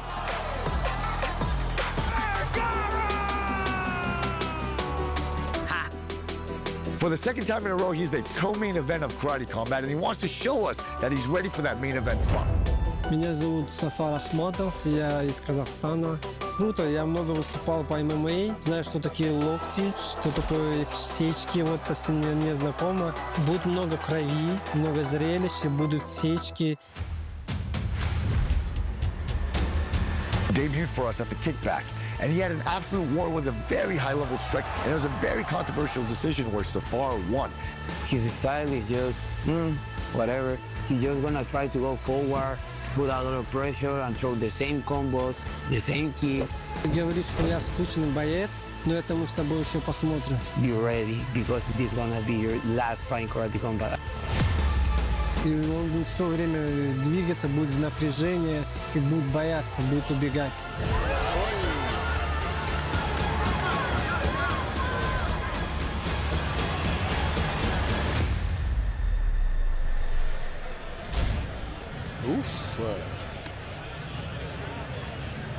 Ladies and gentlemen, introducing first in our co-main event of the evening, representing Kazakhstan, Safar Ahkmadov!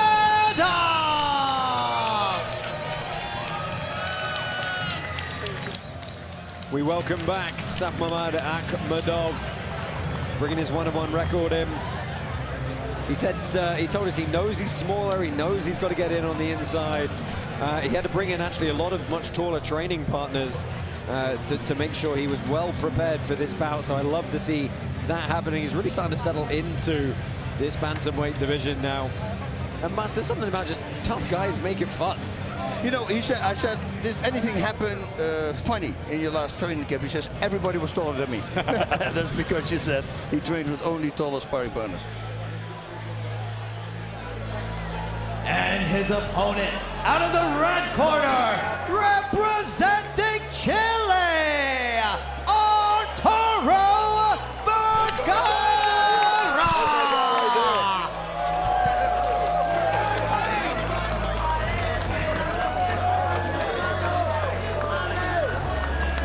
Arturo Vergara, very animated coming into this one. He's very dynamic. You heard it right, offense is his defense because he's so aggressive, so dynamic, and so unpredictable at times as well. Fighting out of Miami, Florida. Coming off a brutal round 1 head kick over Joe Benefiel back in June in our event in Orlando. And then a TKO win over Jesse Bazzi and Nathan Fort before that. 3-0 on the year for him and 3-0 in Karate Combat.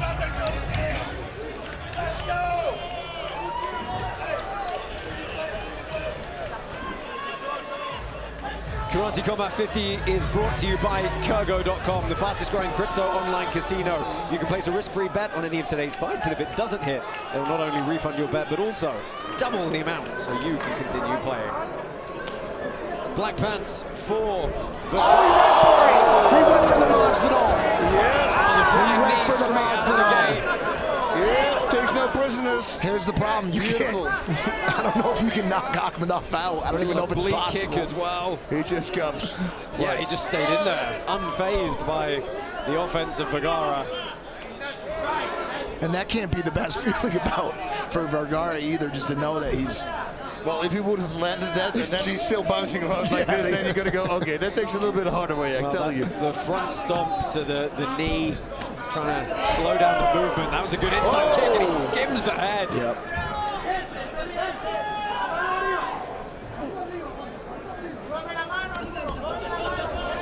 Good work from Ahkmadov. That's what he's got to do to get inside.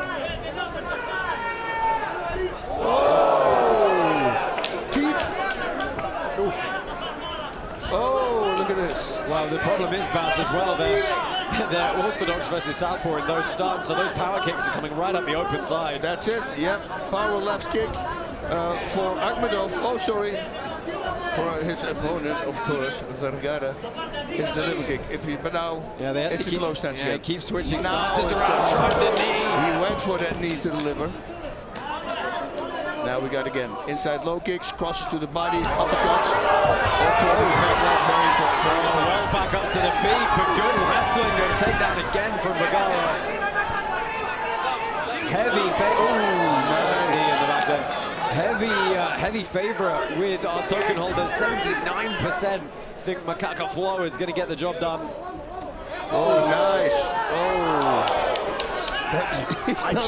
I was just going to say, just don't know what you do to him, dude. But at what point do you start second-guessing yourself when you hit someone that many times? Yeah, with all the power. And look again! It's the same thing again as my age. He's just getting clobbered. Oh, good catch of the kick here. Can't capitalize, though. Oh, walks on the clothesline almost. Nice job by Vergara. But all of this is going to take a lot of power. Really good wrestling from Macaco Flow. High kick on the inside. Well, some heavy breaths. Yeah, this kid, there's no way they can keep this pace for 3 rounds. Good body work out over the top. Yep. That's a good strategy. You got to love that Ahkmadov shook his head as well. Went for the knee again. He wants that highlight reel. Cancel the kick back against the wall now. We've got to say Vergara's got good wrestling in the clinch though. We've seen it a couple of times in this bout. Final 10 seconds in what's been a blockbuster first round. Oh, he wanted to knee the body. That would have been a great freaking knee. That's George Pierre versus, who was it? Matt. Sarah? Yeah. Look at that, straight out of the gate. It's just such a strange matchup because Vergara's got the power and the ferociousness, but you can't. But Ahkmadov won't go down. Ahkmadov won't go down, but he doesn't necessarily seem to have the knockout power. No, but he landed a lot. I know. I know. He's landing shots, but it's right. You got the fast twitch fibers in Vergara. You got the slow twitch fibers in the Ahkmadov.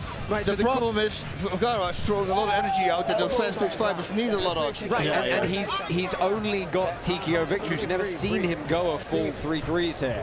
So can he do that output for 9 minutes? With someone that literally cannot be knocked out. I'm sure he can be knocked out. Judges for this contest. If he does get knocked out, Mike, we're overlaying that on a video. Going to the red corner. It's now that I said it, it's going to happen. Yeah, so Macaco Flow takes it on all 3 judges' scorecards for the first round. Wow, crazy. Both guys looking well rested. He wants that knee so bad. He said, no touch the gloves, okay. Maybe that's the way to go to the body, you know, if you can knock him out to the head. Look at this counter coming back right away. Remember, we talked about Vergara being the one that was going to counter, but it looks more like Akhmadov's the one that's countering the whole time. The kick's coming high, and he's throwing those combos after he misses. Well, usually, right, when the guy has a reach advantage, he stays behind the jab, and he counters you having to come to him. Yep. But, you know, it's kind of doing the job for him by Macaca Flow closing so aggressively. Yep. Yes. Oh, overhand. Oh, again, kick to the head, whatever. I mean, I guess when kick you're back right away. I guess they all seem like overhands because. Well, yeah, I mean, we talk about it a fair bit when there's reach disadvantage, right? But punching up takes a toll eventually. How many of those knees? How many? Oh, tried the outside trip, back up on the single here. Head to the outside to hide it. It's going to eat an elbow. Oh, nice, on the break. Beautifully timed by Vergara. See, another thing about Ahkmadov is you look at his stamina, dude. Like he's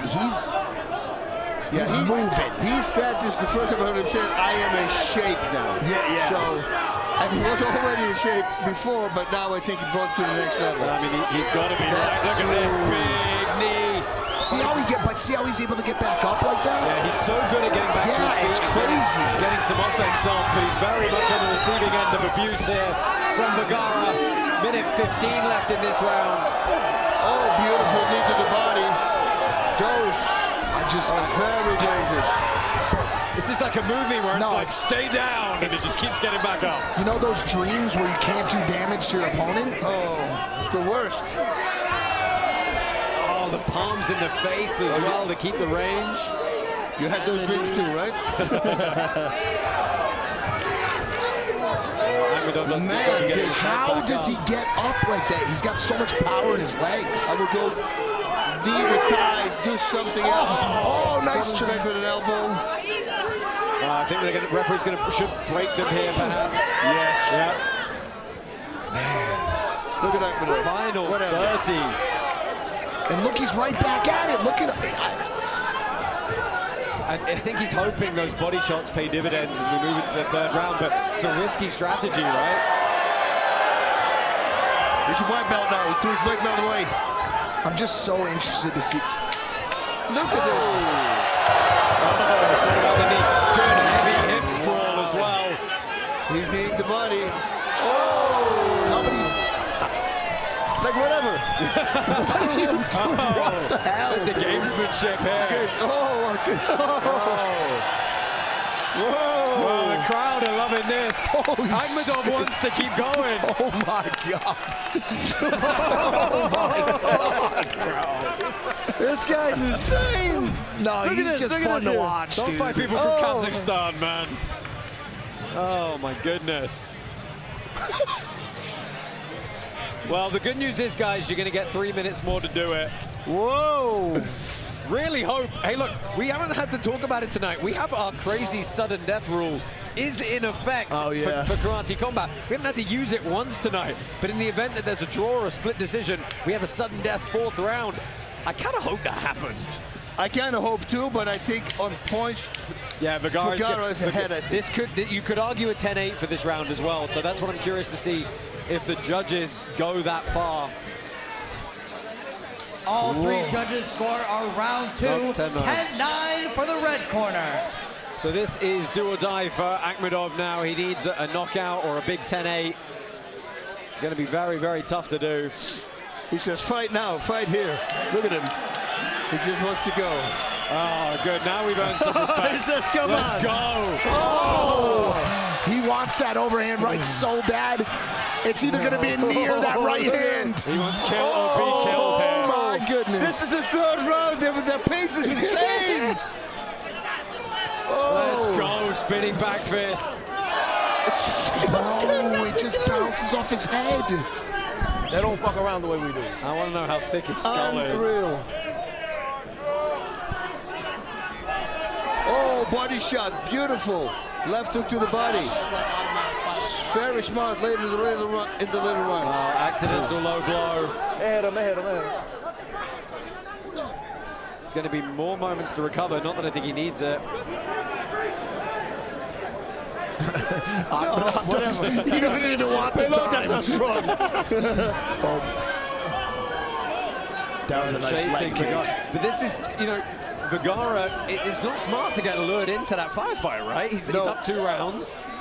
Now would be the time to use that reach advantage, dance around the outside, unless he wants another TKO finish. No, it's because he wants to land that knee. That's the only thing he cares about, dude. But how are they not getting tired, guys? I mean, the pace is freaking insane. Grueling. Mike, say it. We're in elevation. Look at this. We're at elevation, too. Look at this. He just walks through. Oh, he's this here. Come on, he's looking. Oh, my God. The guy's freaking What do you have to do to put him away? Man.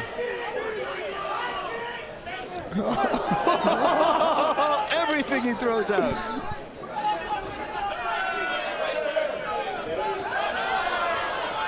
Dude, I think Ahkmadov made the right decision to let that leg go. He doesn't want to go back to the ground. No, but there's only a minute left here. But he's going anyways. Tactically a He's good going decision. anyways. But they're going to get split because he didn't set that up or come off a clinch. Double legs. He grabbed both Straight legs. double leg. Oh, same idea. timing. Same idea. Sorry. Under a minute now for Ahkmadov. Yep. To find the finish he needs.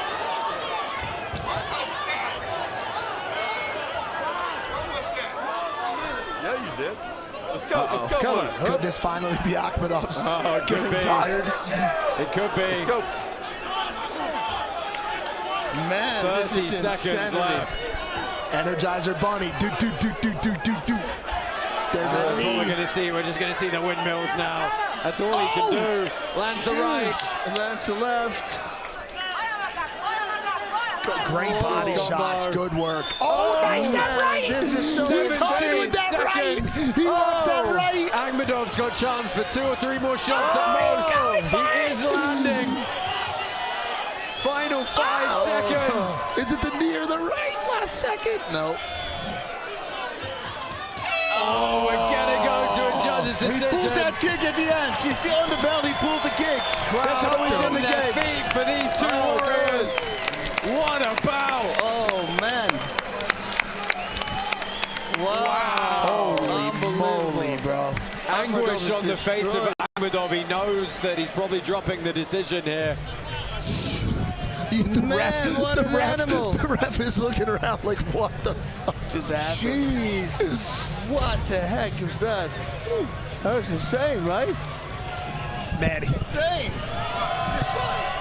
he could, Insane. Wow, we gotta look at some of the replays here, and both guys just landed. The CompuStat. I need to see how many strikes were thrown in 3 rounds there. I mean, that had to be one of the funnest fights I've You seen had in those case. little body shot combinations where he threw like 5. Let's go ahead and take a look at the stats if we've got them. Here we go. 162 attempts to 135. 114 head strike attempts. Have you ever seen a work rate like that? 47 kick attempts for Vergara. Wow, 26 landed though. 81 landed to total strikes land. It was fairly even on total strikes landed as well. Better ratio for Ahkmadov. Wow. Vergara had to leave his family, he said, and he's training, he cannot lose. Well, he showed that. Let's go ahead, get the official decision. Shame there has to be a loser, but yeah. Wow. Ladies and gentlemen, your winner by unanimous decision out of the red corner, Arturo Vergara.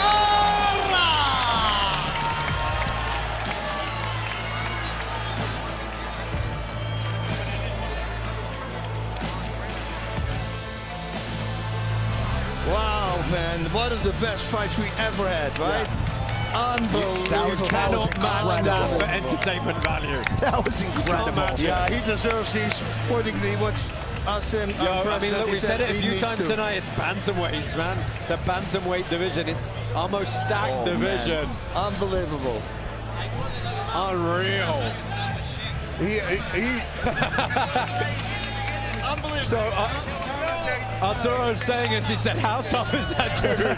That's what he said. And getting some props from Rampage and Montalvan behind us. Wow. Absolute insanity in the pit. Well, He's not even tired. He's talking to us like this. He doesn't even breathe. Wild. Well, let's see what he's got to say. He's with Dean Thomas. Arturo, I remember watching you during the Kickback series, just trying to get your deal with the Karate Combat. Now, not only are you one of the most entertaining fighters in Karate Combat, but you are now a legit contender. Utah, what's up, baby? We are out here. I enjoy the city. I love the city, Firosa.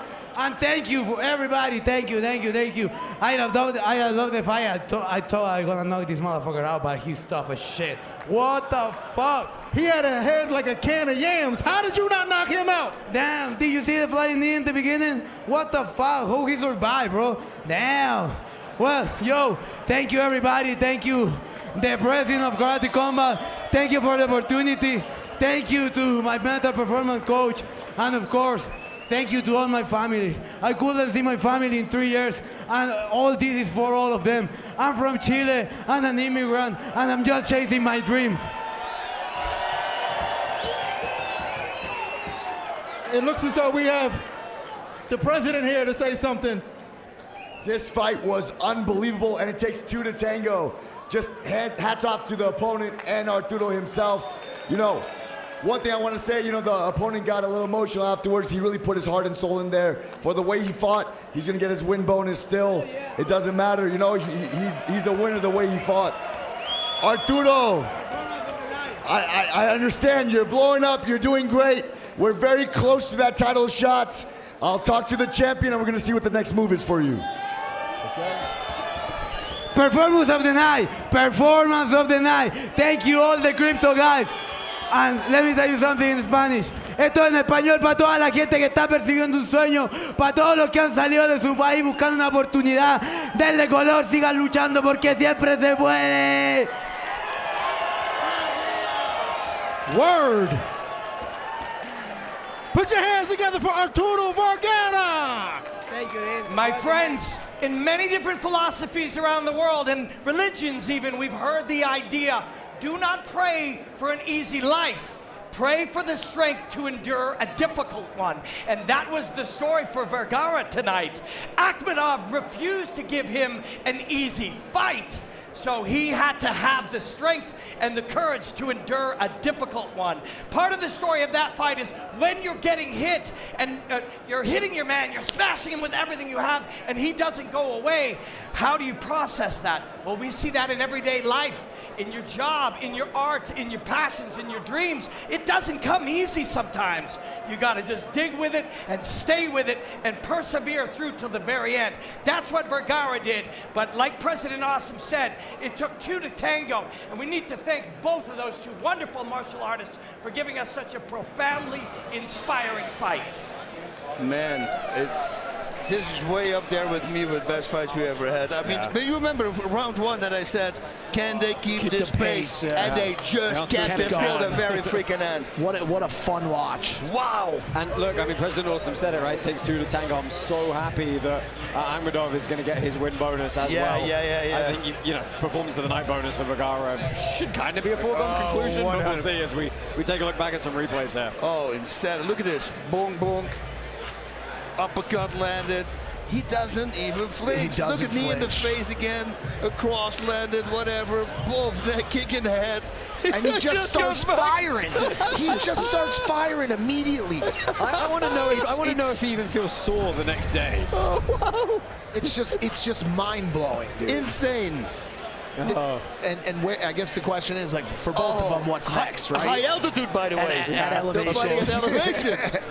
But so much of that at the 135 in the 135 class is just so stacked. Such a deep division. I mean, there's 4 or 5 guys you could put him against. You always have to look towards the top 2 guys, right? Tebo and Chalmia. Yep. And there would be a banger against either of them. So, and Vergara 4-0, you can't really turn that down as being the #1 contender, right? Absolutely. No, absolutely. absolutely. I think Asim's got to make that fight. One of those fights happen. Maybe Chelmy and him, and they fight for the, and then they fought for the belt. Yeah, but then Tebuev has been on the shelf for a while. Also, after that. So, true. You know, but it's, then, it's a tough one. Yeah, it's a tough one because then you think maybe Owen needs to fight first. Then, oh yeah, that's a hard one. Oof. President Orson, not our problem. Our matchmaker Leo Gomez, it's your problem. Yeah, exactly. It's a good problem to have, but it's your problem. Thank you to our partners at Defy Kingdoms. They're on the verge of their biggest release ever. Check out this sneak peek of their PvP gameplay coming soon to the DFK Coliseum.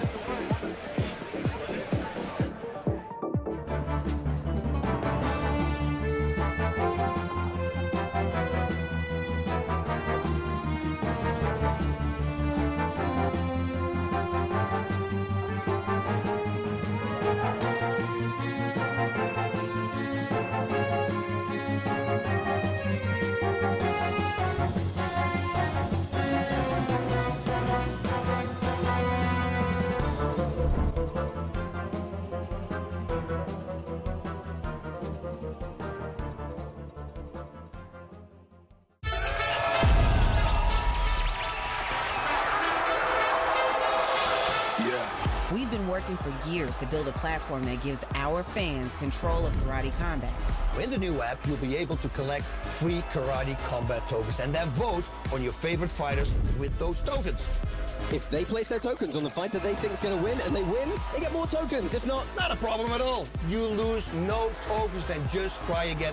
Pick a winning fighter and earn more tokens. The more tokens you score, the deeper you dive into the VIP experience. I need the fun! Front row seats to knockout action, exclusive invites to after parties, and a shot at special prizes that blow your mind. It's your time to become a legend. Download the Karate Combat app and join the revolution with the Karate Token. Yo, Karate Combat fans at home, now listen, major news was dropped today. Karate Combat announced on their Twitter that they will be releasing a new Layer 2 token on the Hedera network called the Up Token. Now, this token will be released Q1 2025 and will allow Karate Combat and Up Only Gaming to source out their technology to other sports leagues and projects. This will also allow them to easily share their communities with these partner apps and also allow them to give them grants and incentives for using the technology. Now, the cherry on top for this one is 30% of that supply will be given to the loyal Karate Token holders who have stuck around with the league as an appreciation from Karate Combat. So if you don't have the app already, download the app, get your Karate Token, make sure you stay up on the news for the Up Token that will be released in Q1 2025. And remember, it's only up from here. King Apollo. Only Up indeed. Thank you for being a part of Up Only Gaming here at Karate Combat. Go ahead, download the app on Android and iOS, get your tokens and take part and join the league, have some fun. Doesn't really cost you anything up front. If you want to buy some more tokens, go ahead and do that as well. Right, we have our main event coming up very shortly, but first, we've got one more IFC bout coming your way this evening. It is Kane Warwick and David Hoffman. Bas, these two guys have got a bit more experience than we've seen before. You know, nice to slot them in. A lot of the people here were obviously partnered with Permissionless 3, the crypto conference that's here. So they're going to have a lot of crowd support tonight. Well, yes, they will have, but living up to the fight that we just saw, and then just guys, starting your martial arts career, so to say. I'm really sorry that you're following that. Yeah, that's going to be tough for any fighter, even the pros fighter. So, no, what I'm looking forward to, what I do truly love about these guys, the IFC, they put the heart and the soul in there. These guys change lives. Some lose like 25, 30, 40 pounds. They get healthy. I mean, they feel healthy. Everybody has their life changed because of karate, and that's what we want to have. Yeah, and don't forget, your main event is coming up very shortly thereafter. Omar Morales is taking on Alejandro Brugal. But first, this is David Hoffman and Kane Warwick.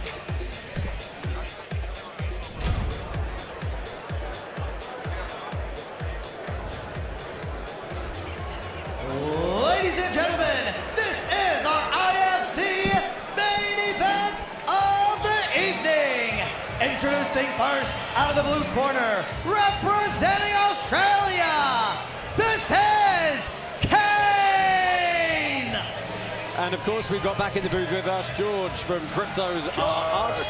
George, give us the lowdown. Who is Kane Warwick? A pioneer in the crypto space. He is the founder of Synthetic, founder of Infinex, and his brother is also the founder of a gaming project called Illuvium. I mean, he is a very smart guy, and his family is very smart too. So he's out here to prove it to himself, and also he's friends with David Hoffman, so he just wants to have a good bout with his friend and just basically prove it to himself and to everyone here. Looking in good shape for 43 years old. Hell yeah, man. Let's go. And his opponent out of the red corner, representing USA, David Hoffman. And George, David Hoffman, person a lot of people have come here to see. Fill us in on him. David the Bankless, this is basically his conference. So he's all about promoting people to get off banks. That's why it's called Bankless and permissionless, to get off centralized systems and become free. A lot of pressure on Hoffman tonight, dude. You're at your own conference, home turf. Yeah. You put on this conference for this fight. All of this conference was just for this event, right? You're fighting someone 12 years older than you as well. Yeah. Yep. Kane kind of looks like his dad. He kind of does. Kind of. 100%. Fighters. Mint your free time capsule at DeLoreanLabs.com. This is your chance to win a new DeLorean EV and other iconic prizes, including VIP Karate Combat pitside seats. Keep an eye out for the next exclusive drop. #WhenDeLorean. DeLorean. You got your DeLorean yet, boss? Not yet. You better come through. Liver kicks, I can still do it. 2/3 of the fighters, 2/3 of the token holders, sorry, think that David Hoffman is going to be victorious. And you said these guys were friends, right? Sure don't look like it. No, that goes out the window, trust me. I had that before. Now, David was supposed to fight Nick Carter and suffered an injury right beforehand. Nick Carter from the Backstreet Boys. No. The one from IFC 3. Yep, yeah. Correct. Yeah, Hoffman said he's had fitness-based activities his whole life. Body shot. Yeah. Never martial arts. He walked on that body shot. That was nice. There again. Well, he's going to the body well. The chin's staying up in the air from Warwick.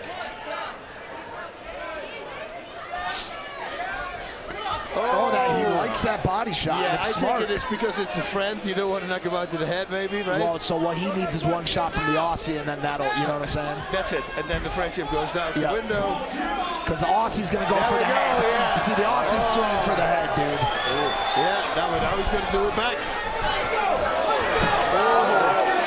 Elbow? His elbow's around with the IFC. He wanted to go for the knee. He wanted to go for the knee. This is fine. Listen to the crowd. Big deep breaths.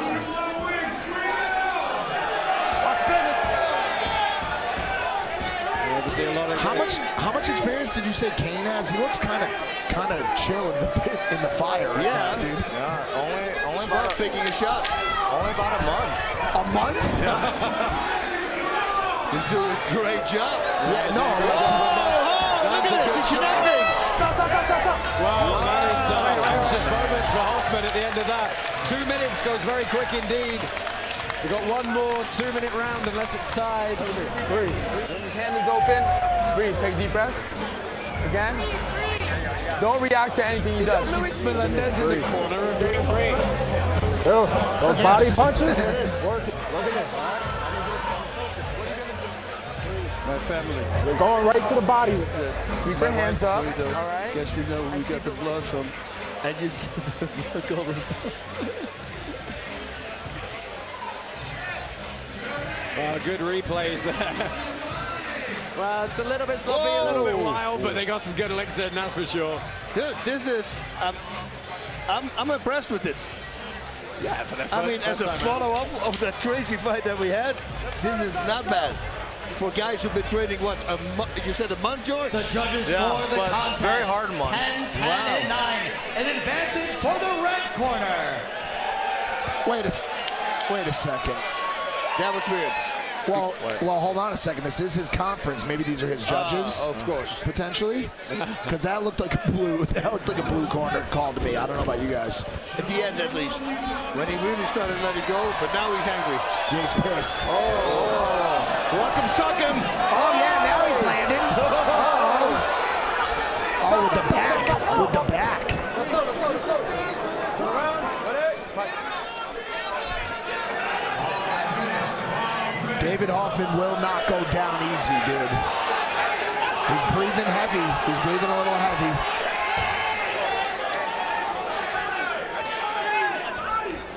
Good kick. Just kicked his ass.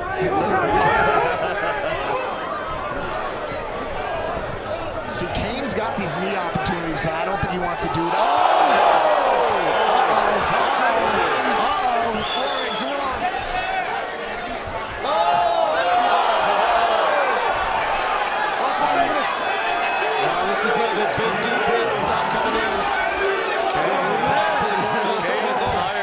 So tired. Body shots now. Hoffman should throw a body shot. Crossing the They're both tired. They're both tired.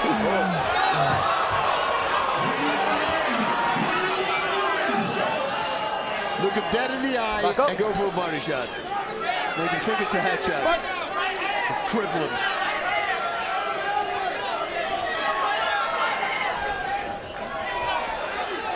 Yes, he does it. Nice. Again, Rock'em Robots. He's hitting his targets. Well, he's in them.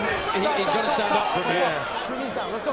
Hoffman's surely hitting his targets. Yeah, referee was late there, and this is going to go to David Hoffman pretty assuredly now. Wow.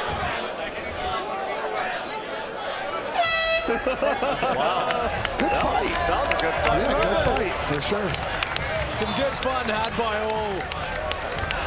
It's the best we had, I think, from the IFC. Yeah, one of the better IFC bouts we've had for the I told you he's going to throw That means a lot. You got to keep his hand. Yes.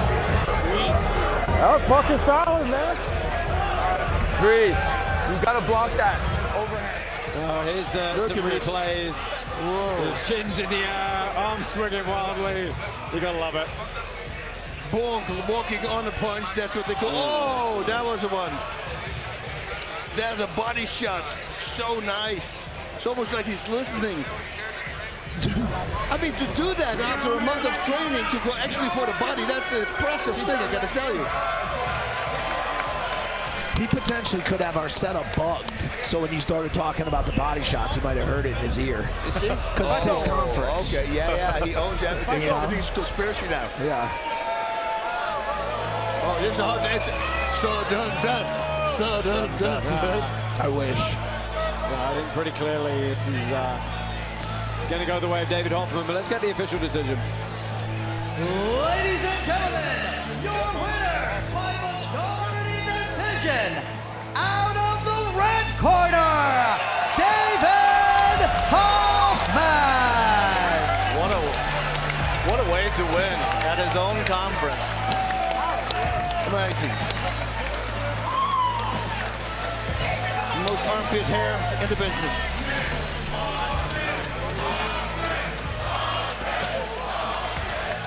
Oh, yeah. Nothing like a good hometown Hoffman chant. David, that was wildly entertaining. This is your conference. You got enough money to make me strip for you. Why do this? It's a really good fucking question. It's pretty fucking cool. I have a ton of fans, people I know, loved ones, friends, all watching me. They know Kane, they know me. Honestly, this is really good entertainment, you know? Why do anything? Well, you hit him with some right hands. He was able to take them. That had to make you feel good to be able to daze him with those right hands. I've done a ton of sparring, and I remember the last time I sparred, I left halfway through the sparring session, because I knew I just fucking had it. It was over. I knew it. Well, tons of respect to you for being able to get in there and put your heart and soul on the line for all the fans. Can we see you back inside the pit? I got a few mountains I gotta climb first. Ask me later. I sure will. Ladies and gentlemen, make some noise for the one who put this whole conference together, David Hoffman. My friends, I am paraphrasing here, but in Fight Club, Tyler Durden said, "How can we know anything about ourselves if we've never been in a fist fight?" Both Kane and Hoffman now know a lot about themselves. It's easy to watch from the stands. It's easy to watch from behind our screens. It's very fucking tough to get in here naked from the chest up and have a fist fight with your friend in front of your mother and everybody you love. And I want to thank Hoffman for stepping in there, and I want to thank Kane for giving him such a great fight. It's inspiring to see regular people able to accomplish great things. Congratulations on a great conference, Hoffman, and congratulations on a great fight. Pretty well said. Yeah. He's got a way with words. Yeah, this is, of course, KC50 Salt Lake City. Guys, for an IFC bout, that was kind of fun. I really enjoyed it, and especially the bar was set so high with that professional fight we had before, but these guys really came through. I gotta tell you, this for me, this was the best IFC fight I've seen. So we are going to have our main event coming up next, and then we've got 4 pit submission series bouts coming on the back end of that. But this main event is absolutely brilliant. Stick around for that shortly. First, a quick word from our partners at DeLorean. Mint your free time capsule at DeLoreanLabs.com. This is your chance to win a new DeLorean EV and other iconic prizes, including VIP Karate Combat pit side seats. Keep an eye out for the next exclusive drop. Hashtag when DeLorean. When?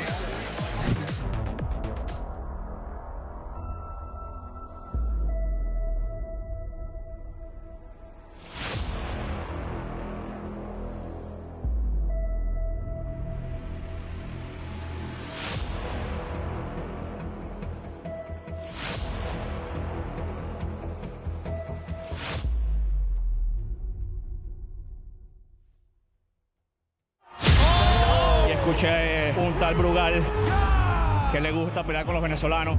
Soy de Venezuela. Omar Morales is an unbelievable fighter. He is a UFC vet. 10-0 in kickboxing with 8 knockouts. Before a young fighter like Brugal could face someone like him, he had to be tested. And the referee calls it. We have got our main event. Omar Morales and Alejandro Brugal. Expect to see violence. I'm bringing war. And war's not pretty. Undefeated amateur MMA record, undefeated karate combat record. Quick finishes only. Man, he can go far. No huyan al combate y que le guste el intercambio. Creo que tenga bastante resistencia porque voy a ir duro desde el inicio tratando de acabar el combate. This is going to be a crazy fight. We're going to see fireworks. Just kill or be killed.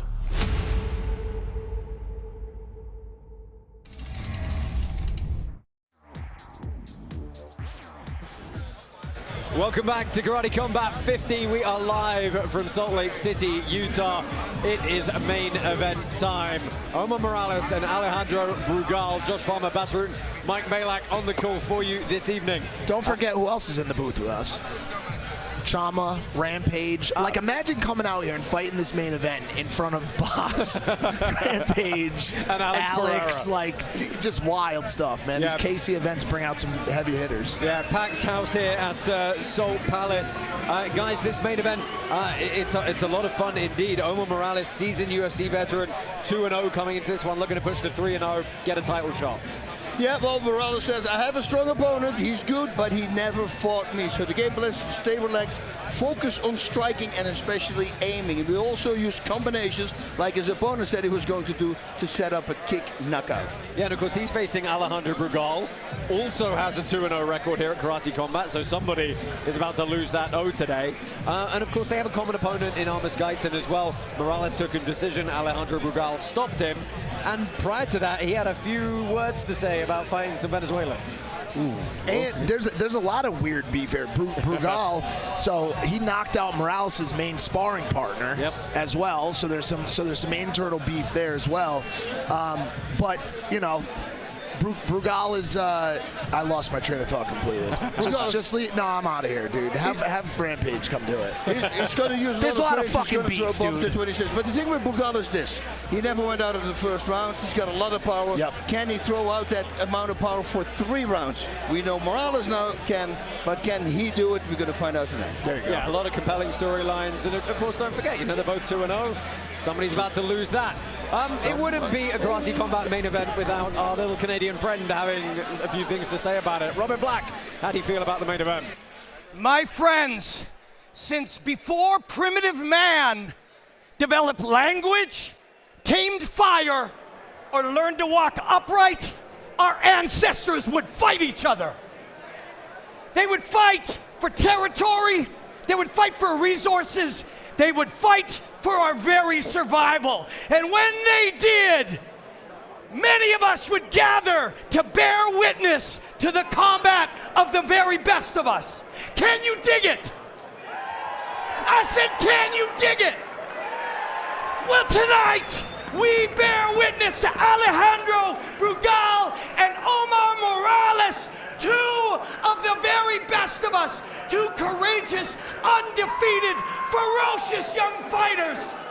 Can you dig it? This is the main event, Karate Combat 50, Alejandro Brugal and Omar Morales. Enjoy the hostilities, my friends, yeah! We have got our main event, Omar Morales and Alejandro Brugal.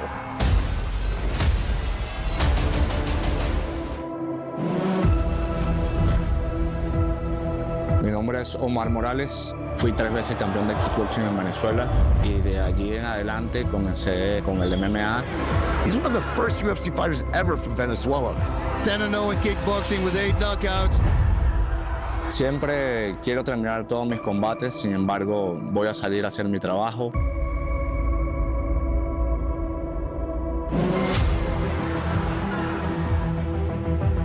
Every time I step into the pit, I bring the art of war. No one is safe. Undefeated amateur MMA record, undefeated Karate Combat record. Big finishes only. Alejandro Brugal is 2-0 with Karate Combat with 2 finishes. I consider myself an artist of violence.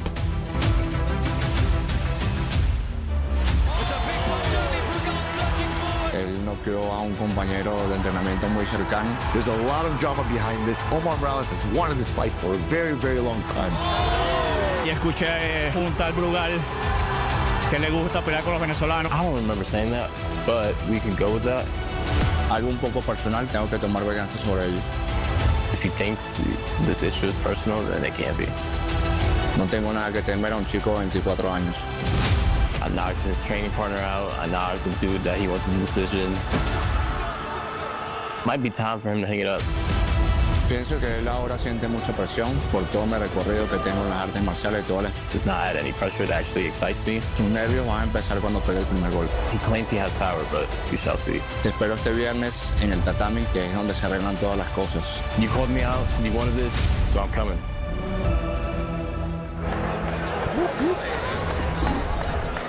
Whoa. Yep. Are you ready for your main event right now?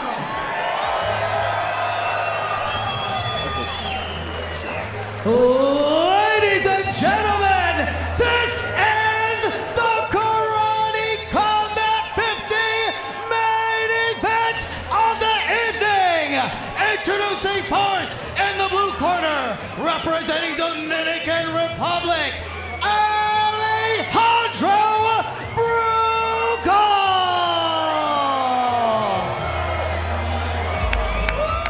Well, Alejandro Brugal jogging out to this one, undefeated in amateur MMA, undefeated on Karate Combat as well, also competed on our Kumite, was undefeated there.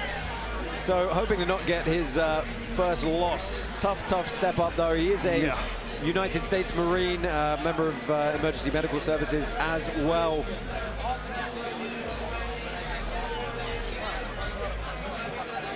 Yeah, look. His opponent, fighting out of the red corner, representing Venezuela. Make some noise for Omar Morales! Well, this is Omar Morales. He's determined to avenge his friend and countryman. It's a pretty high-stakes bout for him. Maybe lines him up for a big bout in December as well. He said he's going to look to start relaxed, focus on his striking. He said he thinks his opponent's a messy fighter. I mean, this really is a big step up, dude, for Alejandro. It is. Big one. Can he control the pace? That's the only thing that is a question mark for me. Yeah, Power got it, style got it. Omar Morales, 11-4 in MMA. He had won UFC Contender Series as well. Got a contract there back in 2019. He actually runs his own MMA promotion back in Venezuela called Legion MMA. Fighters, enter the pit! He was pointing at his ear and then at his opponent. Karate Combat 50 is powered by Hedera. The H-Bar Foundation helps the brightest minds in Web3 take their ideas from on brains This is on what you chain. work for right here. Check You out ready? hbarfoundation.com to learn more. Okay. Ooh, this is going to be exciting. Black pants for Morales, white pants for Brugal. Brugal looks chill. A whopping 25 million karate tokens have been voted on this bout. Oof. Who shall strike first? Both these guys with a lot of power, a lot of words. The face-off was very, very tense indeed.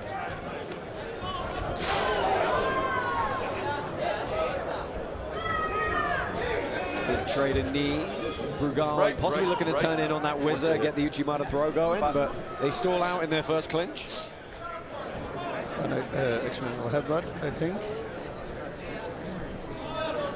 A lot of upside for Brugal if he can handle this. Yeah, Morales, 14 years his senior, a great deal more experience at the high level as well. Nice move. But the youngster trying to muscle him around. Put it on him here. Yeah.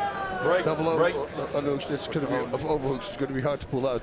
But Brugal training out of American Top Team Longwood over in Florida. Nice long straight punch. Morales stays calm and collected, like we know he will. Both guys clearly respect each other. Yeah.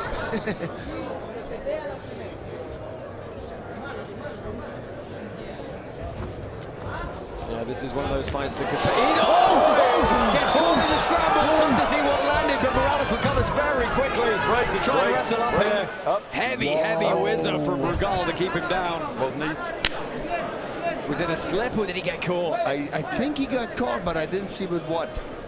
Yeah, that's how fast these guys are throwing these strikes. Down into the last minute of round number 1 here.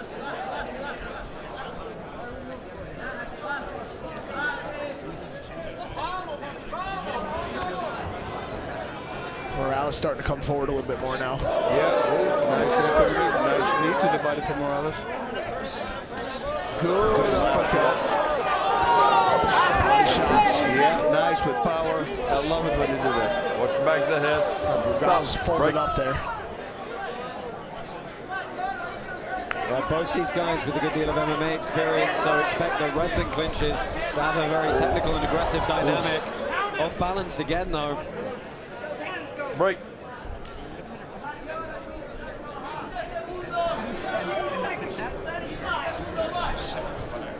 See, now that Morales is activated, he just keeps coming. Yep. Great knees to the body every single time. They're trying to bubble inside, find some space. Good shot on the break. Nice. For Morales. Stop. Lands well at the buzzer. Good show of respect into the first round there. First time for Brugal that he comes out of the first round. Yeah, absolutely. You were winning the first half. He was catching up a little. Do we have that replay? Yeah, taking a look at some of the replays here. Hopefully we get that wrestling attempt. Yeah, I'm not sure there was decent contact. I think it might have been a slip, but hopefully we've got a replay here. Probably not, because we would have seen it first, right? The weather's really taking a turn for worse here, by the way. Yeah, it's getting hot inside but cold outside. Middle of October, absolute blizzard outside right now. They're predicting about 40 inches for Park City. Ski mountains are starting to heat up. I thought it was a stop on flights, but I saw still planes in the air. Yeah, we're going to be stuck here for a couple months. Oh. 2 out of our 3 judges scored the same. 10-9 for the advantage going to red. So Morales takes the score on 2 of the judges' scorecards there for the first round.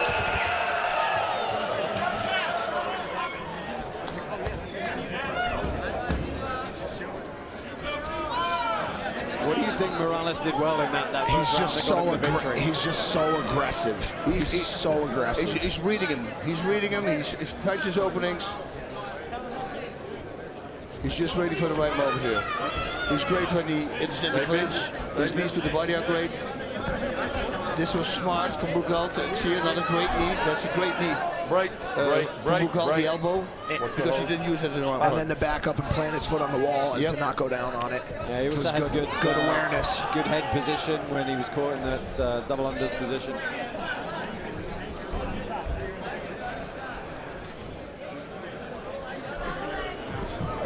Brugal tries the throw, but they walk up the wall. And big shots from Morales here as Brugal turns away. He's got to get out of the corner here. He needs to move. It's a tough position to get up from. To the side. Morales looking for the finish here. The shots are relentless. Brugal's got to show something in defense. Well, tries to tie him up and slow him down. It's really hard to get out of the corner. We tried it yesterday. Very hard. He needs to He's done a good job here, though. He's done enough to slow this down. Well, the referee should have stopped that there. He absolutely should have brought it back to the feet. Get him up. What?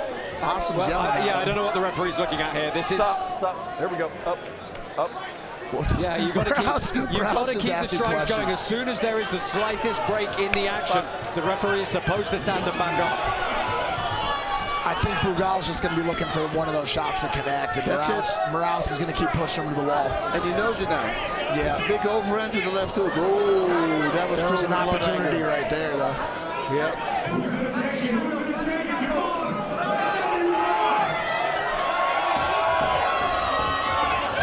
Brugal's got steam out of his punch. Nice.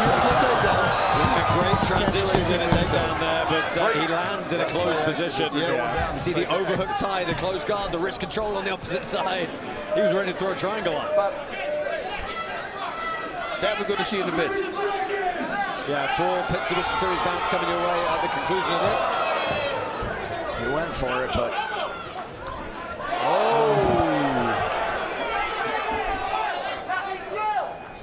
Does he have the chin of Ahkmadov? Well, nobody has the chin, I think. The punch is getting a little sloppy from Brugal right now. Looks like fatigue is kicking in. Yeah, and he's got a bit of a reach advantage with those very long arms. He's not really using it. But moving into the second, I mean, I think he's probably going to have lost that round as well. Yeah. What has Alejandro Brugal got to do to find his way back into this? Well, he's got to stay on the outside, but he's got to go snappier punches. His punches are too loopy. You know, he's throwing with power. Don't load him up. You know, he's loading him up. He's showing him what he's going to do. And against a guy like veteran. Against the veteran, yeah, that's a big no-no, of course. Morales has been there, like fought in the highest level, at the highest level in the UFC. I mean, Brugal's had some good takedowns. It's just so hard to capitalize on versus Morales. He's got a great defense on the ground. Yeah, if you take somebody down, you land on your knees, you immediately stop yourself, right? You can't strike anymore. So he's got to stay standing. But if you're getting tired, that's very hard to do, of course. Our judges score round 2 in favor for the red corner. So Omar Morales is 2 rounds up here as we move to the third and. Okay, round 3, last round. On Brugal's mind, right? Round. Ready? He needs to go for a knockout, but it's the overhand right and the left hook that he throws. I should try front kicks, keep him away, distract him with some front kicks, go to the body.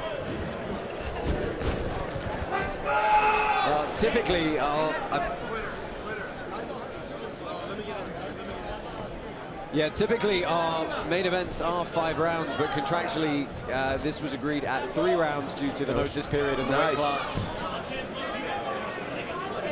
No, still a nice little snappy left high kick. I believe it was Alejandro Brugal who really wanted the full 5 rounds, and Morales negotiated it to 3, so nice. This could be the undoing for Brugal here. Yep.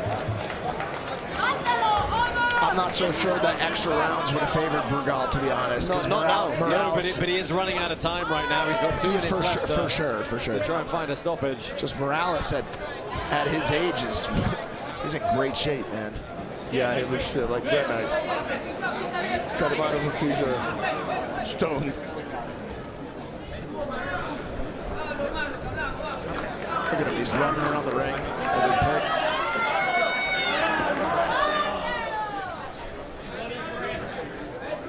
Yeah, the steam is out now.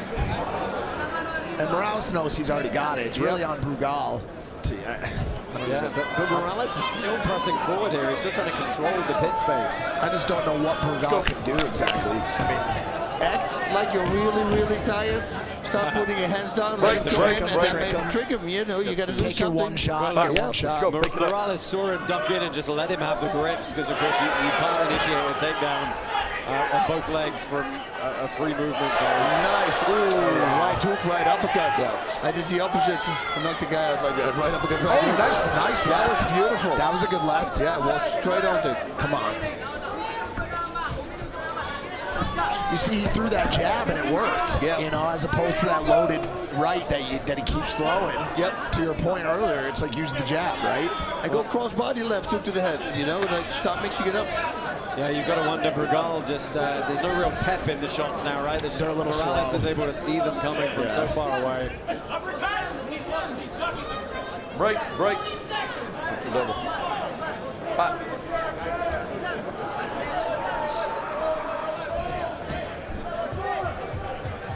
Well, 30 seconds left in this main event at Karate Combat 50.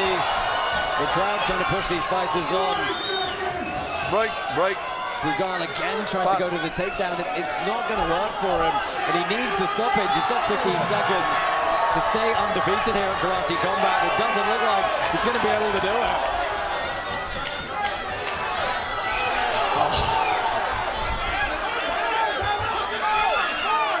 So Morales has got great defense on the ground. Break. Stop. Now that is going to do it for your main event. Here we go to the judges' scorecards for Alejandro Brugal and Omar Morales. Probably no real surprise which way this is going to go. Before we crack on, let's get a quick word from our partner, Hedera.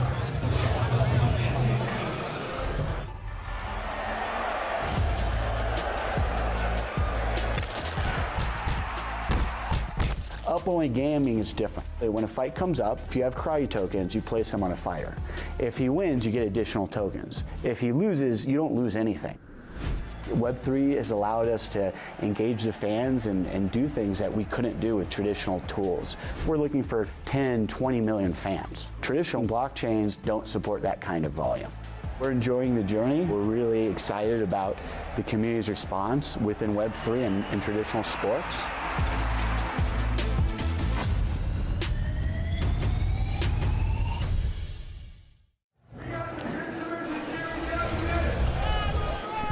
Well, we're back here for our winner's announcement, Karate Combat 50 main event. Let's go ahead and find out who's going to be victorious. Ladies and gentlemen, we have a winner by unanimous decision. Out of the red corner, Omar Morales!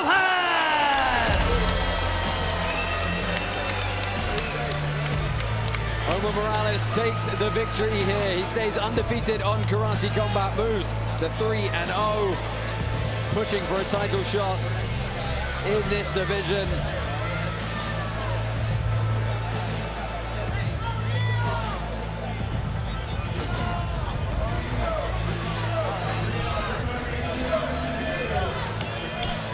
Omar, that was an amazing performance.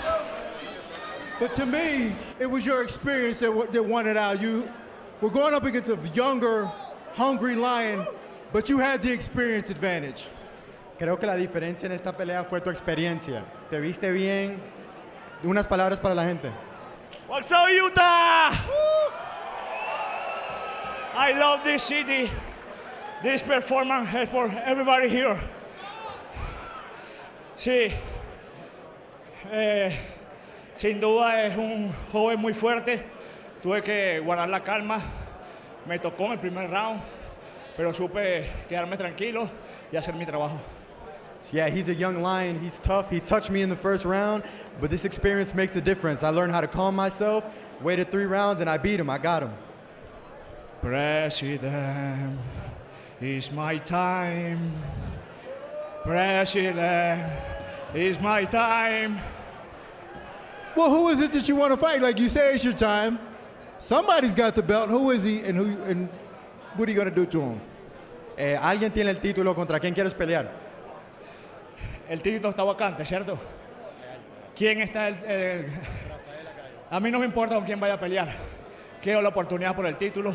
En la próxima o después de esa, yo quiero pelear en diciembre, pero espero que me tengan en cuenta. Ya he ganado 3 consecutivas. Ya voy a cumplir 39 años y pienso que me ha ido muy bien acá en Karate Combat. Mejor que en todas las organizaciones que he peleado. Y yo he estado en Bellator, Dana White, UFC y ahora Karate Combat. Pienso que es el momento de que pelee por un título. I'm very experienced. I'm over here getting the most experience, most success I've ever been. I've been on UFC. I've been on Bellator, and this is my home. I'm 39 years old, but I'm still a young dog. I want the title next. I don't give a fuck who it is. I want the title next. Well, at 39 years old, you are still doing big things, and I'm very impressed, and I admire your championship medal. Que admira tu trabajo, eres un veterano en el deporte y te respeta 100%. Es un privilegio escuchar esas palabras de usted. It's a privilege to hear those words from you, Dean Thomas. Well, ladies and gentlemen, let's make some noise for your winner in the main event tonight, Omar Morales. My friends, in fighting as in life, there will always be circumstances that are beyond our control. But the great master, Bruce Lee, said, "To hell with circumstances, I create opportunities." And that's what Omar Morales did. Every time he landed because he created the opening for which the weapon could land, pushed his man against the side of the pit wall and fed him from underneath. And when he landed those elbows, he controlled the inside of the arms, opened the man up for the knees and the elbows. He created every opportunity, and then he used them and he took advantage of them. And there's a lot to be learned in that fight. Thank you for a wonderful fight, Omar. You brought the storm here to Salt Lake City. Well, thank you, Robin Black. Bass Mike, final thoughts on that main event there. A good performance from Morales. Didn't get the finish, but he showed his veterancy. We're going to take a look at some stats in a minute. He just showed his fight IQ and his experience playing through.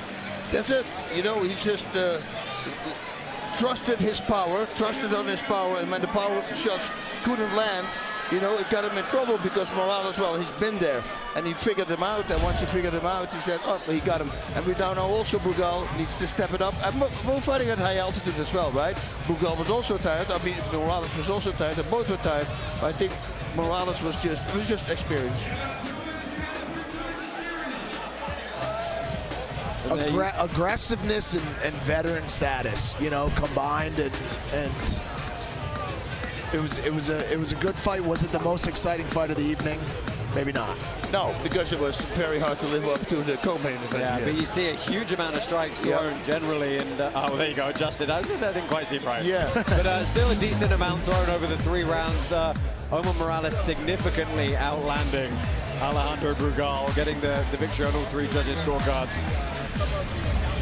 Well, that about does it for Karate Combat 50 main card here. Stay with us here, live and free on YouTube or whatever platform you may be watching, because we have got our Pit Submission Series returning now. It is 4 bouts of submission grappling for your enjoyment. Let's go ahead, roll the quick trailer, and then we'll get these guys grappling in the pit. Right Tyson, rising to the top of the mountain. Peaking on my journey, never lost, feeling founded. Steep as the pinnacle, but minuscule loudest. Do it for the inner peace, go to cloud, man. It's so silly, son. How I just rise like yeast in a Lamington. I'm kinda like this beast in a labyrinth. See a winning man when they see me pause for the camera. I'm a son of a gun, son of a killer, son of a son. And each and every day getting bigger, feeling willing. Each and every day feeling I'm a killer, never fearing. Cause it's clear that I'ma be a winner.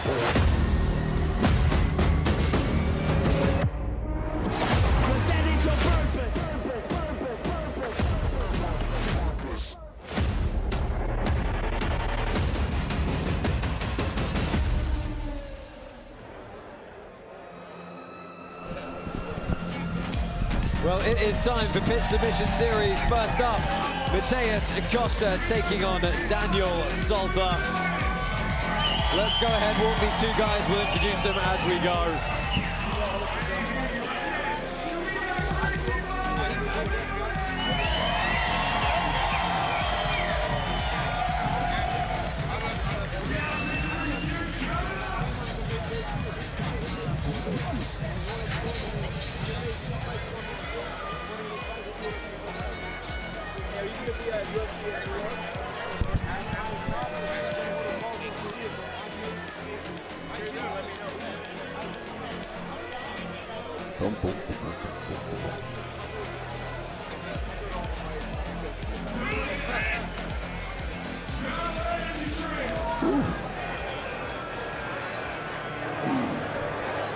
Ladies and gentlemen, our opening pit submission bout. Introducing first, out of the blue corner, representing Brazil, Daniel Salter.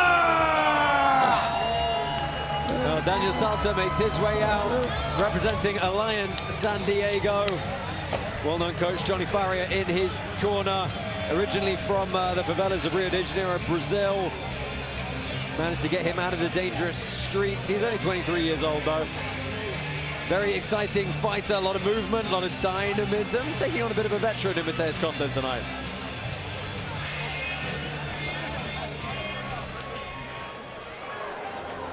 And his opponent, out of the red corner, representing Brazil, Mateus Costa.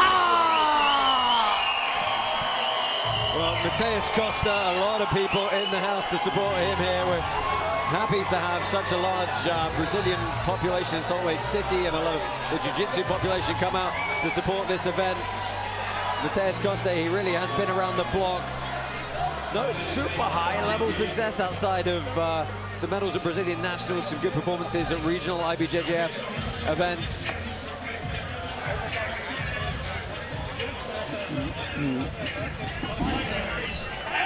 The pit.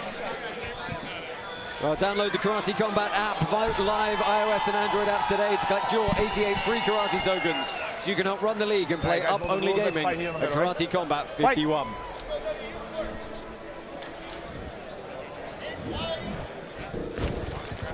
So three 5-minute rounds on the clock.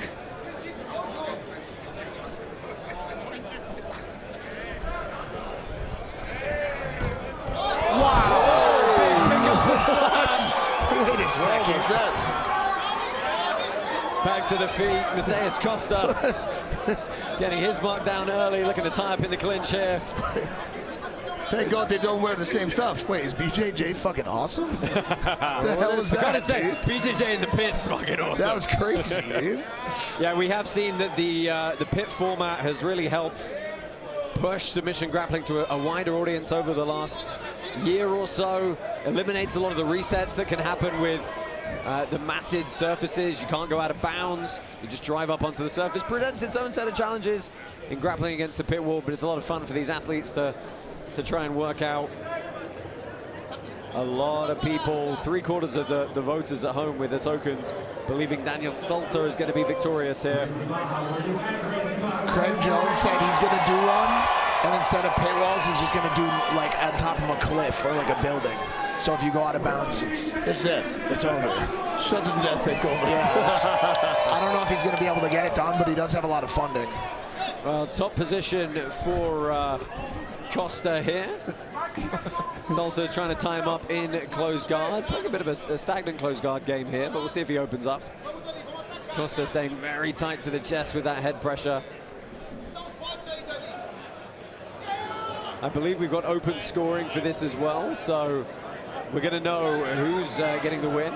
And of course, we're not going to have huge long periods of inactivity, because even if we hit that 5-minute point, we stand straight back up, start the next round again. Well, we're going to go omoplata here, trying to force that leg over the top. Back to the feet they come. Change the level on the shot, stopped easily. And yeah, getting knocked back against the pit wall here. That's nice. Oh.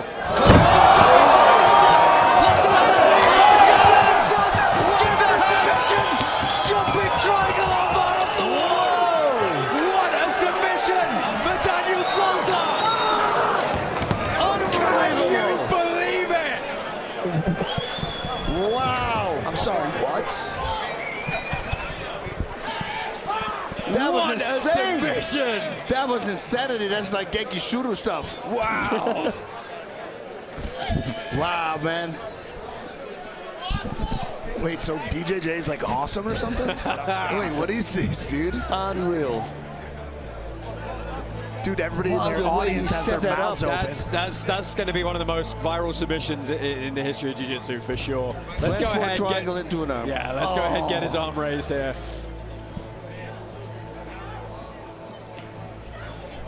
The way he set that up, walking up and then bang forward. Ladies and gentlemen, your winner by submission, Daniel Safar.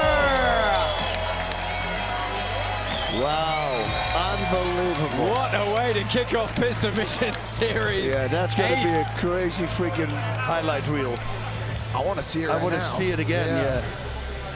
Well, let's go ahead and take a look at this replay. Salter walks his way back up the wall and launches with no concern for his body into a jumping triangle. Salter transitions immediately to the arm. Unreal. What a submission, you hear the thud. And guys, let me tell you, this mat is not soft. It is not as soft as a typical jiu-jitsu mat. Wow, look at this. What a transition, just keeps the elbow locked inside. Dude, that was... Daniel Salters with Dean Thomas. Daniel, I gotta tell you, I don't think I've ever seen anything like, in fact, no one could have ever seen anything like that, because that was off the pit. How could you have been prepared to do that? To be honest, that's exactly why I came to here. That's what I was planning to do. You know, I'm known as a flyer guy. You know, I like to fly submissions. Whenever I got the invite and I saw the pit, I'm like, maybe it's gonna be cool, something different, bring something different. Use the pit plus the fly armbar, fly triangle. So that's what I came here to do. Crazy things. I know jiu-jitsu sometimes is not as exciting as karate, you know, and all of you guys that are here, you guys are, you know, the best public as possible, you know, and I try to do my best to bring something exciting. Sometimes jiu-jitsu is not, but fighters like me make things happen, you know. Say my name. So how did you feel your first time being inside this pit? I felt good, I felt good. In the beginning, I wanted to feel my opponent, who was really strong, you know. He thought he was good on the mat, and that's what I wanted also, because I could surprise him. If I already showed the lion that I was, maybe he would be scared and be tight. So I wanted him to fight too, for me to catch him in the submission. So thanks God it happened. Well, I believe that's going to be a submission that we talk about for a very long time. Yeah. You jumped off of the pit to a flying triangle and finished with an armbar. Just an amazing performance. Yeah, for sure. I want to thank my professor, Johnny, you know, prepared me really well. We were training at IFC BJJ Santiago with the wall, you know, he allowed me to use the wall. So I was training and practicing that. My manager called me the week of the tournament. He said, man, I wanted to do crazy things. So have in mind what you're gonna do, and thanks God it was possible, and I'm very happy. But we appreciate that. Ladies and gentlemen, make some noise for your winner, Daniel Salter. Wow, I've been trying to tell you guys, you get the right athletes, you give them a platform like this, you get some cool stuff happening. I'm glad that Mike has finally seen what it can do. That was insane, dude. This is like Showtime Pettis did off the wall, and then he's doing it with a submission. Yeah, it's amazing. And you heard he came in with the intention to do something cool and to be able to then pull. Bash, you said earlier, right? You love it when guys say what they're going to do and then they back and it they up. actually do it. And my God, and the way he set it up, going for the triangle, and then he missed it, and immediately gets the arm. I mean, the reflexes on the guy. Yeah, I mean, as we look back, the transition of a triangle, you know, you lose it, the arm starts to come out, you go to an armbar. It's a super common transition, but to do it with jumping 5 feet off the wall, and the landing, on that and in no gi as well, where you don't have the friction as much. Yep. The squeeze he's got with his legs there to keep that elbow trapped is absolutely unreal. And especially early in the fight, everything is tight, you can't slip out. It's a little bit easier. No sweat. The audience's faces when he did that, like in the background of the shots, are epic, dude. Like everybody is completely in shock that just happened. Well, stay tuned. We got 3 more Pit Submission Series bouts coming your way. But first, how many sports leagues have a president also? That's right, just one. And how many sports leagues have their president as a video game character? That's also just one. It's open season. Let's go! Let's go! And bounce! Bounce! Bounce! Come on, Loud Mouth!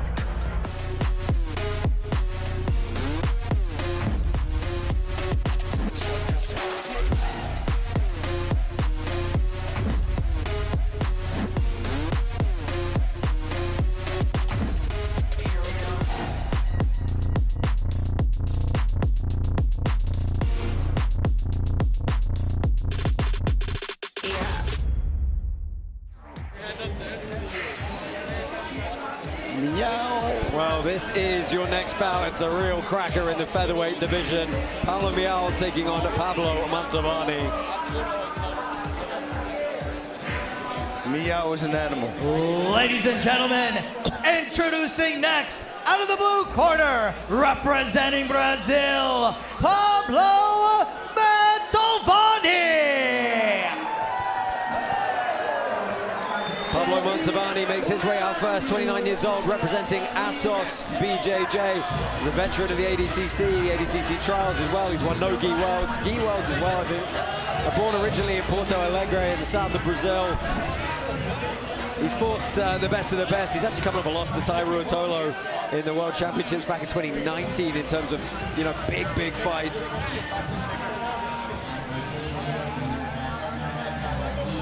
And his opponent out of the red corner, representing Brazil, Pablo Miao. So Pablo Miao makes his way out. This guy has been there and done it. One of the best jiu-jitsu athletes, currently still competing. Today he's won worlds multiple times, pans multiple times as well. We've also seen him on Pit Submission Series once before, got a really nice heel hook up against the wall. I should point out this is a rematch of the 2019 IBJJF Worlds points win for Pablo Miao on that occasion. And let me tell you, this guy, the abuse he has put his body through over his career, it doesn't tap. Doesn't tap to footlocks, anything like that. The abuse in the joints is unreal. This is, you know, he's absolutely the favorite coming into this one. Yeah, 74% or so. Enter the pen. Well, yeah, the token holders at home know what's up with this one. It's an uphill struggle for Montalvan, but he's definitely game for it. I'm not going to write him off in any way, shape, or form. And this is classic from Miao, looking for a guard pull quick.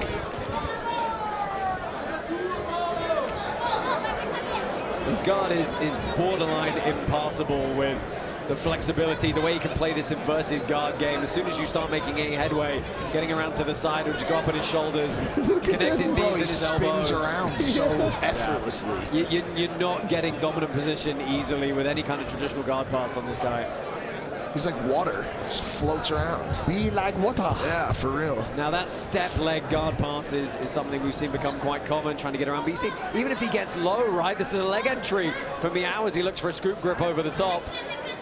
You see, he's got Here that we go. left leg. Yeah, he knows he's got to get out of there. That was the knee, by the way. His ability to be that dexterous and that mobile when he's in that inverted position is so hard to deal with.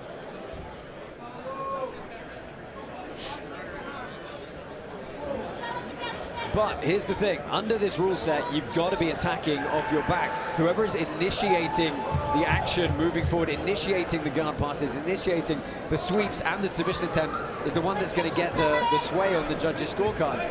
You can absolutely win off your back, but you've got to be the person initiating those exchanges, which means you've got to be moving forward, trying to chase, looking for a cheeky little footlock there. Definitely not going to work easily on Meow, but it might set up some sort of pass opening. But like you said, he doesn't tap.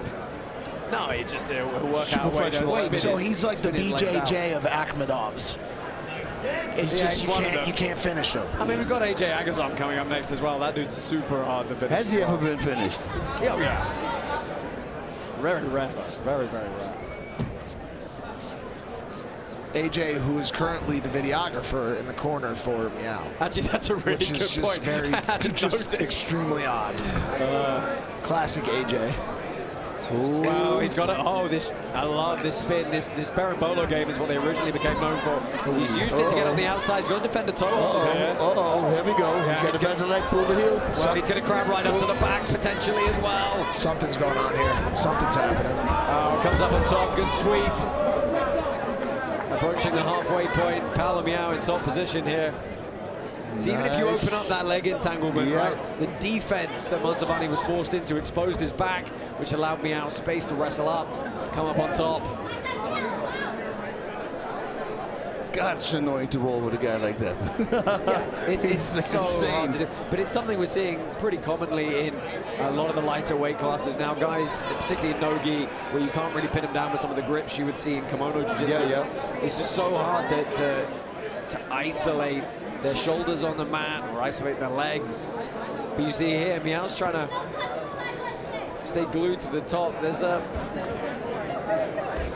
reap or a false reap position potentially for Montalvan on the bottom.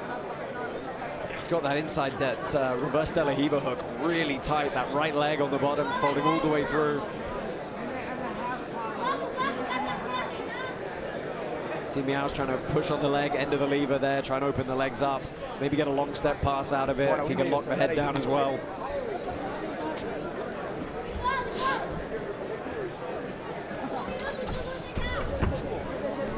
Well, this is different up against the pit wall here.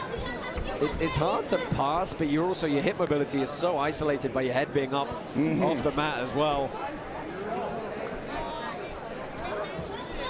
Man, he keeps that knee in there. It's so hard to get anything on him. Then again, he can't pull the leg lock on him as well. Yeah, what he's doing a lot here is just making Montalvan carry a lot of pressure repeatedly as well. Just stress those frames over and over. But here's a leg entry. Looks the scoop grip. Trying to invert K-guard on that left side. It's actually a really interesting leg grip because his left knee is through, but the instep's on the outside of the hip. Meow's going to be wearing all that weight down on the right leg. Yep, and he can't fall back in the heel hook because then he escapes. He's got no hip protection. 30 seconds, but I want Meow to pick him up and slam him right now. Very hard to do because it would just be on his leg as well. Yep. Yeah, they might feel it in. Yeah, like it's hard for Meow to take too many chances in this position because Montalvan will just hole up on his left shoulder or post up on his left shoulder and invert over the top. Time, guys, break. Oh, that does it for the first time period. We're back to the corners. Guys, no bottles or can on That's almost assuredly going to go the way of Palo Meow for the sweep attempt and the constant pressure moving forward. There's some very experienced black belts here judging these Pit Submission Series matches. We get our quick reset.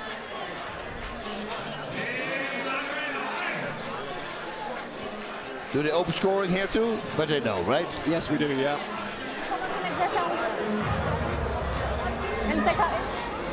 Bora, Samurai! the Miao brothers, Paolo and Xiao, with their gym up in northern New Jersey these days. Used to obviously spend a lot of time at Unity in New York City, then hopped across the river down to Jersey, Our judges score open up their own round one academy. in favor of the red corner. Acelera aí para não ter que punir vocês, tá? Bora. Well, they're not wearing anklets to tell you which corner is which, but that is Miao's corner. Miao's corner.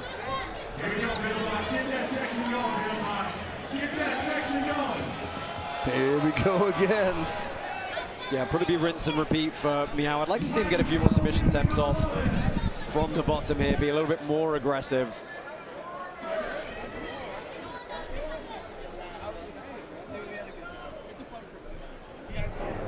Oh my God. It's so cool to see. Uh-oh, he's fishing. Yeah, he's actually got a really good bite. He's got a good bite on the heel here, but Miao strips it off. Oh, nice transition, backside 50-50, but rolling over the top is Miao, coming up on the back here, and he's going to leg drag up on top. They're so good in those defensive sequences behind the back off the leg entanglements.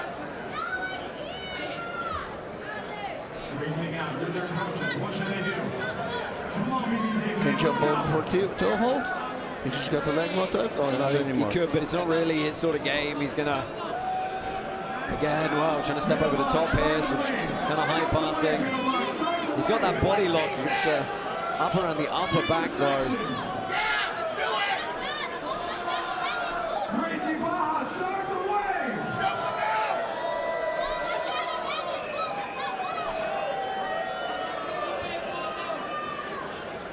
With the arm trapped. Very smart game and can throw him to the left if possible.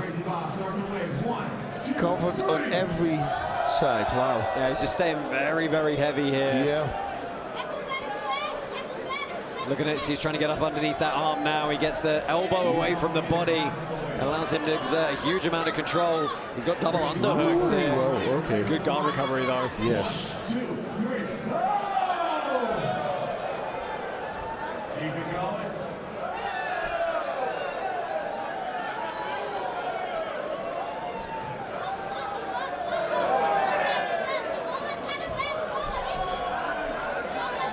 Again, going leg drag here, and we're going to see the high leg retention of Montalvan.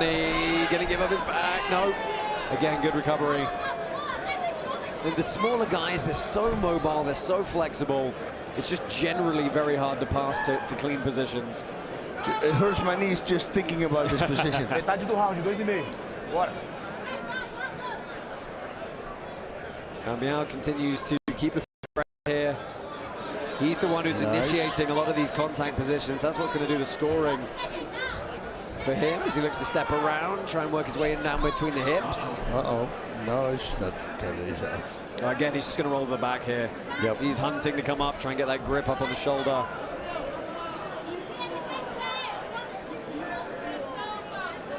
They just know these sequences so well. There's just thousands and thousands of reps on countering any of the counters that they can throw out.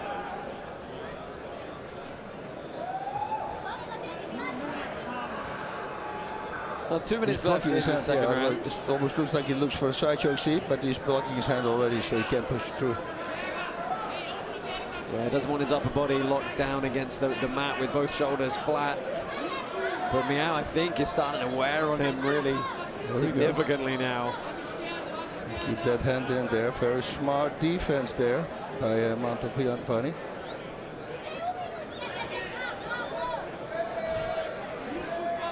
Looking to try and move to mount. Break that knee line through. Oh, has he got some back exposure here? It looks like he's got a gift wrap for Miao on top. Looks a little loose. Oh, he loses it. There we go.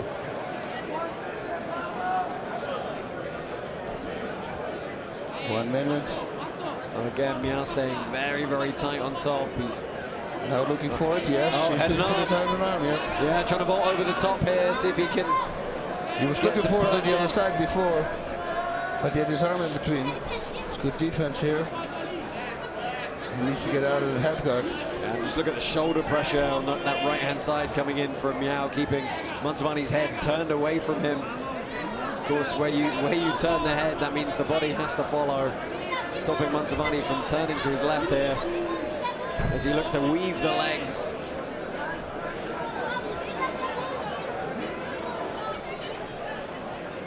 And even if he manages to free his legs here and pass the guard, there's only 15 seconds left, it would probably result in a scramble to take the back anyway. It is already tight, but unfortunately he's in between. He's the half guard.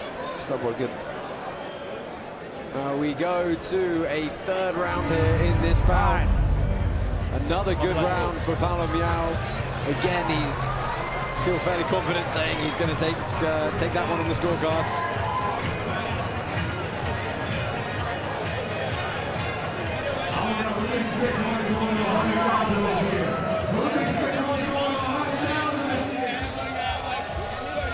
You get in that position, you can hold the tripod up, get past the guard, and finish the head and arm. It's all day. His arm's weak.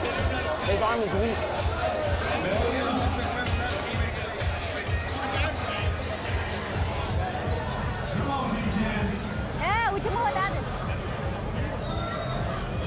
Both athletes taking a minute to recover. This is a fairly new format for Brazilian Jiu-Jitsu and submission grappling, the 3 5-minute rounds. Our judges for our second round. A bit more manageable, a bit more easy for casual fans to understand.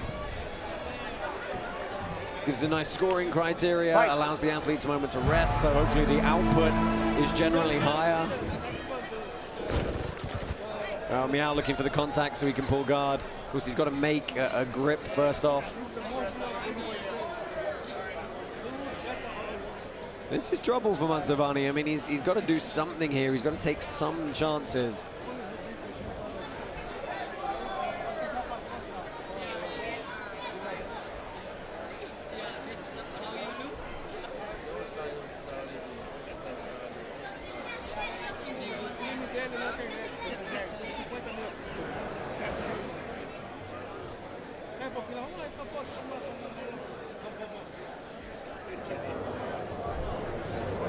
Oh, nice little arm drag from the bottom. Again, we've seen this a couple of times now in the other rounds. Miao's near impossible guard on the bottom position. Montalvan trying to search for a way through.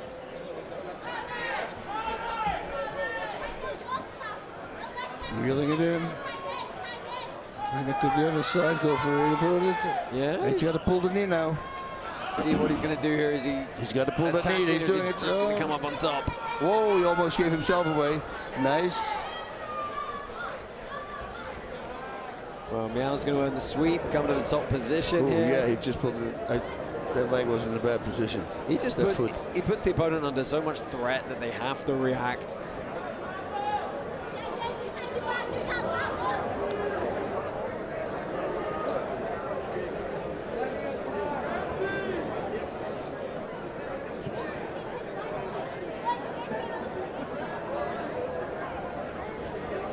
Final 3 minutes here. Miyao again staying heavy on top. I would like to see him take some risks now. Yeah. Really try and press the position, look to be dynamic in moving to the back.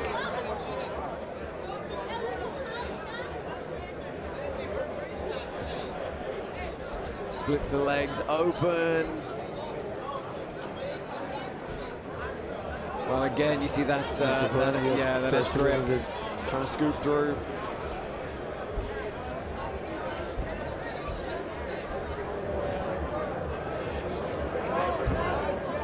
Interesting, stack against the wall here. Can turn him like this, that would be good what he's doing. Yeah, well, he's going to try and take his back now. And he's actually finally passed the guard and successfully got some chest-to-chest pressure between the hip and the knee, or the hip and the elbow, should I say. See him try and turn the hip down to stop Montalvan re-establishing guard here. The question is, how is he going to find a route to the back? I don't think he's going to look for mount necessarily. Goes knee on belly here.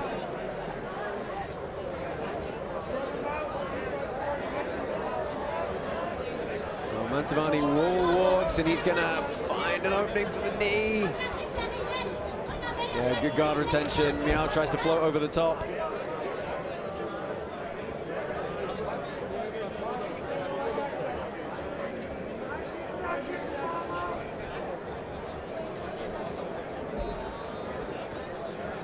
Minute and a half left here. Well, really, it's incumbent upon Montalvan to take the risks now. He's just going to open up and maybe force a stand-up, force a scramble of some description. Oh, another heel hook attempt. Yeah, but the regular heel hook is a hard one. And especially on a guy like Meow, right? Like you said. So an outside heel hook. Inverted to get the more chance. Oh, leg drag again. So he pins that that knee through. That pressure constantly. Yeah, just relentless. Absolutely relentless.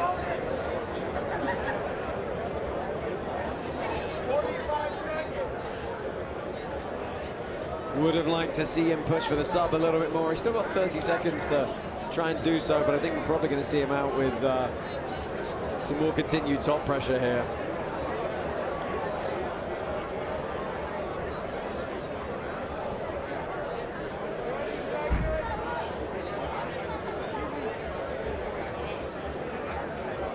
Well, Palomino got a good, decisive, quick submission the first time we saw him here at Pit Submission Series. It's going to be a diligent, methodical decision win in this bout. Time. What happened? Anybody die? Nope. Nothing. Nobody injured or even. I got Funyuns. Okay, good. I'm hungry, dude. It's nice when you eat on air and you can hear it. Well, we're about to hit 5 hours. That's the thing now. Thank you for staying us here for the whole broadcast. Right, there's videos of people who want to see other people slurpee and eat, and they got like it's called a mukbang. Yeah, and it's like 14 million hits on every freaking video. Boss, if you did a mukbang, it would get so many views. You have no idea, dude. That is the weirdest thing ever. It's a weird society, dude. We live in a weird time. They showed it to me yesterday. I go. Let's go ahead and get the official decision. Ladies and gentlemen, all three judges see it the same. For your winner, by unanimous decision, out of the red corner, Paulo Meow!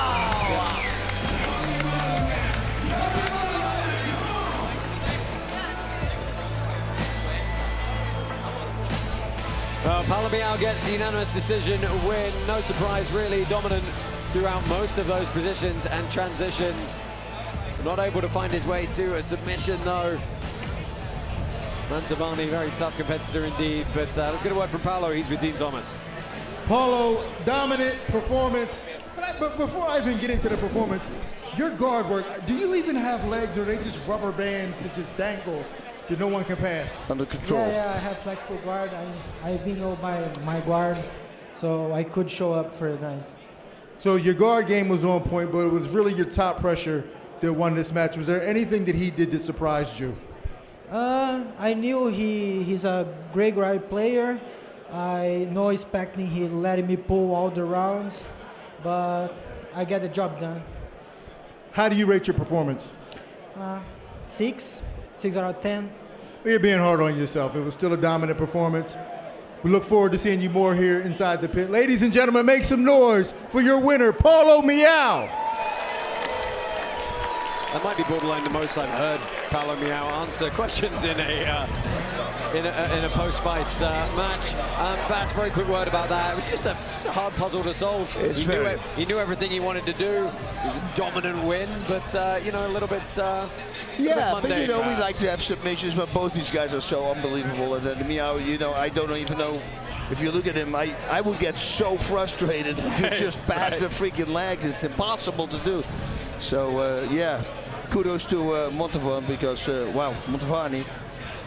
For hanging in there, and he had a few attempts too. Yeah, he did. We've got 2 more Pit Submission Series bouts coming your way. Next up, Piotr Frank and AJ Agazarm. And they had some fun at the weigh-ins for this one as well. Both guys like to make a bit of a spectacle and a scene. So let's go ahead and see what they can do in the pit. Ladies and gentlemen, up next in the blue corner, representing Brazil, Peter Frank!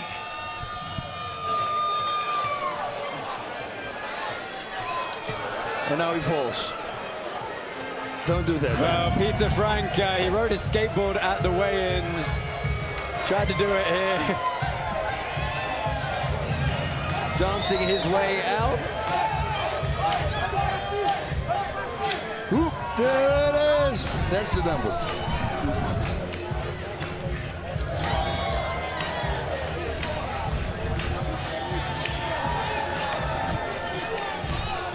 Maybe he's gonna slide into the pit with the skateboard. Well, let's hope not.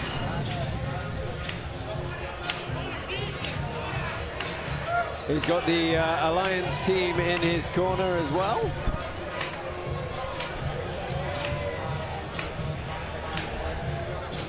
A lot of people will be hoping he gets the job done tonight because he is facing, of course, AJ Agazarm, who I think it's fair to say is, I'll be nice, he's a polarizing character in the jiu-jitsu community. He's going to be watching this commentary, by the way. He made it. And I've commentated a lot of AJ fights over the years. In the red corner, representing USA, the Florida boy, AJ Agazarm! Wait, his nickname's the Water Boy? Not really. But, like Adam Sandler? So AJ always likes to make a spectacle and an entrance, so I'm not entirely sure what he's got planned here.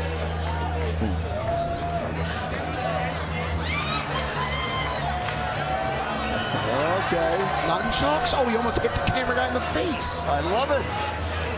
Excellent. 2 nunchucks. AJ Agazarm has been around the game a very long time, one of the true veterans. He's got great wrestling. He will get stuck in. It's all you can really say. He's very, very tough. Okay, bro, those nunchucks are added. Just that camera. He doesn't give a crap. He's just doing it. Is he handling those things properly, boss? Yeah, he's doing pretty good. I had a friend of mine, man. He could do like one forward, one backward. It was amazing. I'm so confused what's happening. Oh, I would right now. love to see this turn into a nunchuck battle, bro. I'd be so happy. Oh, we have this in Holland. The nunchucks, the foam. And then you see these guys freaking go. It's amazing. They have fights with that. It's a sport in Holland. Beautiful. AJ's been practicing. Look at that. Oh, I can throw them around my neck. I can do a bunch of stuff. Oh, really? Yeah, I've been doing it for a long time. Basarun with the nunchuck battle. Okay, ready for this?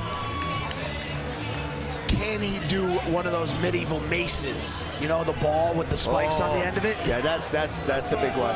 Or what are some other weapons of that? Bloededoder. That's what they call it in Holland. Other weapons of that kind of style. Well, like that thing. You have the 3-1, right? You have the 3 sticks. Oh no, what about the katana swords? Katana's always good. If you can cut people a stab, it's always great. Yeah. Yeah. Well, karate tokens are available for purchase in most jurisdictions, including through the Karate Combat app through C14. Get some today so you can play up-only gaming at Karate Combat 51. Well, AJ Agazarm representing Gracie Barra. No. Not katana. Not katanas. The size. You good? You know, the little small ones? Yeah. Referee Leo Davila gets us underway here. Melina from Mortal Kombat used them. Significant size advantage for Frank. See, when do they get serious? Like, is it now? It's all part of the game. It's getting in the head, making weird moves. This is like Genkisuru style. Doing weird stuff and suddenly shoot. Boom, there are. Now, heavy collar ties from Frank there, looking for the plum clinch over the top.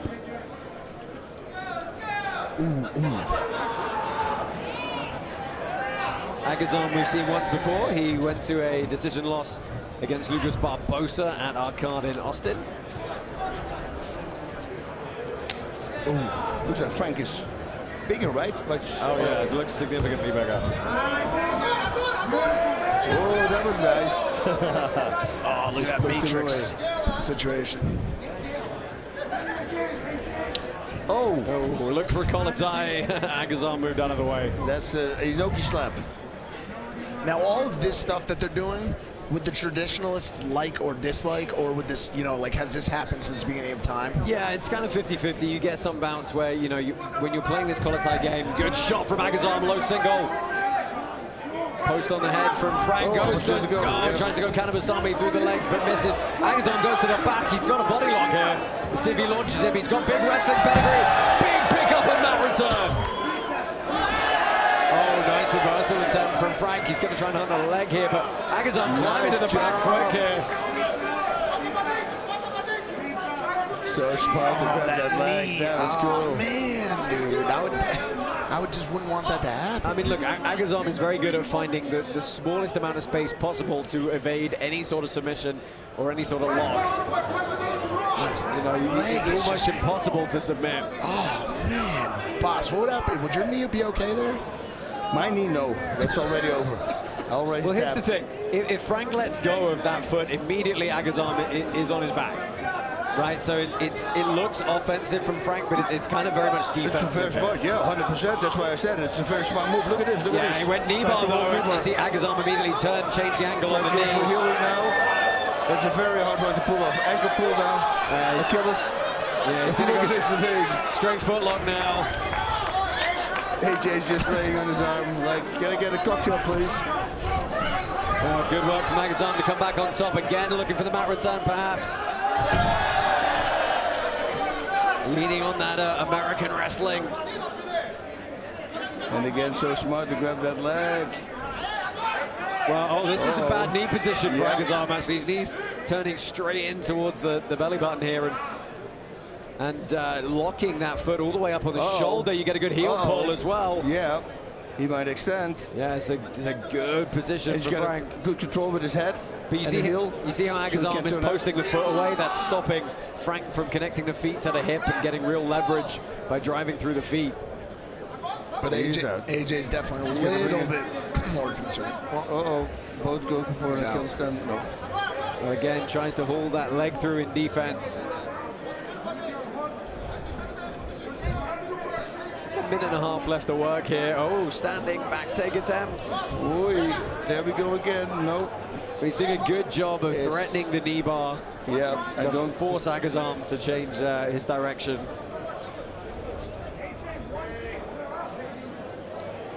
It's almost the identical position we saw a few moments ago. Agazarm looks to split the feet.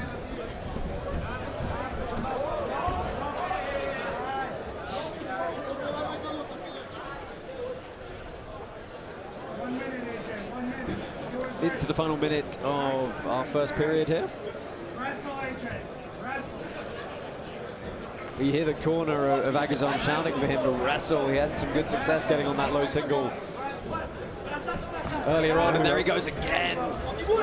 Collects both legs this time, and up to the back to see if he's, well, yeah, nope. Frank didn't want to hang about, rolls for the knee bar straight away. There's the killers. But I don't know. This becomes tough to score, right? Because these are good submission attempts that are forcing active defense from Agazarm. Hold, he's got to bend the leg though. He's got to bend that leg. Yeah, Agazarm turns, again he's keeping the feet split. Just 12 seconds left here, so we are going to find out who's going to take the first round. Just so you guys know, Meow is now Agazarm's videographer, which is actually wild. They just switched roles. Well, they've trained a lot together. They've been friends a long time. You know, Agazarm's fluent in Brazilian Portuguese as well. Back to the corners they go. Some interesting positions there through the first 5 minutes. But Agazarm perhaps generally pushing the action. Some good submissions. This was a nice mat return early on.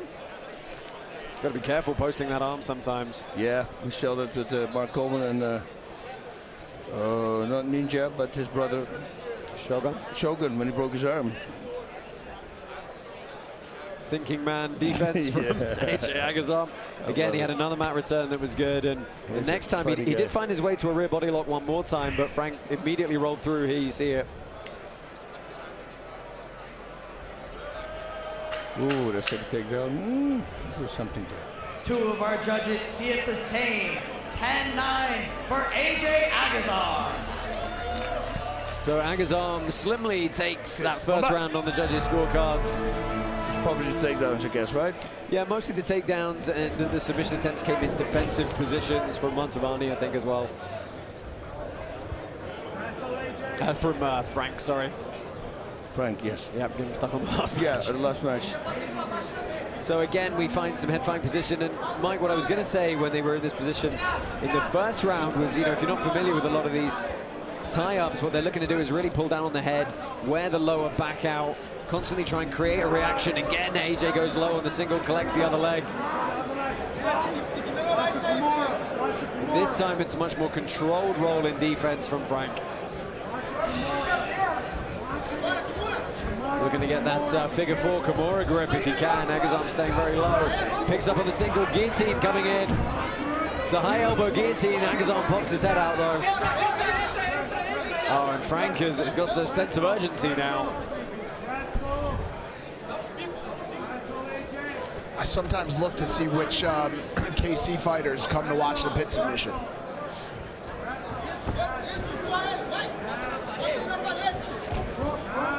Again, Agazarm tries to find his way through on a takedown.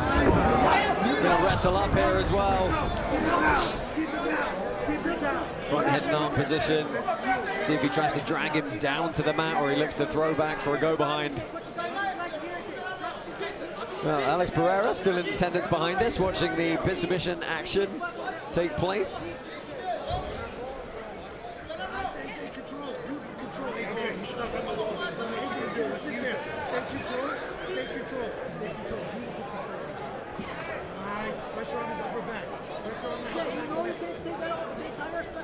And the pit wall might actually be saving Frank here. It stops Agazarm from running the back. It also stops, it means he can lean his weight back against it a little bit and not get pulled forward. Managed to snap his way out again. Low shot from Agazarm, looks to turn the corner. Good pick up, now body lock again, looks for the mat return. Big hip in. Oh, and he's got one hook to the back. Standing back take for AJ Agazarm with the seatbelt grip. Close to the best position he's had all bout. Sliding off though, potentially. Tries to climb the second hook and I couldn't tell if that was Agazarm trying to dynamically flip Frank forward or if it was Frank in defense. But Agazarm on the back foot now. Kimura grip for Frank on top. He's gonna go to the top. Looking to get this armbar entry. Agazarm lets the grip go. Nice defense. Possibly no leg is there. Can't go for triangle. It's like they're all tangled up. It's crazy.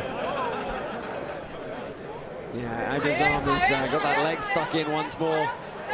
2 minutes left in this bout. We've got one more coming your way. It's Wagner Rocha, Kalon Sabino at the top of this bout. There's a lot of bad blood in that one. Okay, the stand pull. Yeah, it's going to be tough to get AJ with a straight foot lock from this position. It might look good for the judges potentially, but we saw the defensive footlock attempts with defensive knee bar positions didn't win Frank the first round, sorry.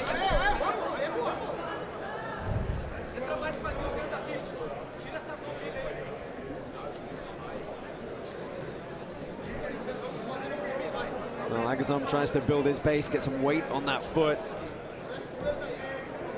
Protect that ankle a little bit.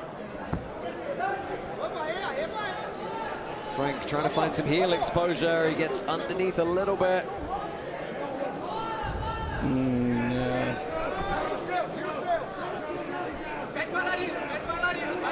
Well, it's Agazarm going to work on the foot now. Tough to see what grip he's got, whether it's a heel hook or a toe hold. I think it's a heel hook. It's got to be a heel hook in the verdict. Yeah, inside heel hook potentially.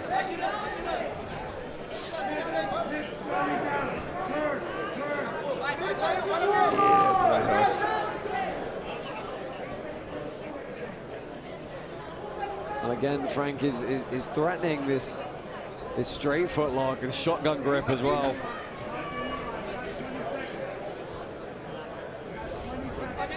Push the toes on. Oh well, this is a straight foot lock versus inside heel hook. You gotta give the edge to the inside heel hook every time.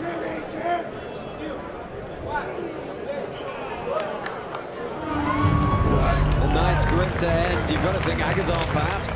Yeah, 2 rounds so up going into the third here.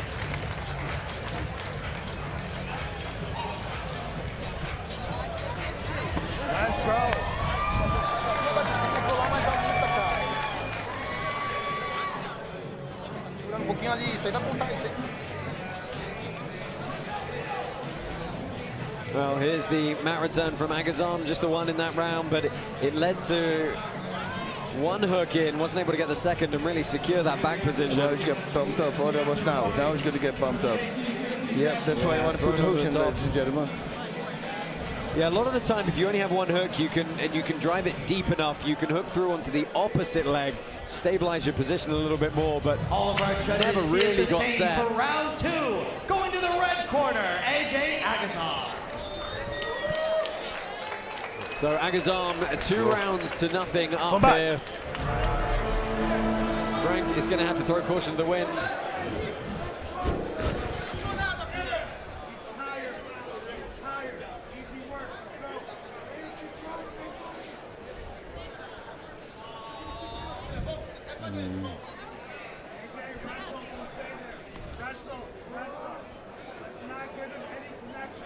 Let's see if Agazarm looks to shoot that low single again.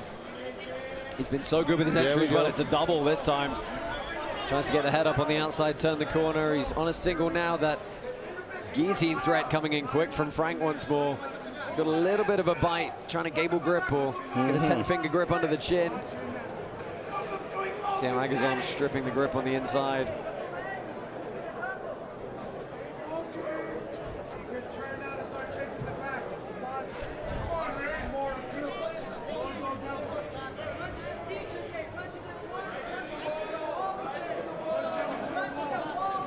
Well, he's working on, I would say a choke in defense, but you see that right side of Agazarm's neck was completely open. Did force him to let go of the single, though. 3:45 left in this bout. And Frank's not really initiated any offense from the feet here. He's trying to counter the shot attempts of Agazarm. Well, there he steps over again on the arm. And Agazarm's so wily to the back once more. Watch him try and hip in. That's why Frank's got his base so low there.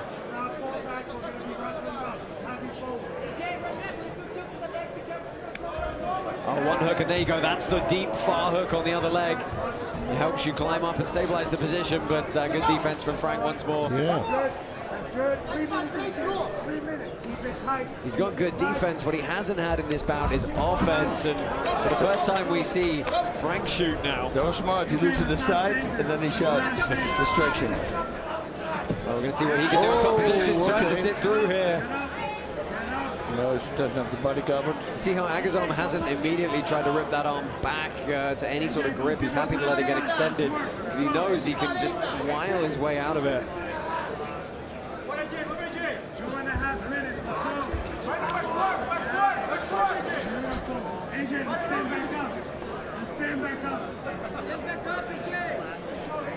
Agazarm's calling for him to come back to the feet here.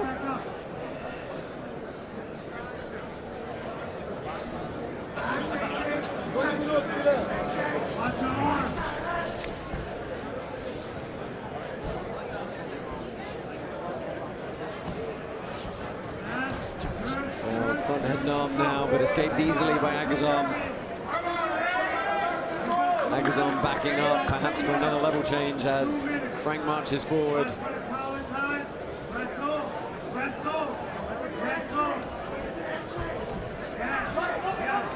Again, a low shot from Agazarm, collects both legs. Gotta watch the far arm here.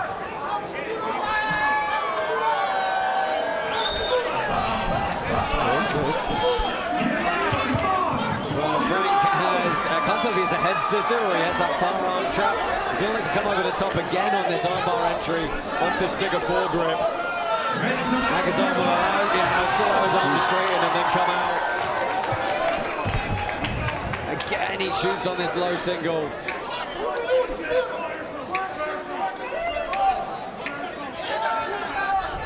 Now finds his way to the back again. Gonna try and break him down, perhaps a little bit differently here. Oh, and a Kimura attempt from Frank in defense. Very tough to finish with this position, though. See Agazarm's trying to create his grip, drive his hands back together, get it closer towards the center of his body here. But that figure four, it's such a strong position if you're good with it.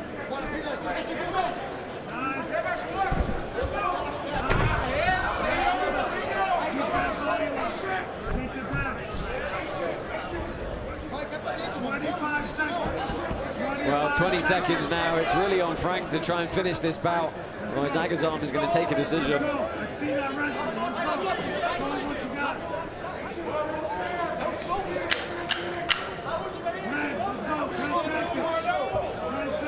Well, tries the flying Kanabasami scissor entry, but too far out, and Agazarm is going to dance his way to a decision win here.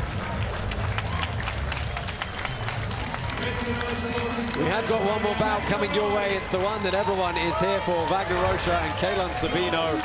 A lot of bad blood we'll get into in just a moment.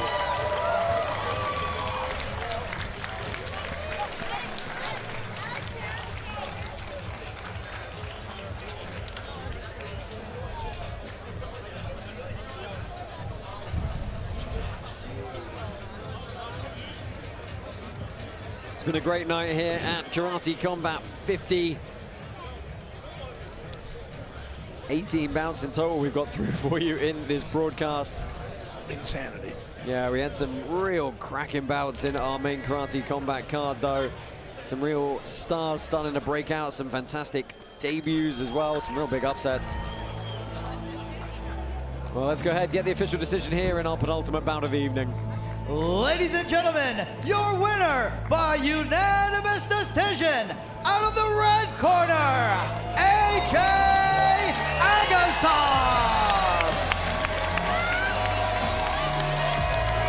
Gracie Baja in attendance tonight.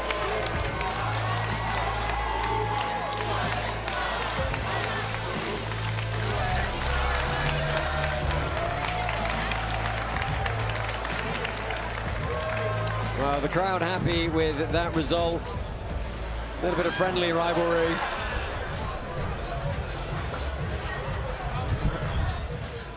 Get the nunchucks back out, dude. I want to see medieval freaking battle, dude. It's good to see some wrestling on display, some good entries and sequences through that as well. A lot of leg entanglements in defense as well. Well, we're just going to get these two out, guys. We've got one more bout coming your way. It's Wagner Rocha, Kaylan Sabino. Wagner, someone we've seen once before on Pit Submission Series back at KC Kickback Miami, where he took a very good win over Luke Griffith. That was a bit of an upset, but he's facing Kaylan Sabino, who's considerably younger than him. Now, the backstory to this is Wagner Rocha, his entire family, his gym in Pembroke Pines, his daughter Jasmine, his son Achilles, they're all very high-level competitors. Achilles Rocha competed against Kaylan Sabino in the ADCC Brazilian trials, and Sabino came out victorious. Wasn't very humble in how he went about winning that one. So he had a few words for the Rocha family and kind of said, you know, step up, Dad, I want you next. You know, I highlight reeled your son, you're next. Oh, and okay. You know, Rocha said, well, you know what, you want the big guy, you get him. Rocha is as wily as they come, he's as veteran as they come, he's as tough as they come. He's got a long history in MMA, as well as the highest levels of jiu-jitsu. He's got one of the best fight IQs as well for knowing when to turn it on when he needs to for the rule set and how the scoring works. And he'll just grind it out. He's mean. He'll get in collar ties, he'll smother the face. Just not a nice guy to have to face. Now, Kaylan Sabino, younger, more athletic, more explosive. We saw at the weigh-ins, right? Dude was heavily muscled. He took his shirt off. And push his opponent. Push Wagner as well, Yeah. right? He really tried to. Wagner just kind of laughed and said, we're going to do this tomorrow, my friend. So we'll see. Who's your favorite? It's probably Wagner, just based on experience. There's actually, Mike, this will be a fun one for you. Whilst we get these guys ready, there's a viral video from a couple of years ago of Kaylan Sabino walking down the street in a hoodie, gets attacked by a drunk, puts the guy on the ground, snaps the dude's arm 4 or 5 ways from Sunday. So that was how Kaylan Sabino got introduced as a younger belt to some of the wider audience. I need to see that video. Was a street fight video caught on CCTV. But yeah. I need to see that video. I'll send it to you later. But anyway, We brought enough time for these guys to get ready. This is your last bout of the evening. It is the finale of the pit submission series. Wagner Rocha taking on Keylon Sabino. Yeah. Ladies and gentlemen, this is your main event for the pit submission bouts of the night. Introducing first in the blue corner, representing USA, Keylon Sabino.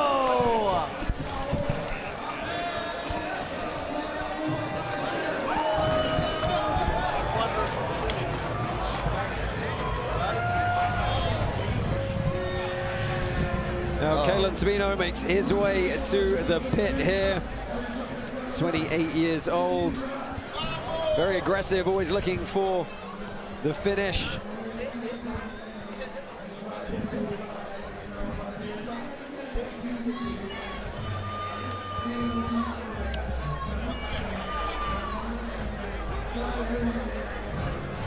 We didn't set a weight limit for this bout. He is considerably bigger. His opponent out of the red corner, representing Brazil, Wagner Rocha.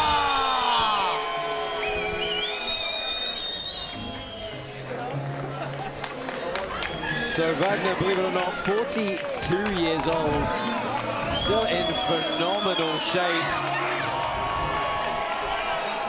Has a gym outside just north of Miami in Pembroke Pines. Had some great performances at ADCC this year as well. Unbelievable. Yeah, you see he's just gritty, he's tough.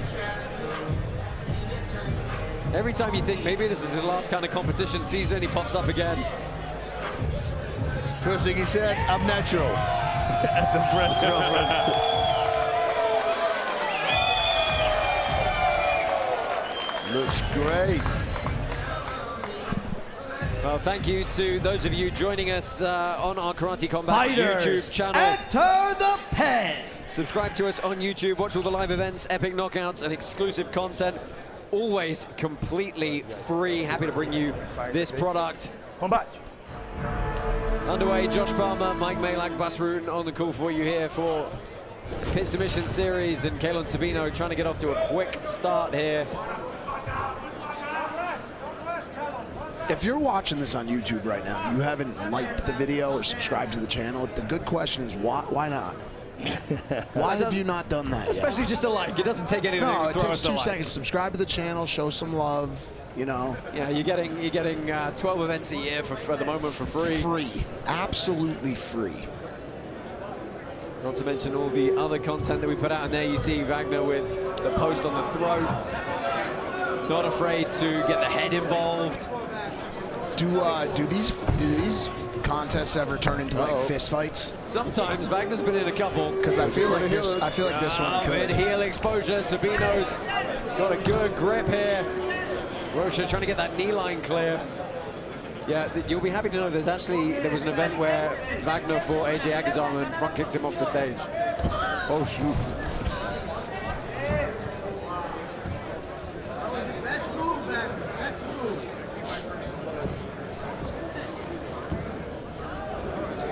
So Rocha looking heavy in this top position. Sabino trying to pay this half guard off his right hip. Had a good threat on the leg early here, and as we mentioned before, that's what you've got to do from this bottom position under this rule set. You've got to be the guy initiating the attacks, initiating the action. You can't lay back and wait for the guard passer to come to you. You've got to try and make that connection first. What is the glitter on their hands, on Rocha's hand? There's glitter? Yeah, the fingers. What is that? It's just tape. Just a lot of tape. Goes around. Old fingers getting, every knuckle getting busted up. Wow. And Rocha always finds himself in this position where when he stand-up wrestles, they sometimes end up in that mercy grip with interlaced fingers. It's tremendously painful. So heavy top position in half guard here. Sabino flat with his back on the mat. Why did somebody with the microphone just start a Wagner chant? I don't think that anyone on our side is supposed to be making those biased chant decisions. You know, Aaron's trying to keep the crowd alive and entertained. Well, it'd only be fair to do a Sabino chant now.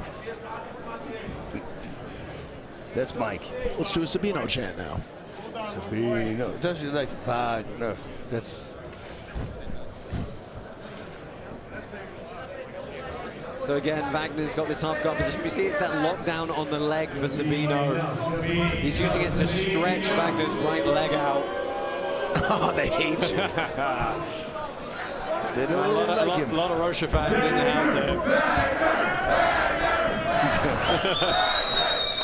Well, Aaron the Speaker, our in-house MC for the crowd, easily swayed.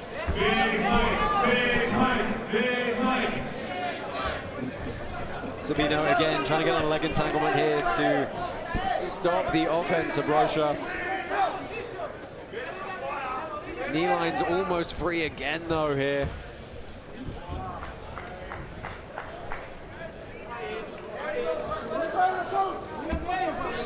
Well, Sabino forced to turn over onto his knees here in defense.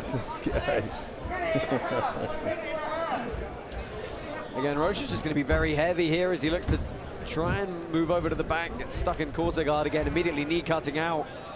And it does look like he's starting to wear on Sabino here. Yeah. Yeah, the guard's just failing, knee on neck. I love it.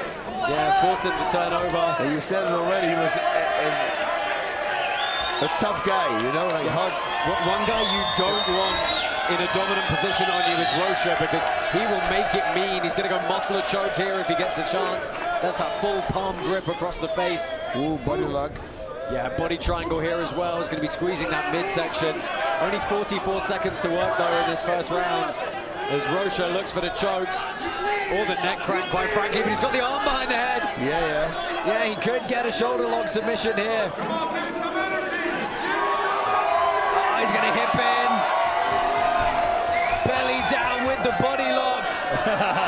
Jokes about the punches. I thought that was actually about to start. I was like, let's go. Pulling up on the face here. I think he's going to run out of time, and Sabino's going to be saved by the bell in this first round. There's some blood there. I'm surprised Rocha's not talking to him unless he is, and I can't hear. He is. Oh, he is. Yeah, look, just a palm on the face. Well, look, you talk trash about the man's son. What do you think is going to happen? Yep. And he's running out of gas. And that's, you know, too many muscles. Vamos, está cansado, yo lo sé. Vamos, suelta acá. Vamos acá. Yeah, struggle to get back up the pit wall yo lo sé. Come on. Vuelta arriba. Answer this Respira, round. vuelta aquí. Dame agua. We've got to make sure he gets toweled Dame off 5, respira. his corner just dumps some water on the head of Caleb Sabino.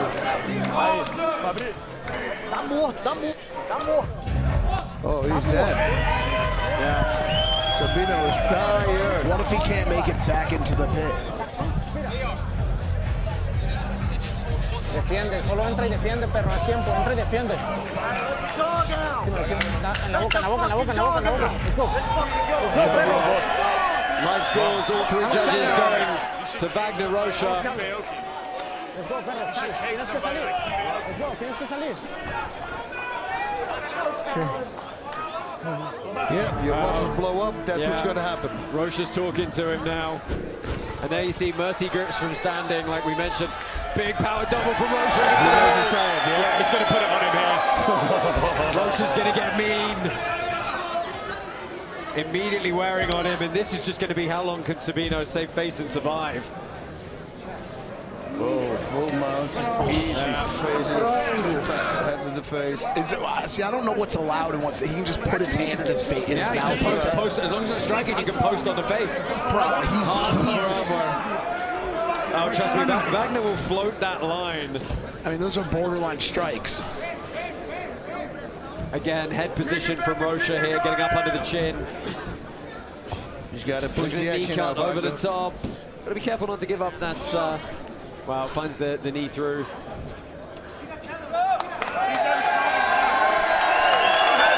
Sabino smiling.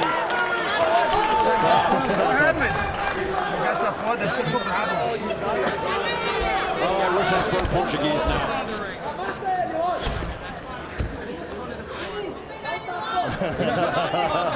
Wait, is there any chance like for Sabino at this point? No. Yes, no. Yeah, there's always a chance, but he's so gassed. And here we go, armbar attempt from Rocha. Sits over the top. Maybe going triangle. He's going to go back take instead. Back to the body triangle. He's got a lot of time to work. And he can't breathe now if he puts a body triangle on. This makes it so uncomfortable for Sabino. A lot of time to work for Wagner Rocha. Well, let's see if he goes arm again. He is setting it up here as he climbs that right leg up over the shoulder.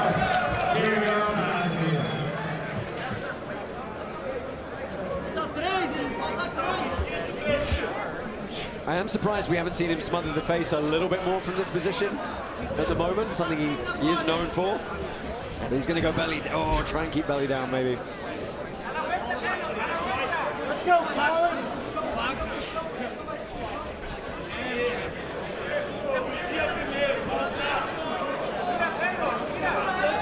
Rocha going heavy hips here. Oh man! I mean, this is going to be so much pressure. Oh jeez! Through the body of Sabino.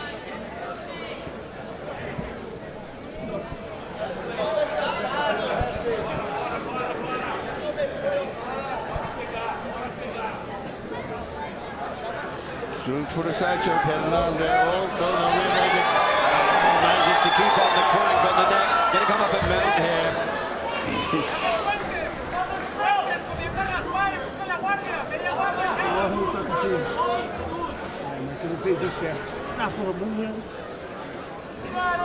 Again, he's staying heavy. He's talking to him. Yeah, he's talking to him. I wish I could know what he said. Still 2 minutes left. I don't think Rocha's going to be upset if he doesn't submit him in regulation, because he's just going to wear on him some more. But I think it would be nice for him to have a submission finish. Oh, that would be great for him. Let's look at the elbow. Point of the elbow right in the face. I mean, this is old school Brazilian beatdown here. Old school Brazilian beatdown. Armbar. A lot of options here. Looking to go armbar again. Maybe come back up to the back if he can't. Oi, here we go. Well, he's got a good grip now. He's got a minute 11. Yeah, Sabino's trying to lace inside his own leg in defense. Oh, there we go. Smothering him. Smother as well. Can you do that? Yeah. You can. That's crazy. You know, there's a lot of people call jiu-jitsu the gentle art, right? Like you pass, you mount, you take it back, you choke someone out, they never feel anything. But it doesn't mean you can't be mean if you have to. Right, right.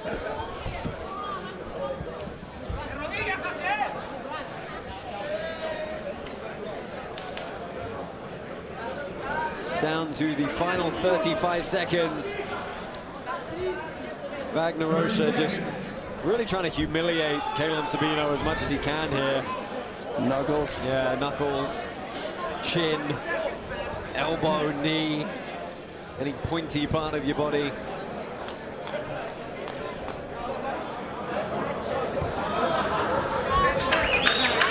He tried to slip out of that. Well, it looks like we are going to go to a third round unless Sabino chooses not to answer the call. Parot called. Well, here's the thing. If the judges don't give that a 10-8, yeah, I don't know what to tell you. It's a 10-8 for sure. Probably not a 10-7 because there wasn't that many clean full submission attempts. But it's absolutely a 10-8. Okay, ahorita cebolla va de bajada, perro, no puedes get back to the triangle. If you're in the corner of Kaylan Sabino, what do you even say? You can't say anything. Once you're gassed, you're gassed. He's completely dead. Keep your head in the game, Cade. You're doing a great job out there. It's not going to end well for you, but you're doing great. Next time, don't talk. Yeah. And also stop spilling water all over the pit wall, please. All three judges see it the same. 10-8 for round 2 for Wagner. 10-8. Super dominant, not a 10-7 under this rule set just because of not that many clean submission attempts. Come back. Well, now for Sabino, right, it's like, can I make it out of this without getting tapped, right? Well, that's it, right? That's so like a bit. I'm curious to see if Rocha makes it to top position again, if he really ups the intensity of the submission attempts. Oh, nice high-stepping pass out. Gets that head down into the midsection, getting his base low.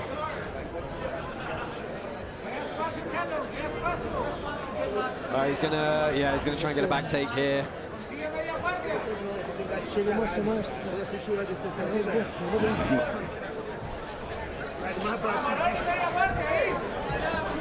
Rocha almost half letting him regard to just pass again. I mean, without the shit talking, this fight doesn't happen, right? Because this got to be a mismatch.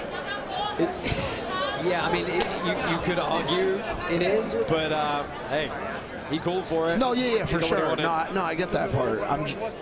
Wagner's just the most veteran of the veteran. Right. Você parece ele bravo, joga na defesa.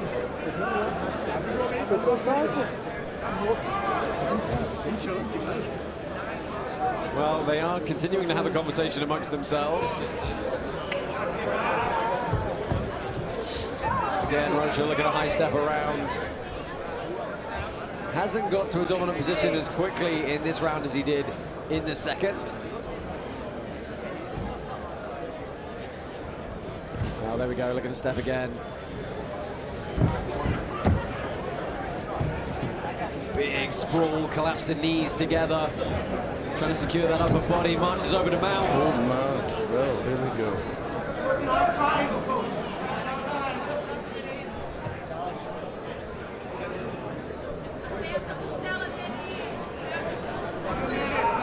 Well, again, going for the smother. Yeah. And, you know, it disrupts the breathing. And he's already freaking tired. Yeah, and it moves the arms up as well. It kind of forces a reaction. Well, let's see if Rocha looks for the armbar transition again, or if he's going to go perhaps head and arm choke off of this. Trying to march one of Sabino's arms up above his head.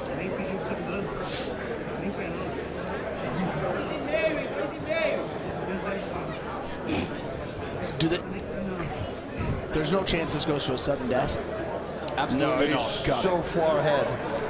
But it's not possible anyways because we don't do sudden death. That night. Don't believe so.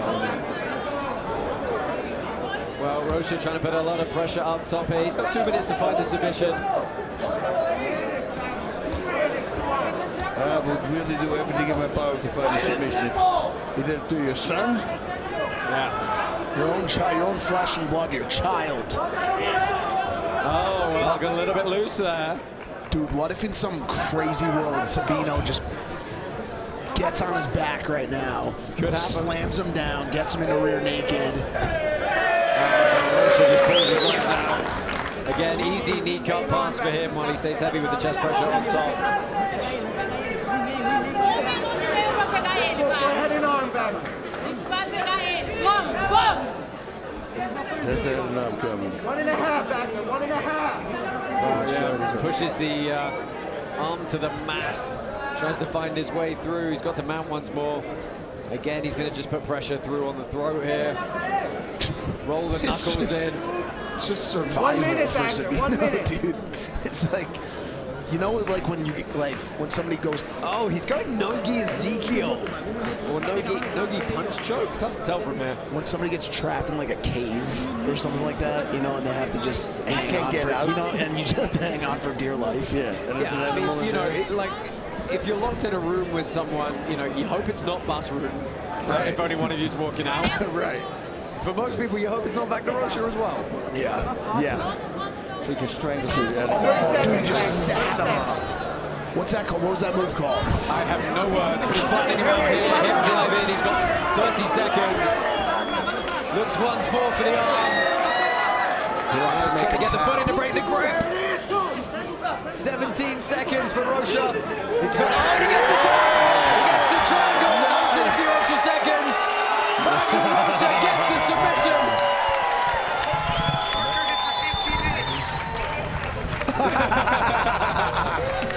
Well, Wagner just came over to us and said, I said I was going to torture him for 15 minutes and then sub him, and he did exactly that. Holy shit, that's true. Wow. He was playing with them, dude. He's a bad man.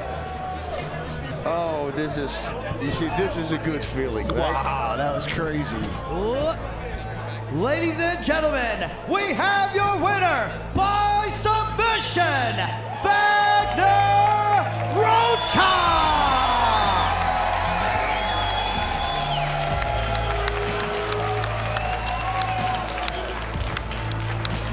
Well, Wagner Rocha takes the submission win here. Hopefully that squashes the beef a little bit. We're going to find out what he thought about that, though, because he's going to get a word pit side with Dean Thomas. Wagner, who would have thought? We was just kids on the mat in Miami. Well, you was a kid, I was an old man. You were in the UFC fighting BJ Penn. You guys don't know, this is a legend right here. But who would have thought we'd be at this point where you are dominating in karate combat? I am still here and old. Hey, if you guys didn't notice, I wanted to torture that boy for 15 minutes. And look at the clock, I subbed him in the last 20 seconds.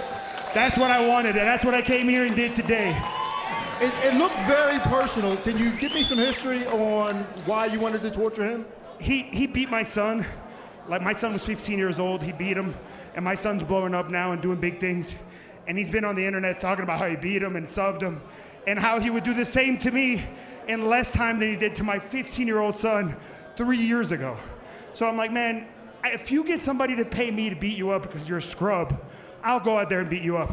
Karate Combat lived it up. Wagner, you're still able to do this. How long can you keep this up for? I already said, I'm gonna keep doing this until some young buck that what I just did to him does to me. Then I'll say, all right, I'm done. I don't need to be here no more. Well, you've been impressing us for years, man. What else?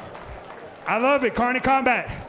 You guys know, you guys put me against a giant, you put me against a big mouth, you can put me against anybody in this room. I'm down and always ready. We love to hear it. Ladies and gentlemen, make some noise. Give a warm round of applause to Wagner Rocha. Awesome end to a night of brilliant martial arts. Wagner Rocha simultaneously is a lovable teddy bear and a bad motherfucker, and we thank him for that wonderful contest.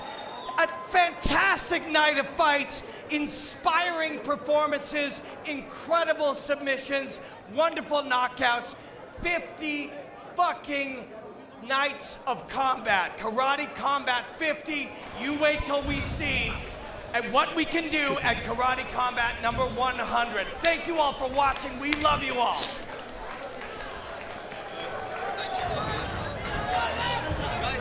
Night of action here at Karate Combat 50. Give us your quick highlights before we wrap this one up.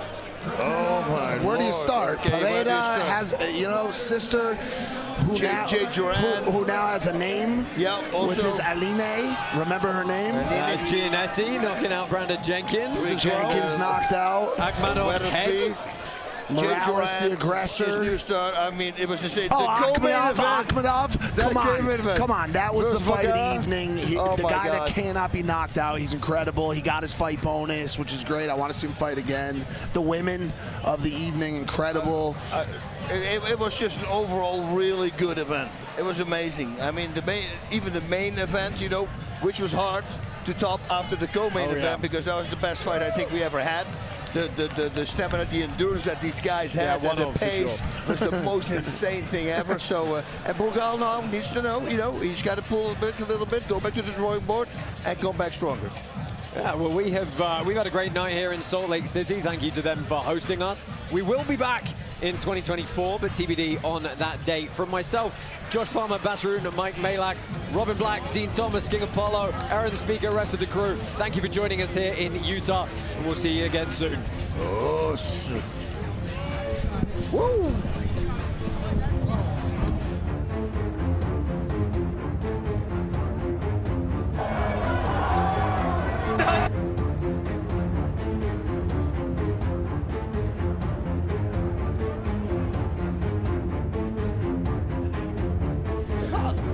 No, come on.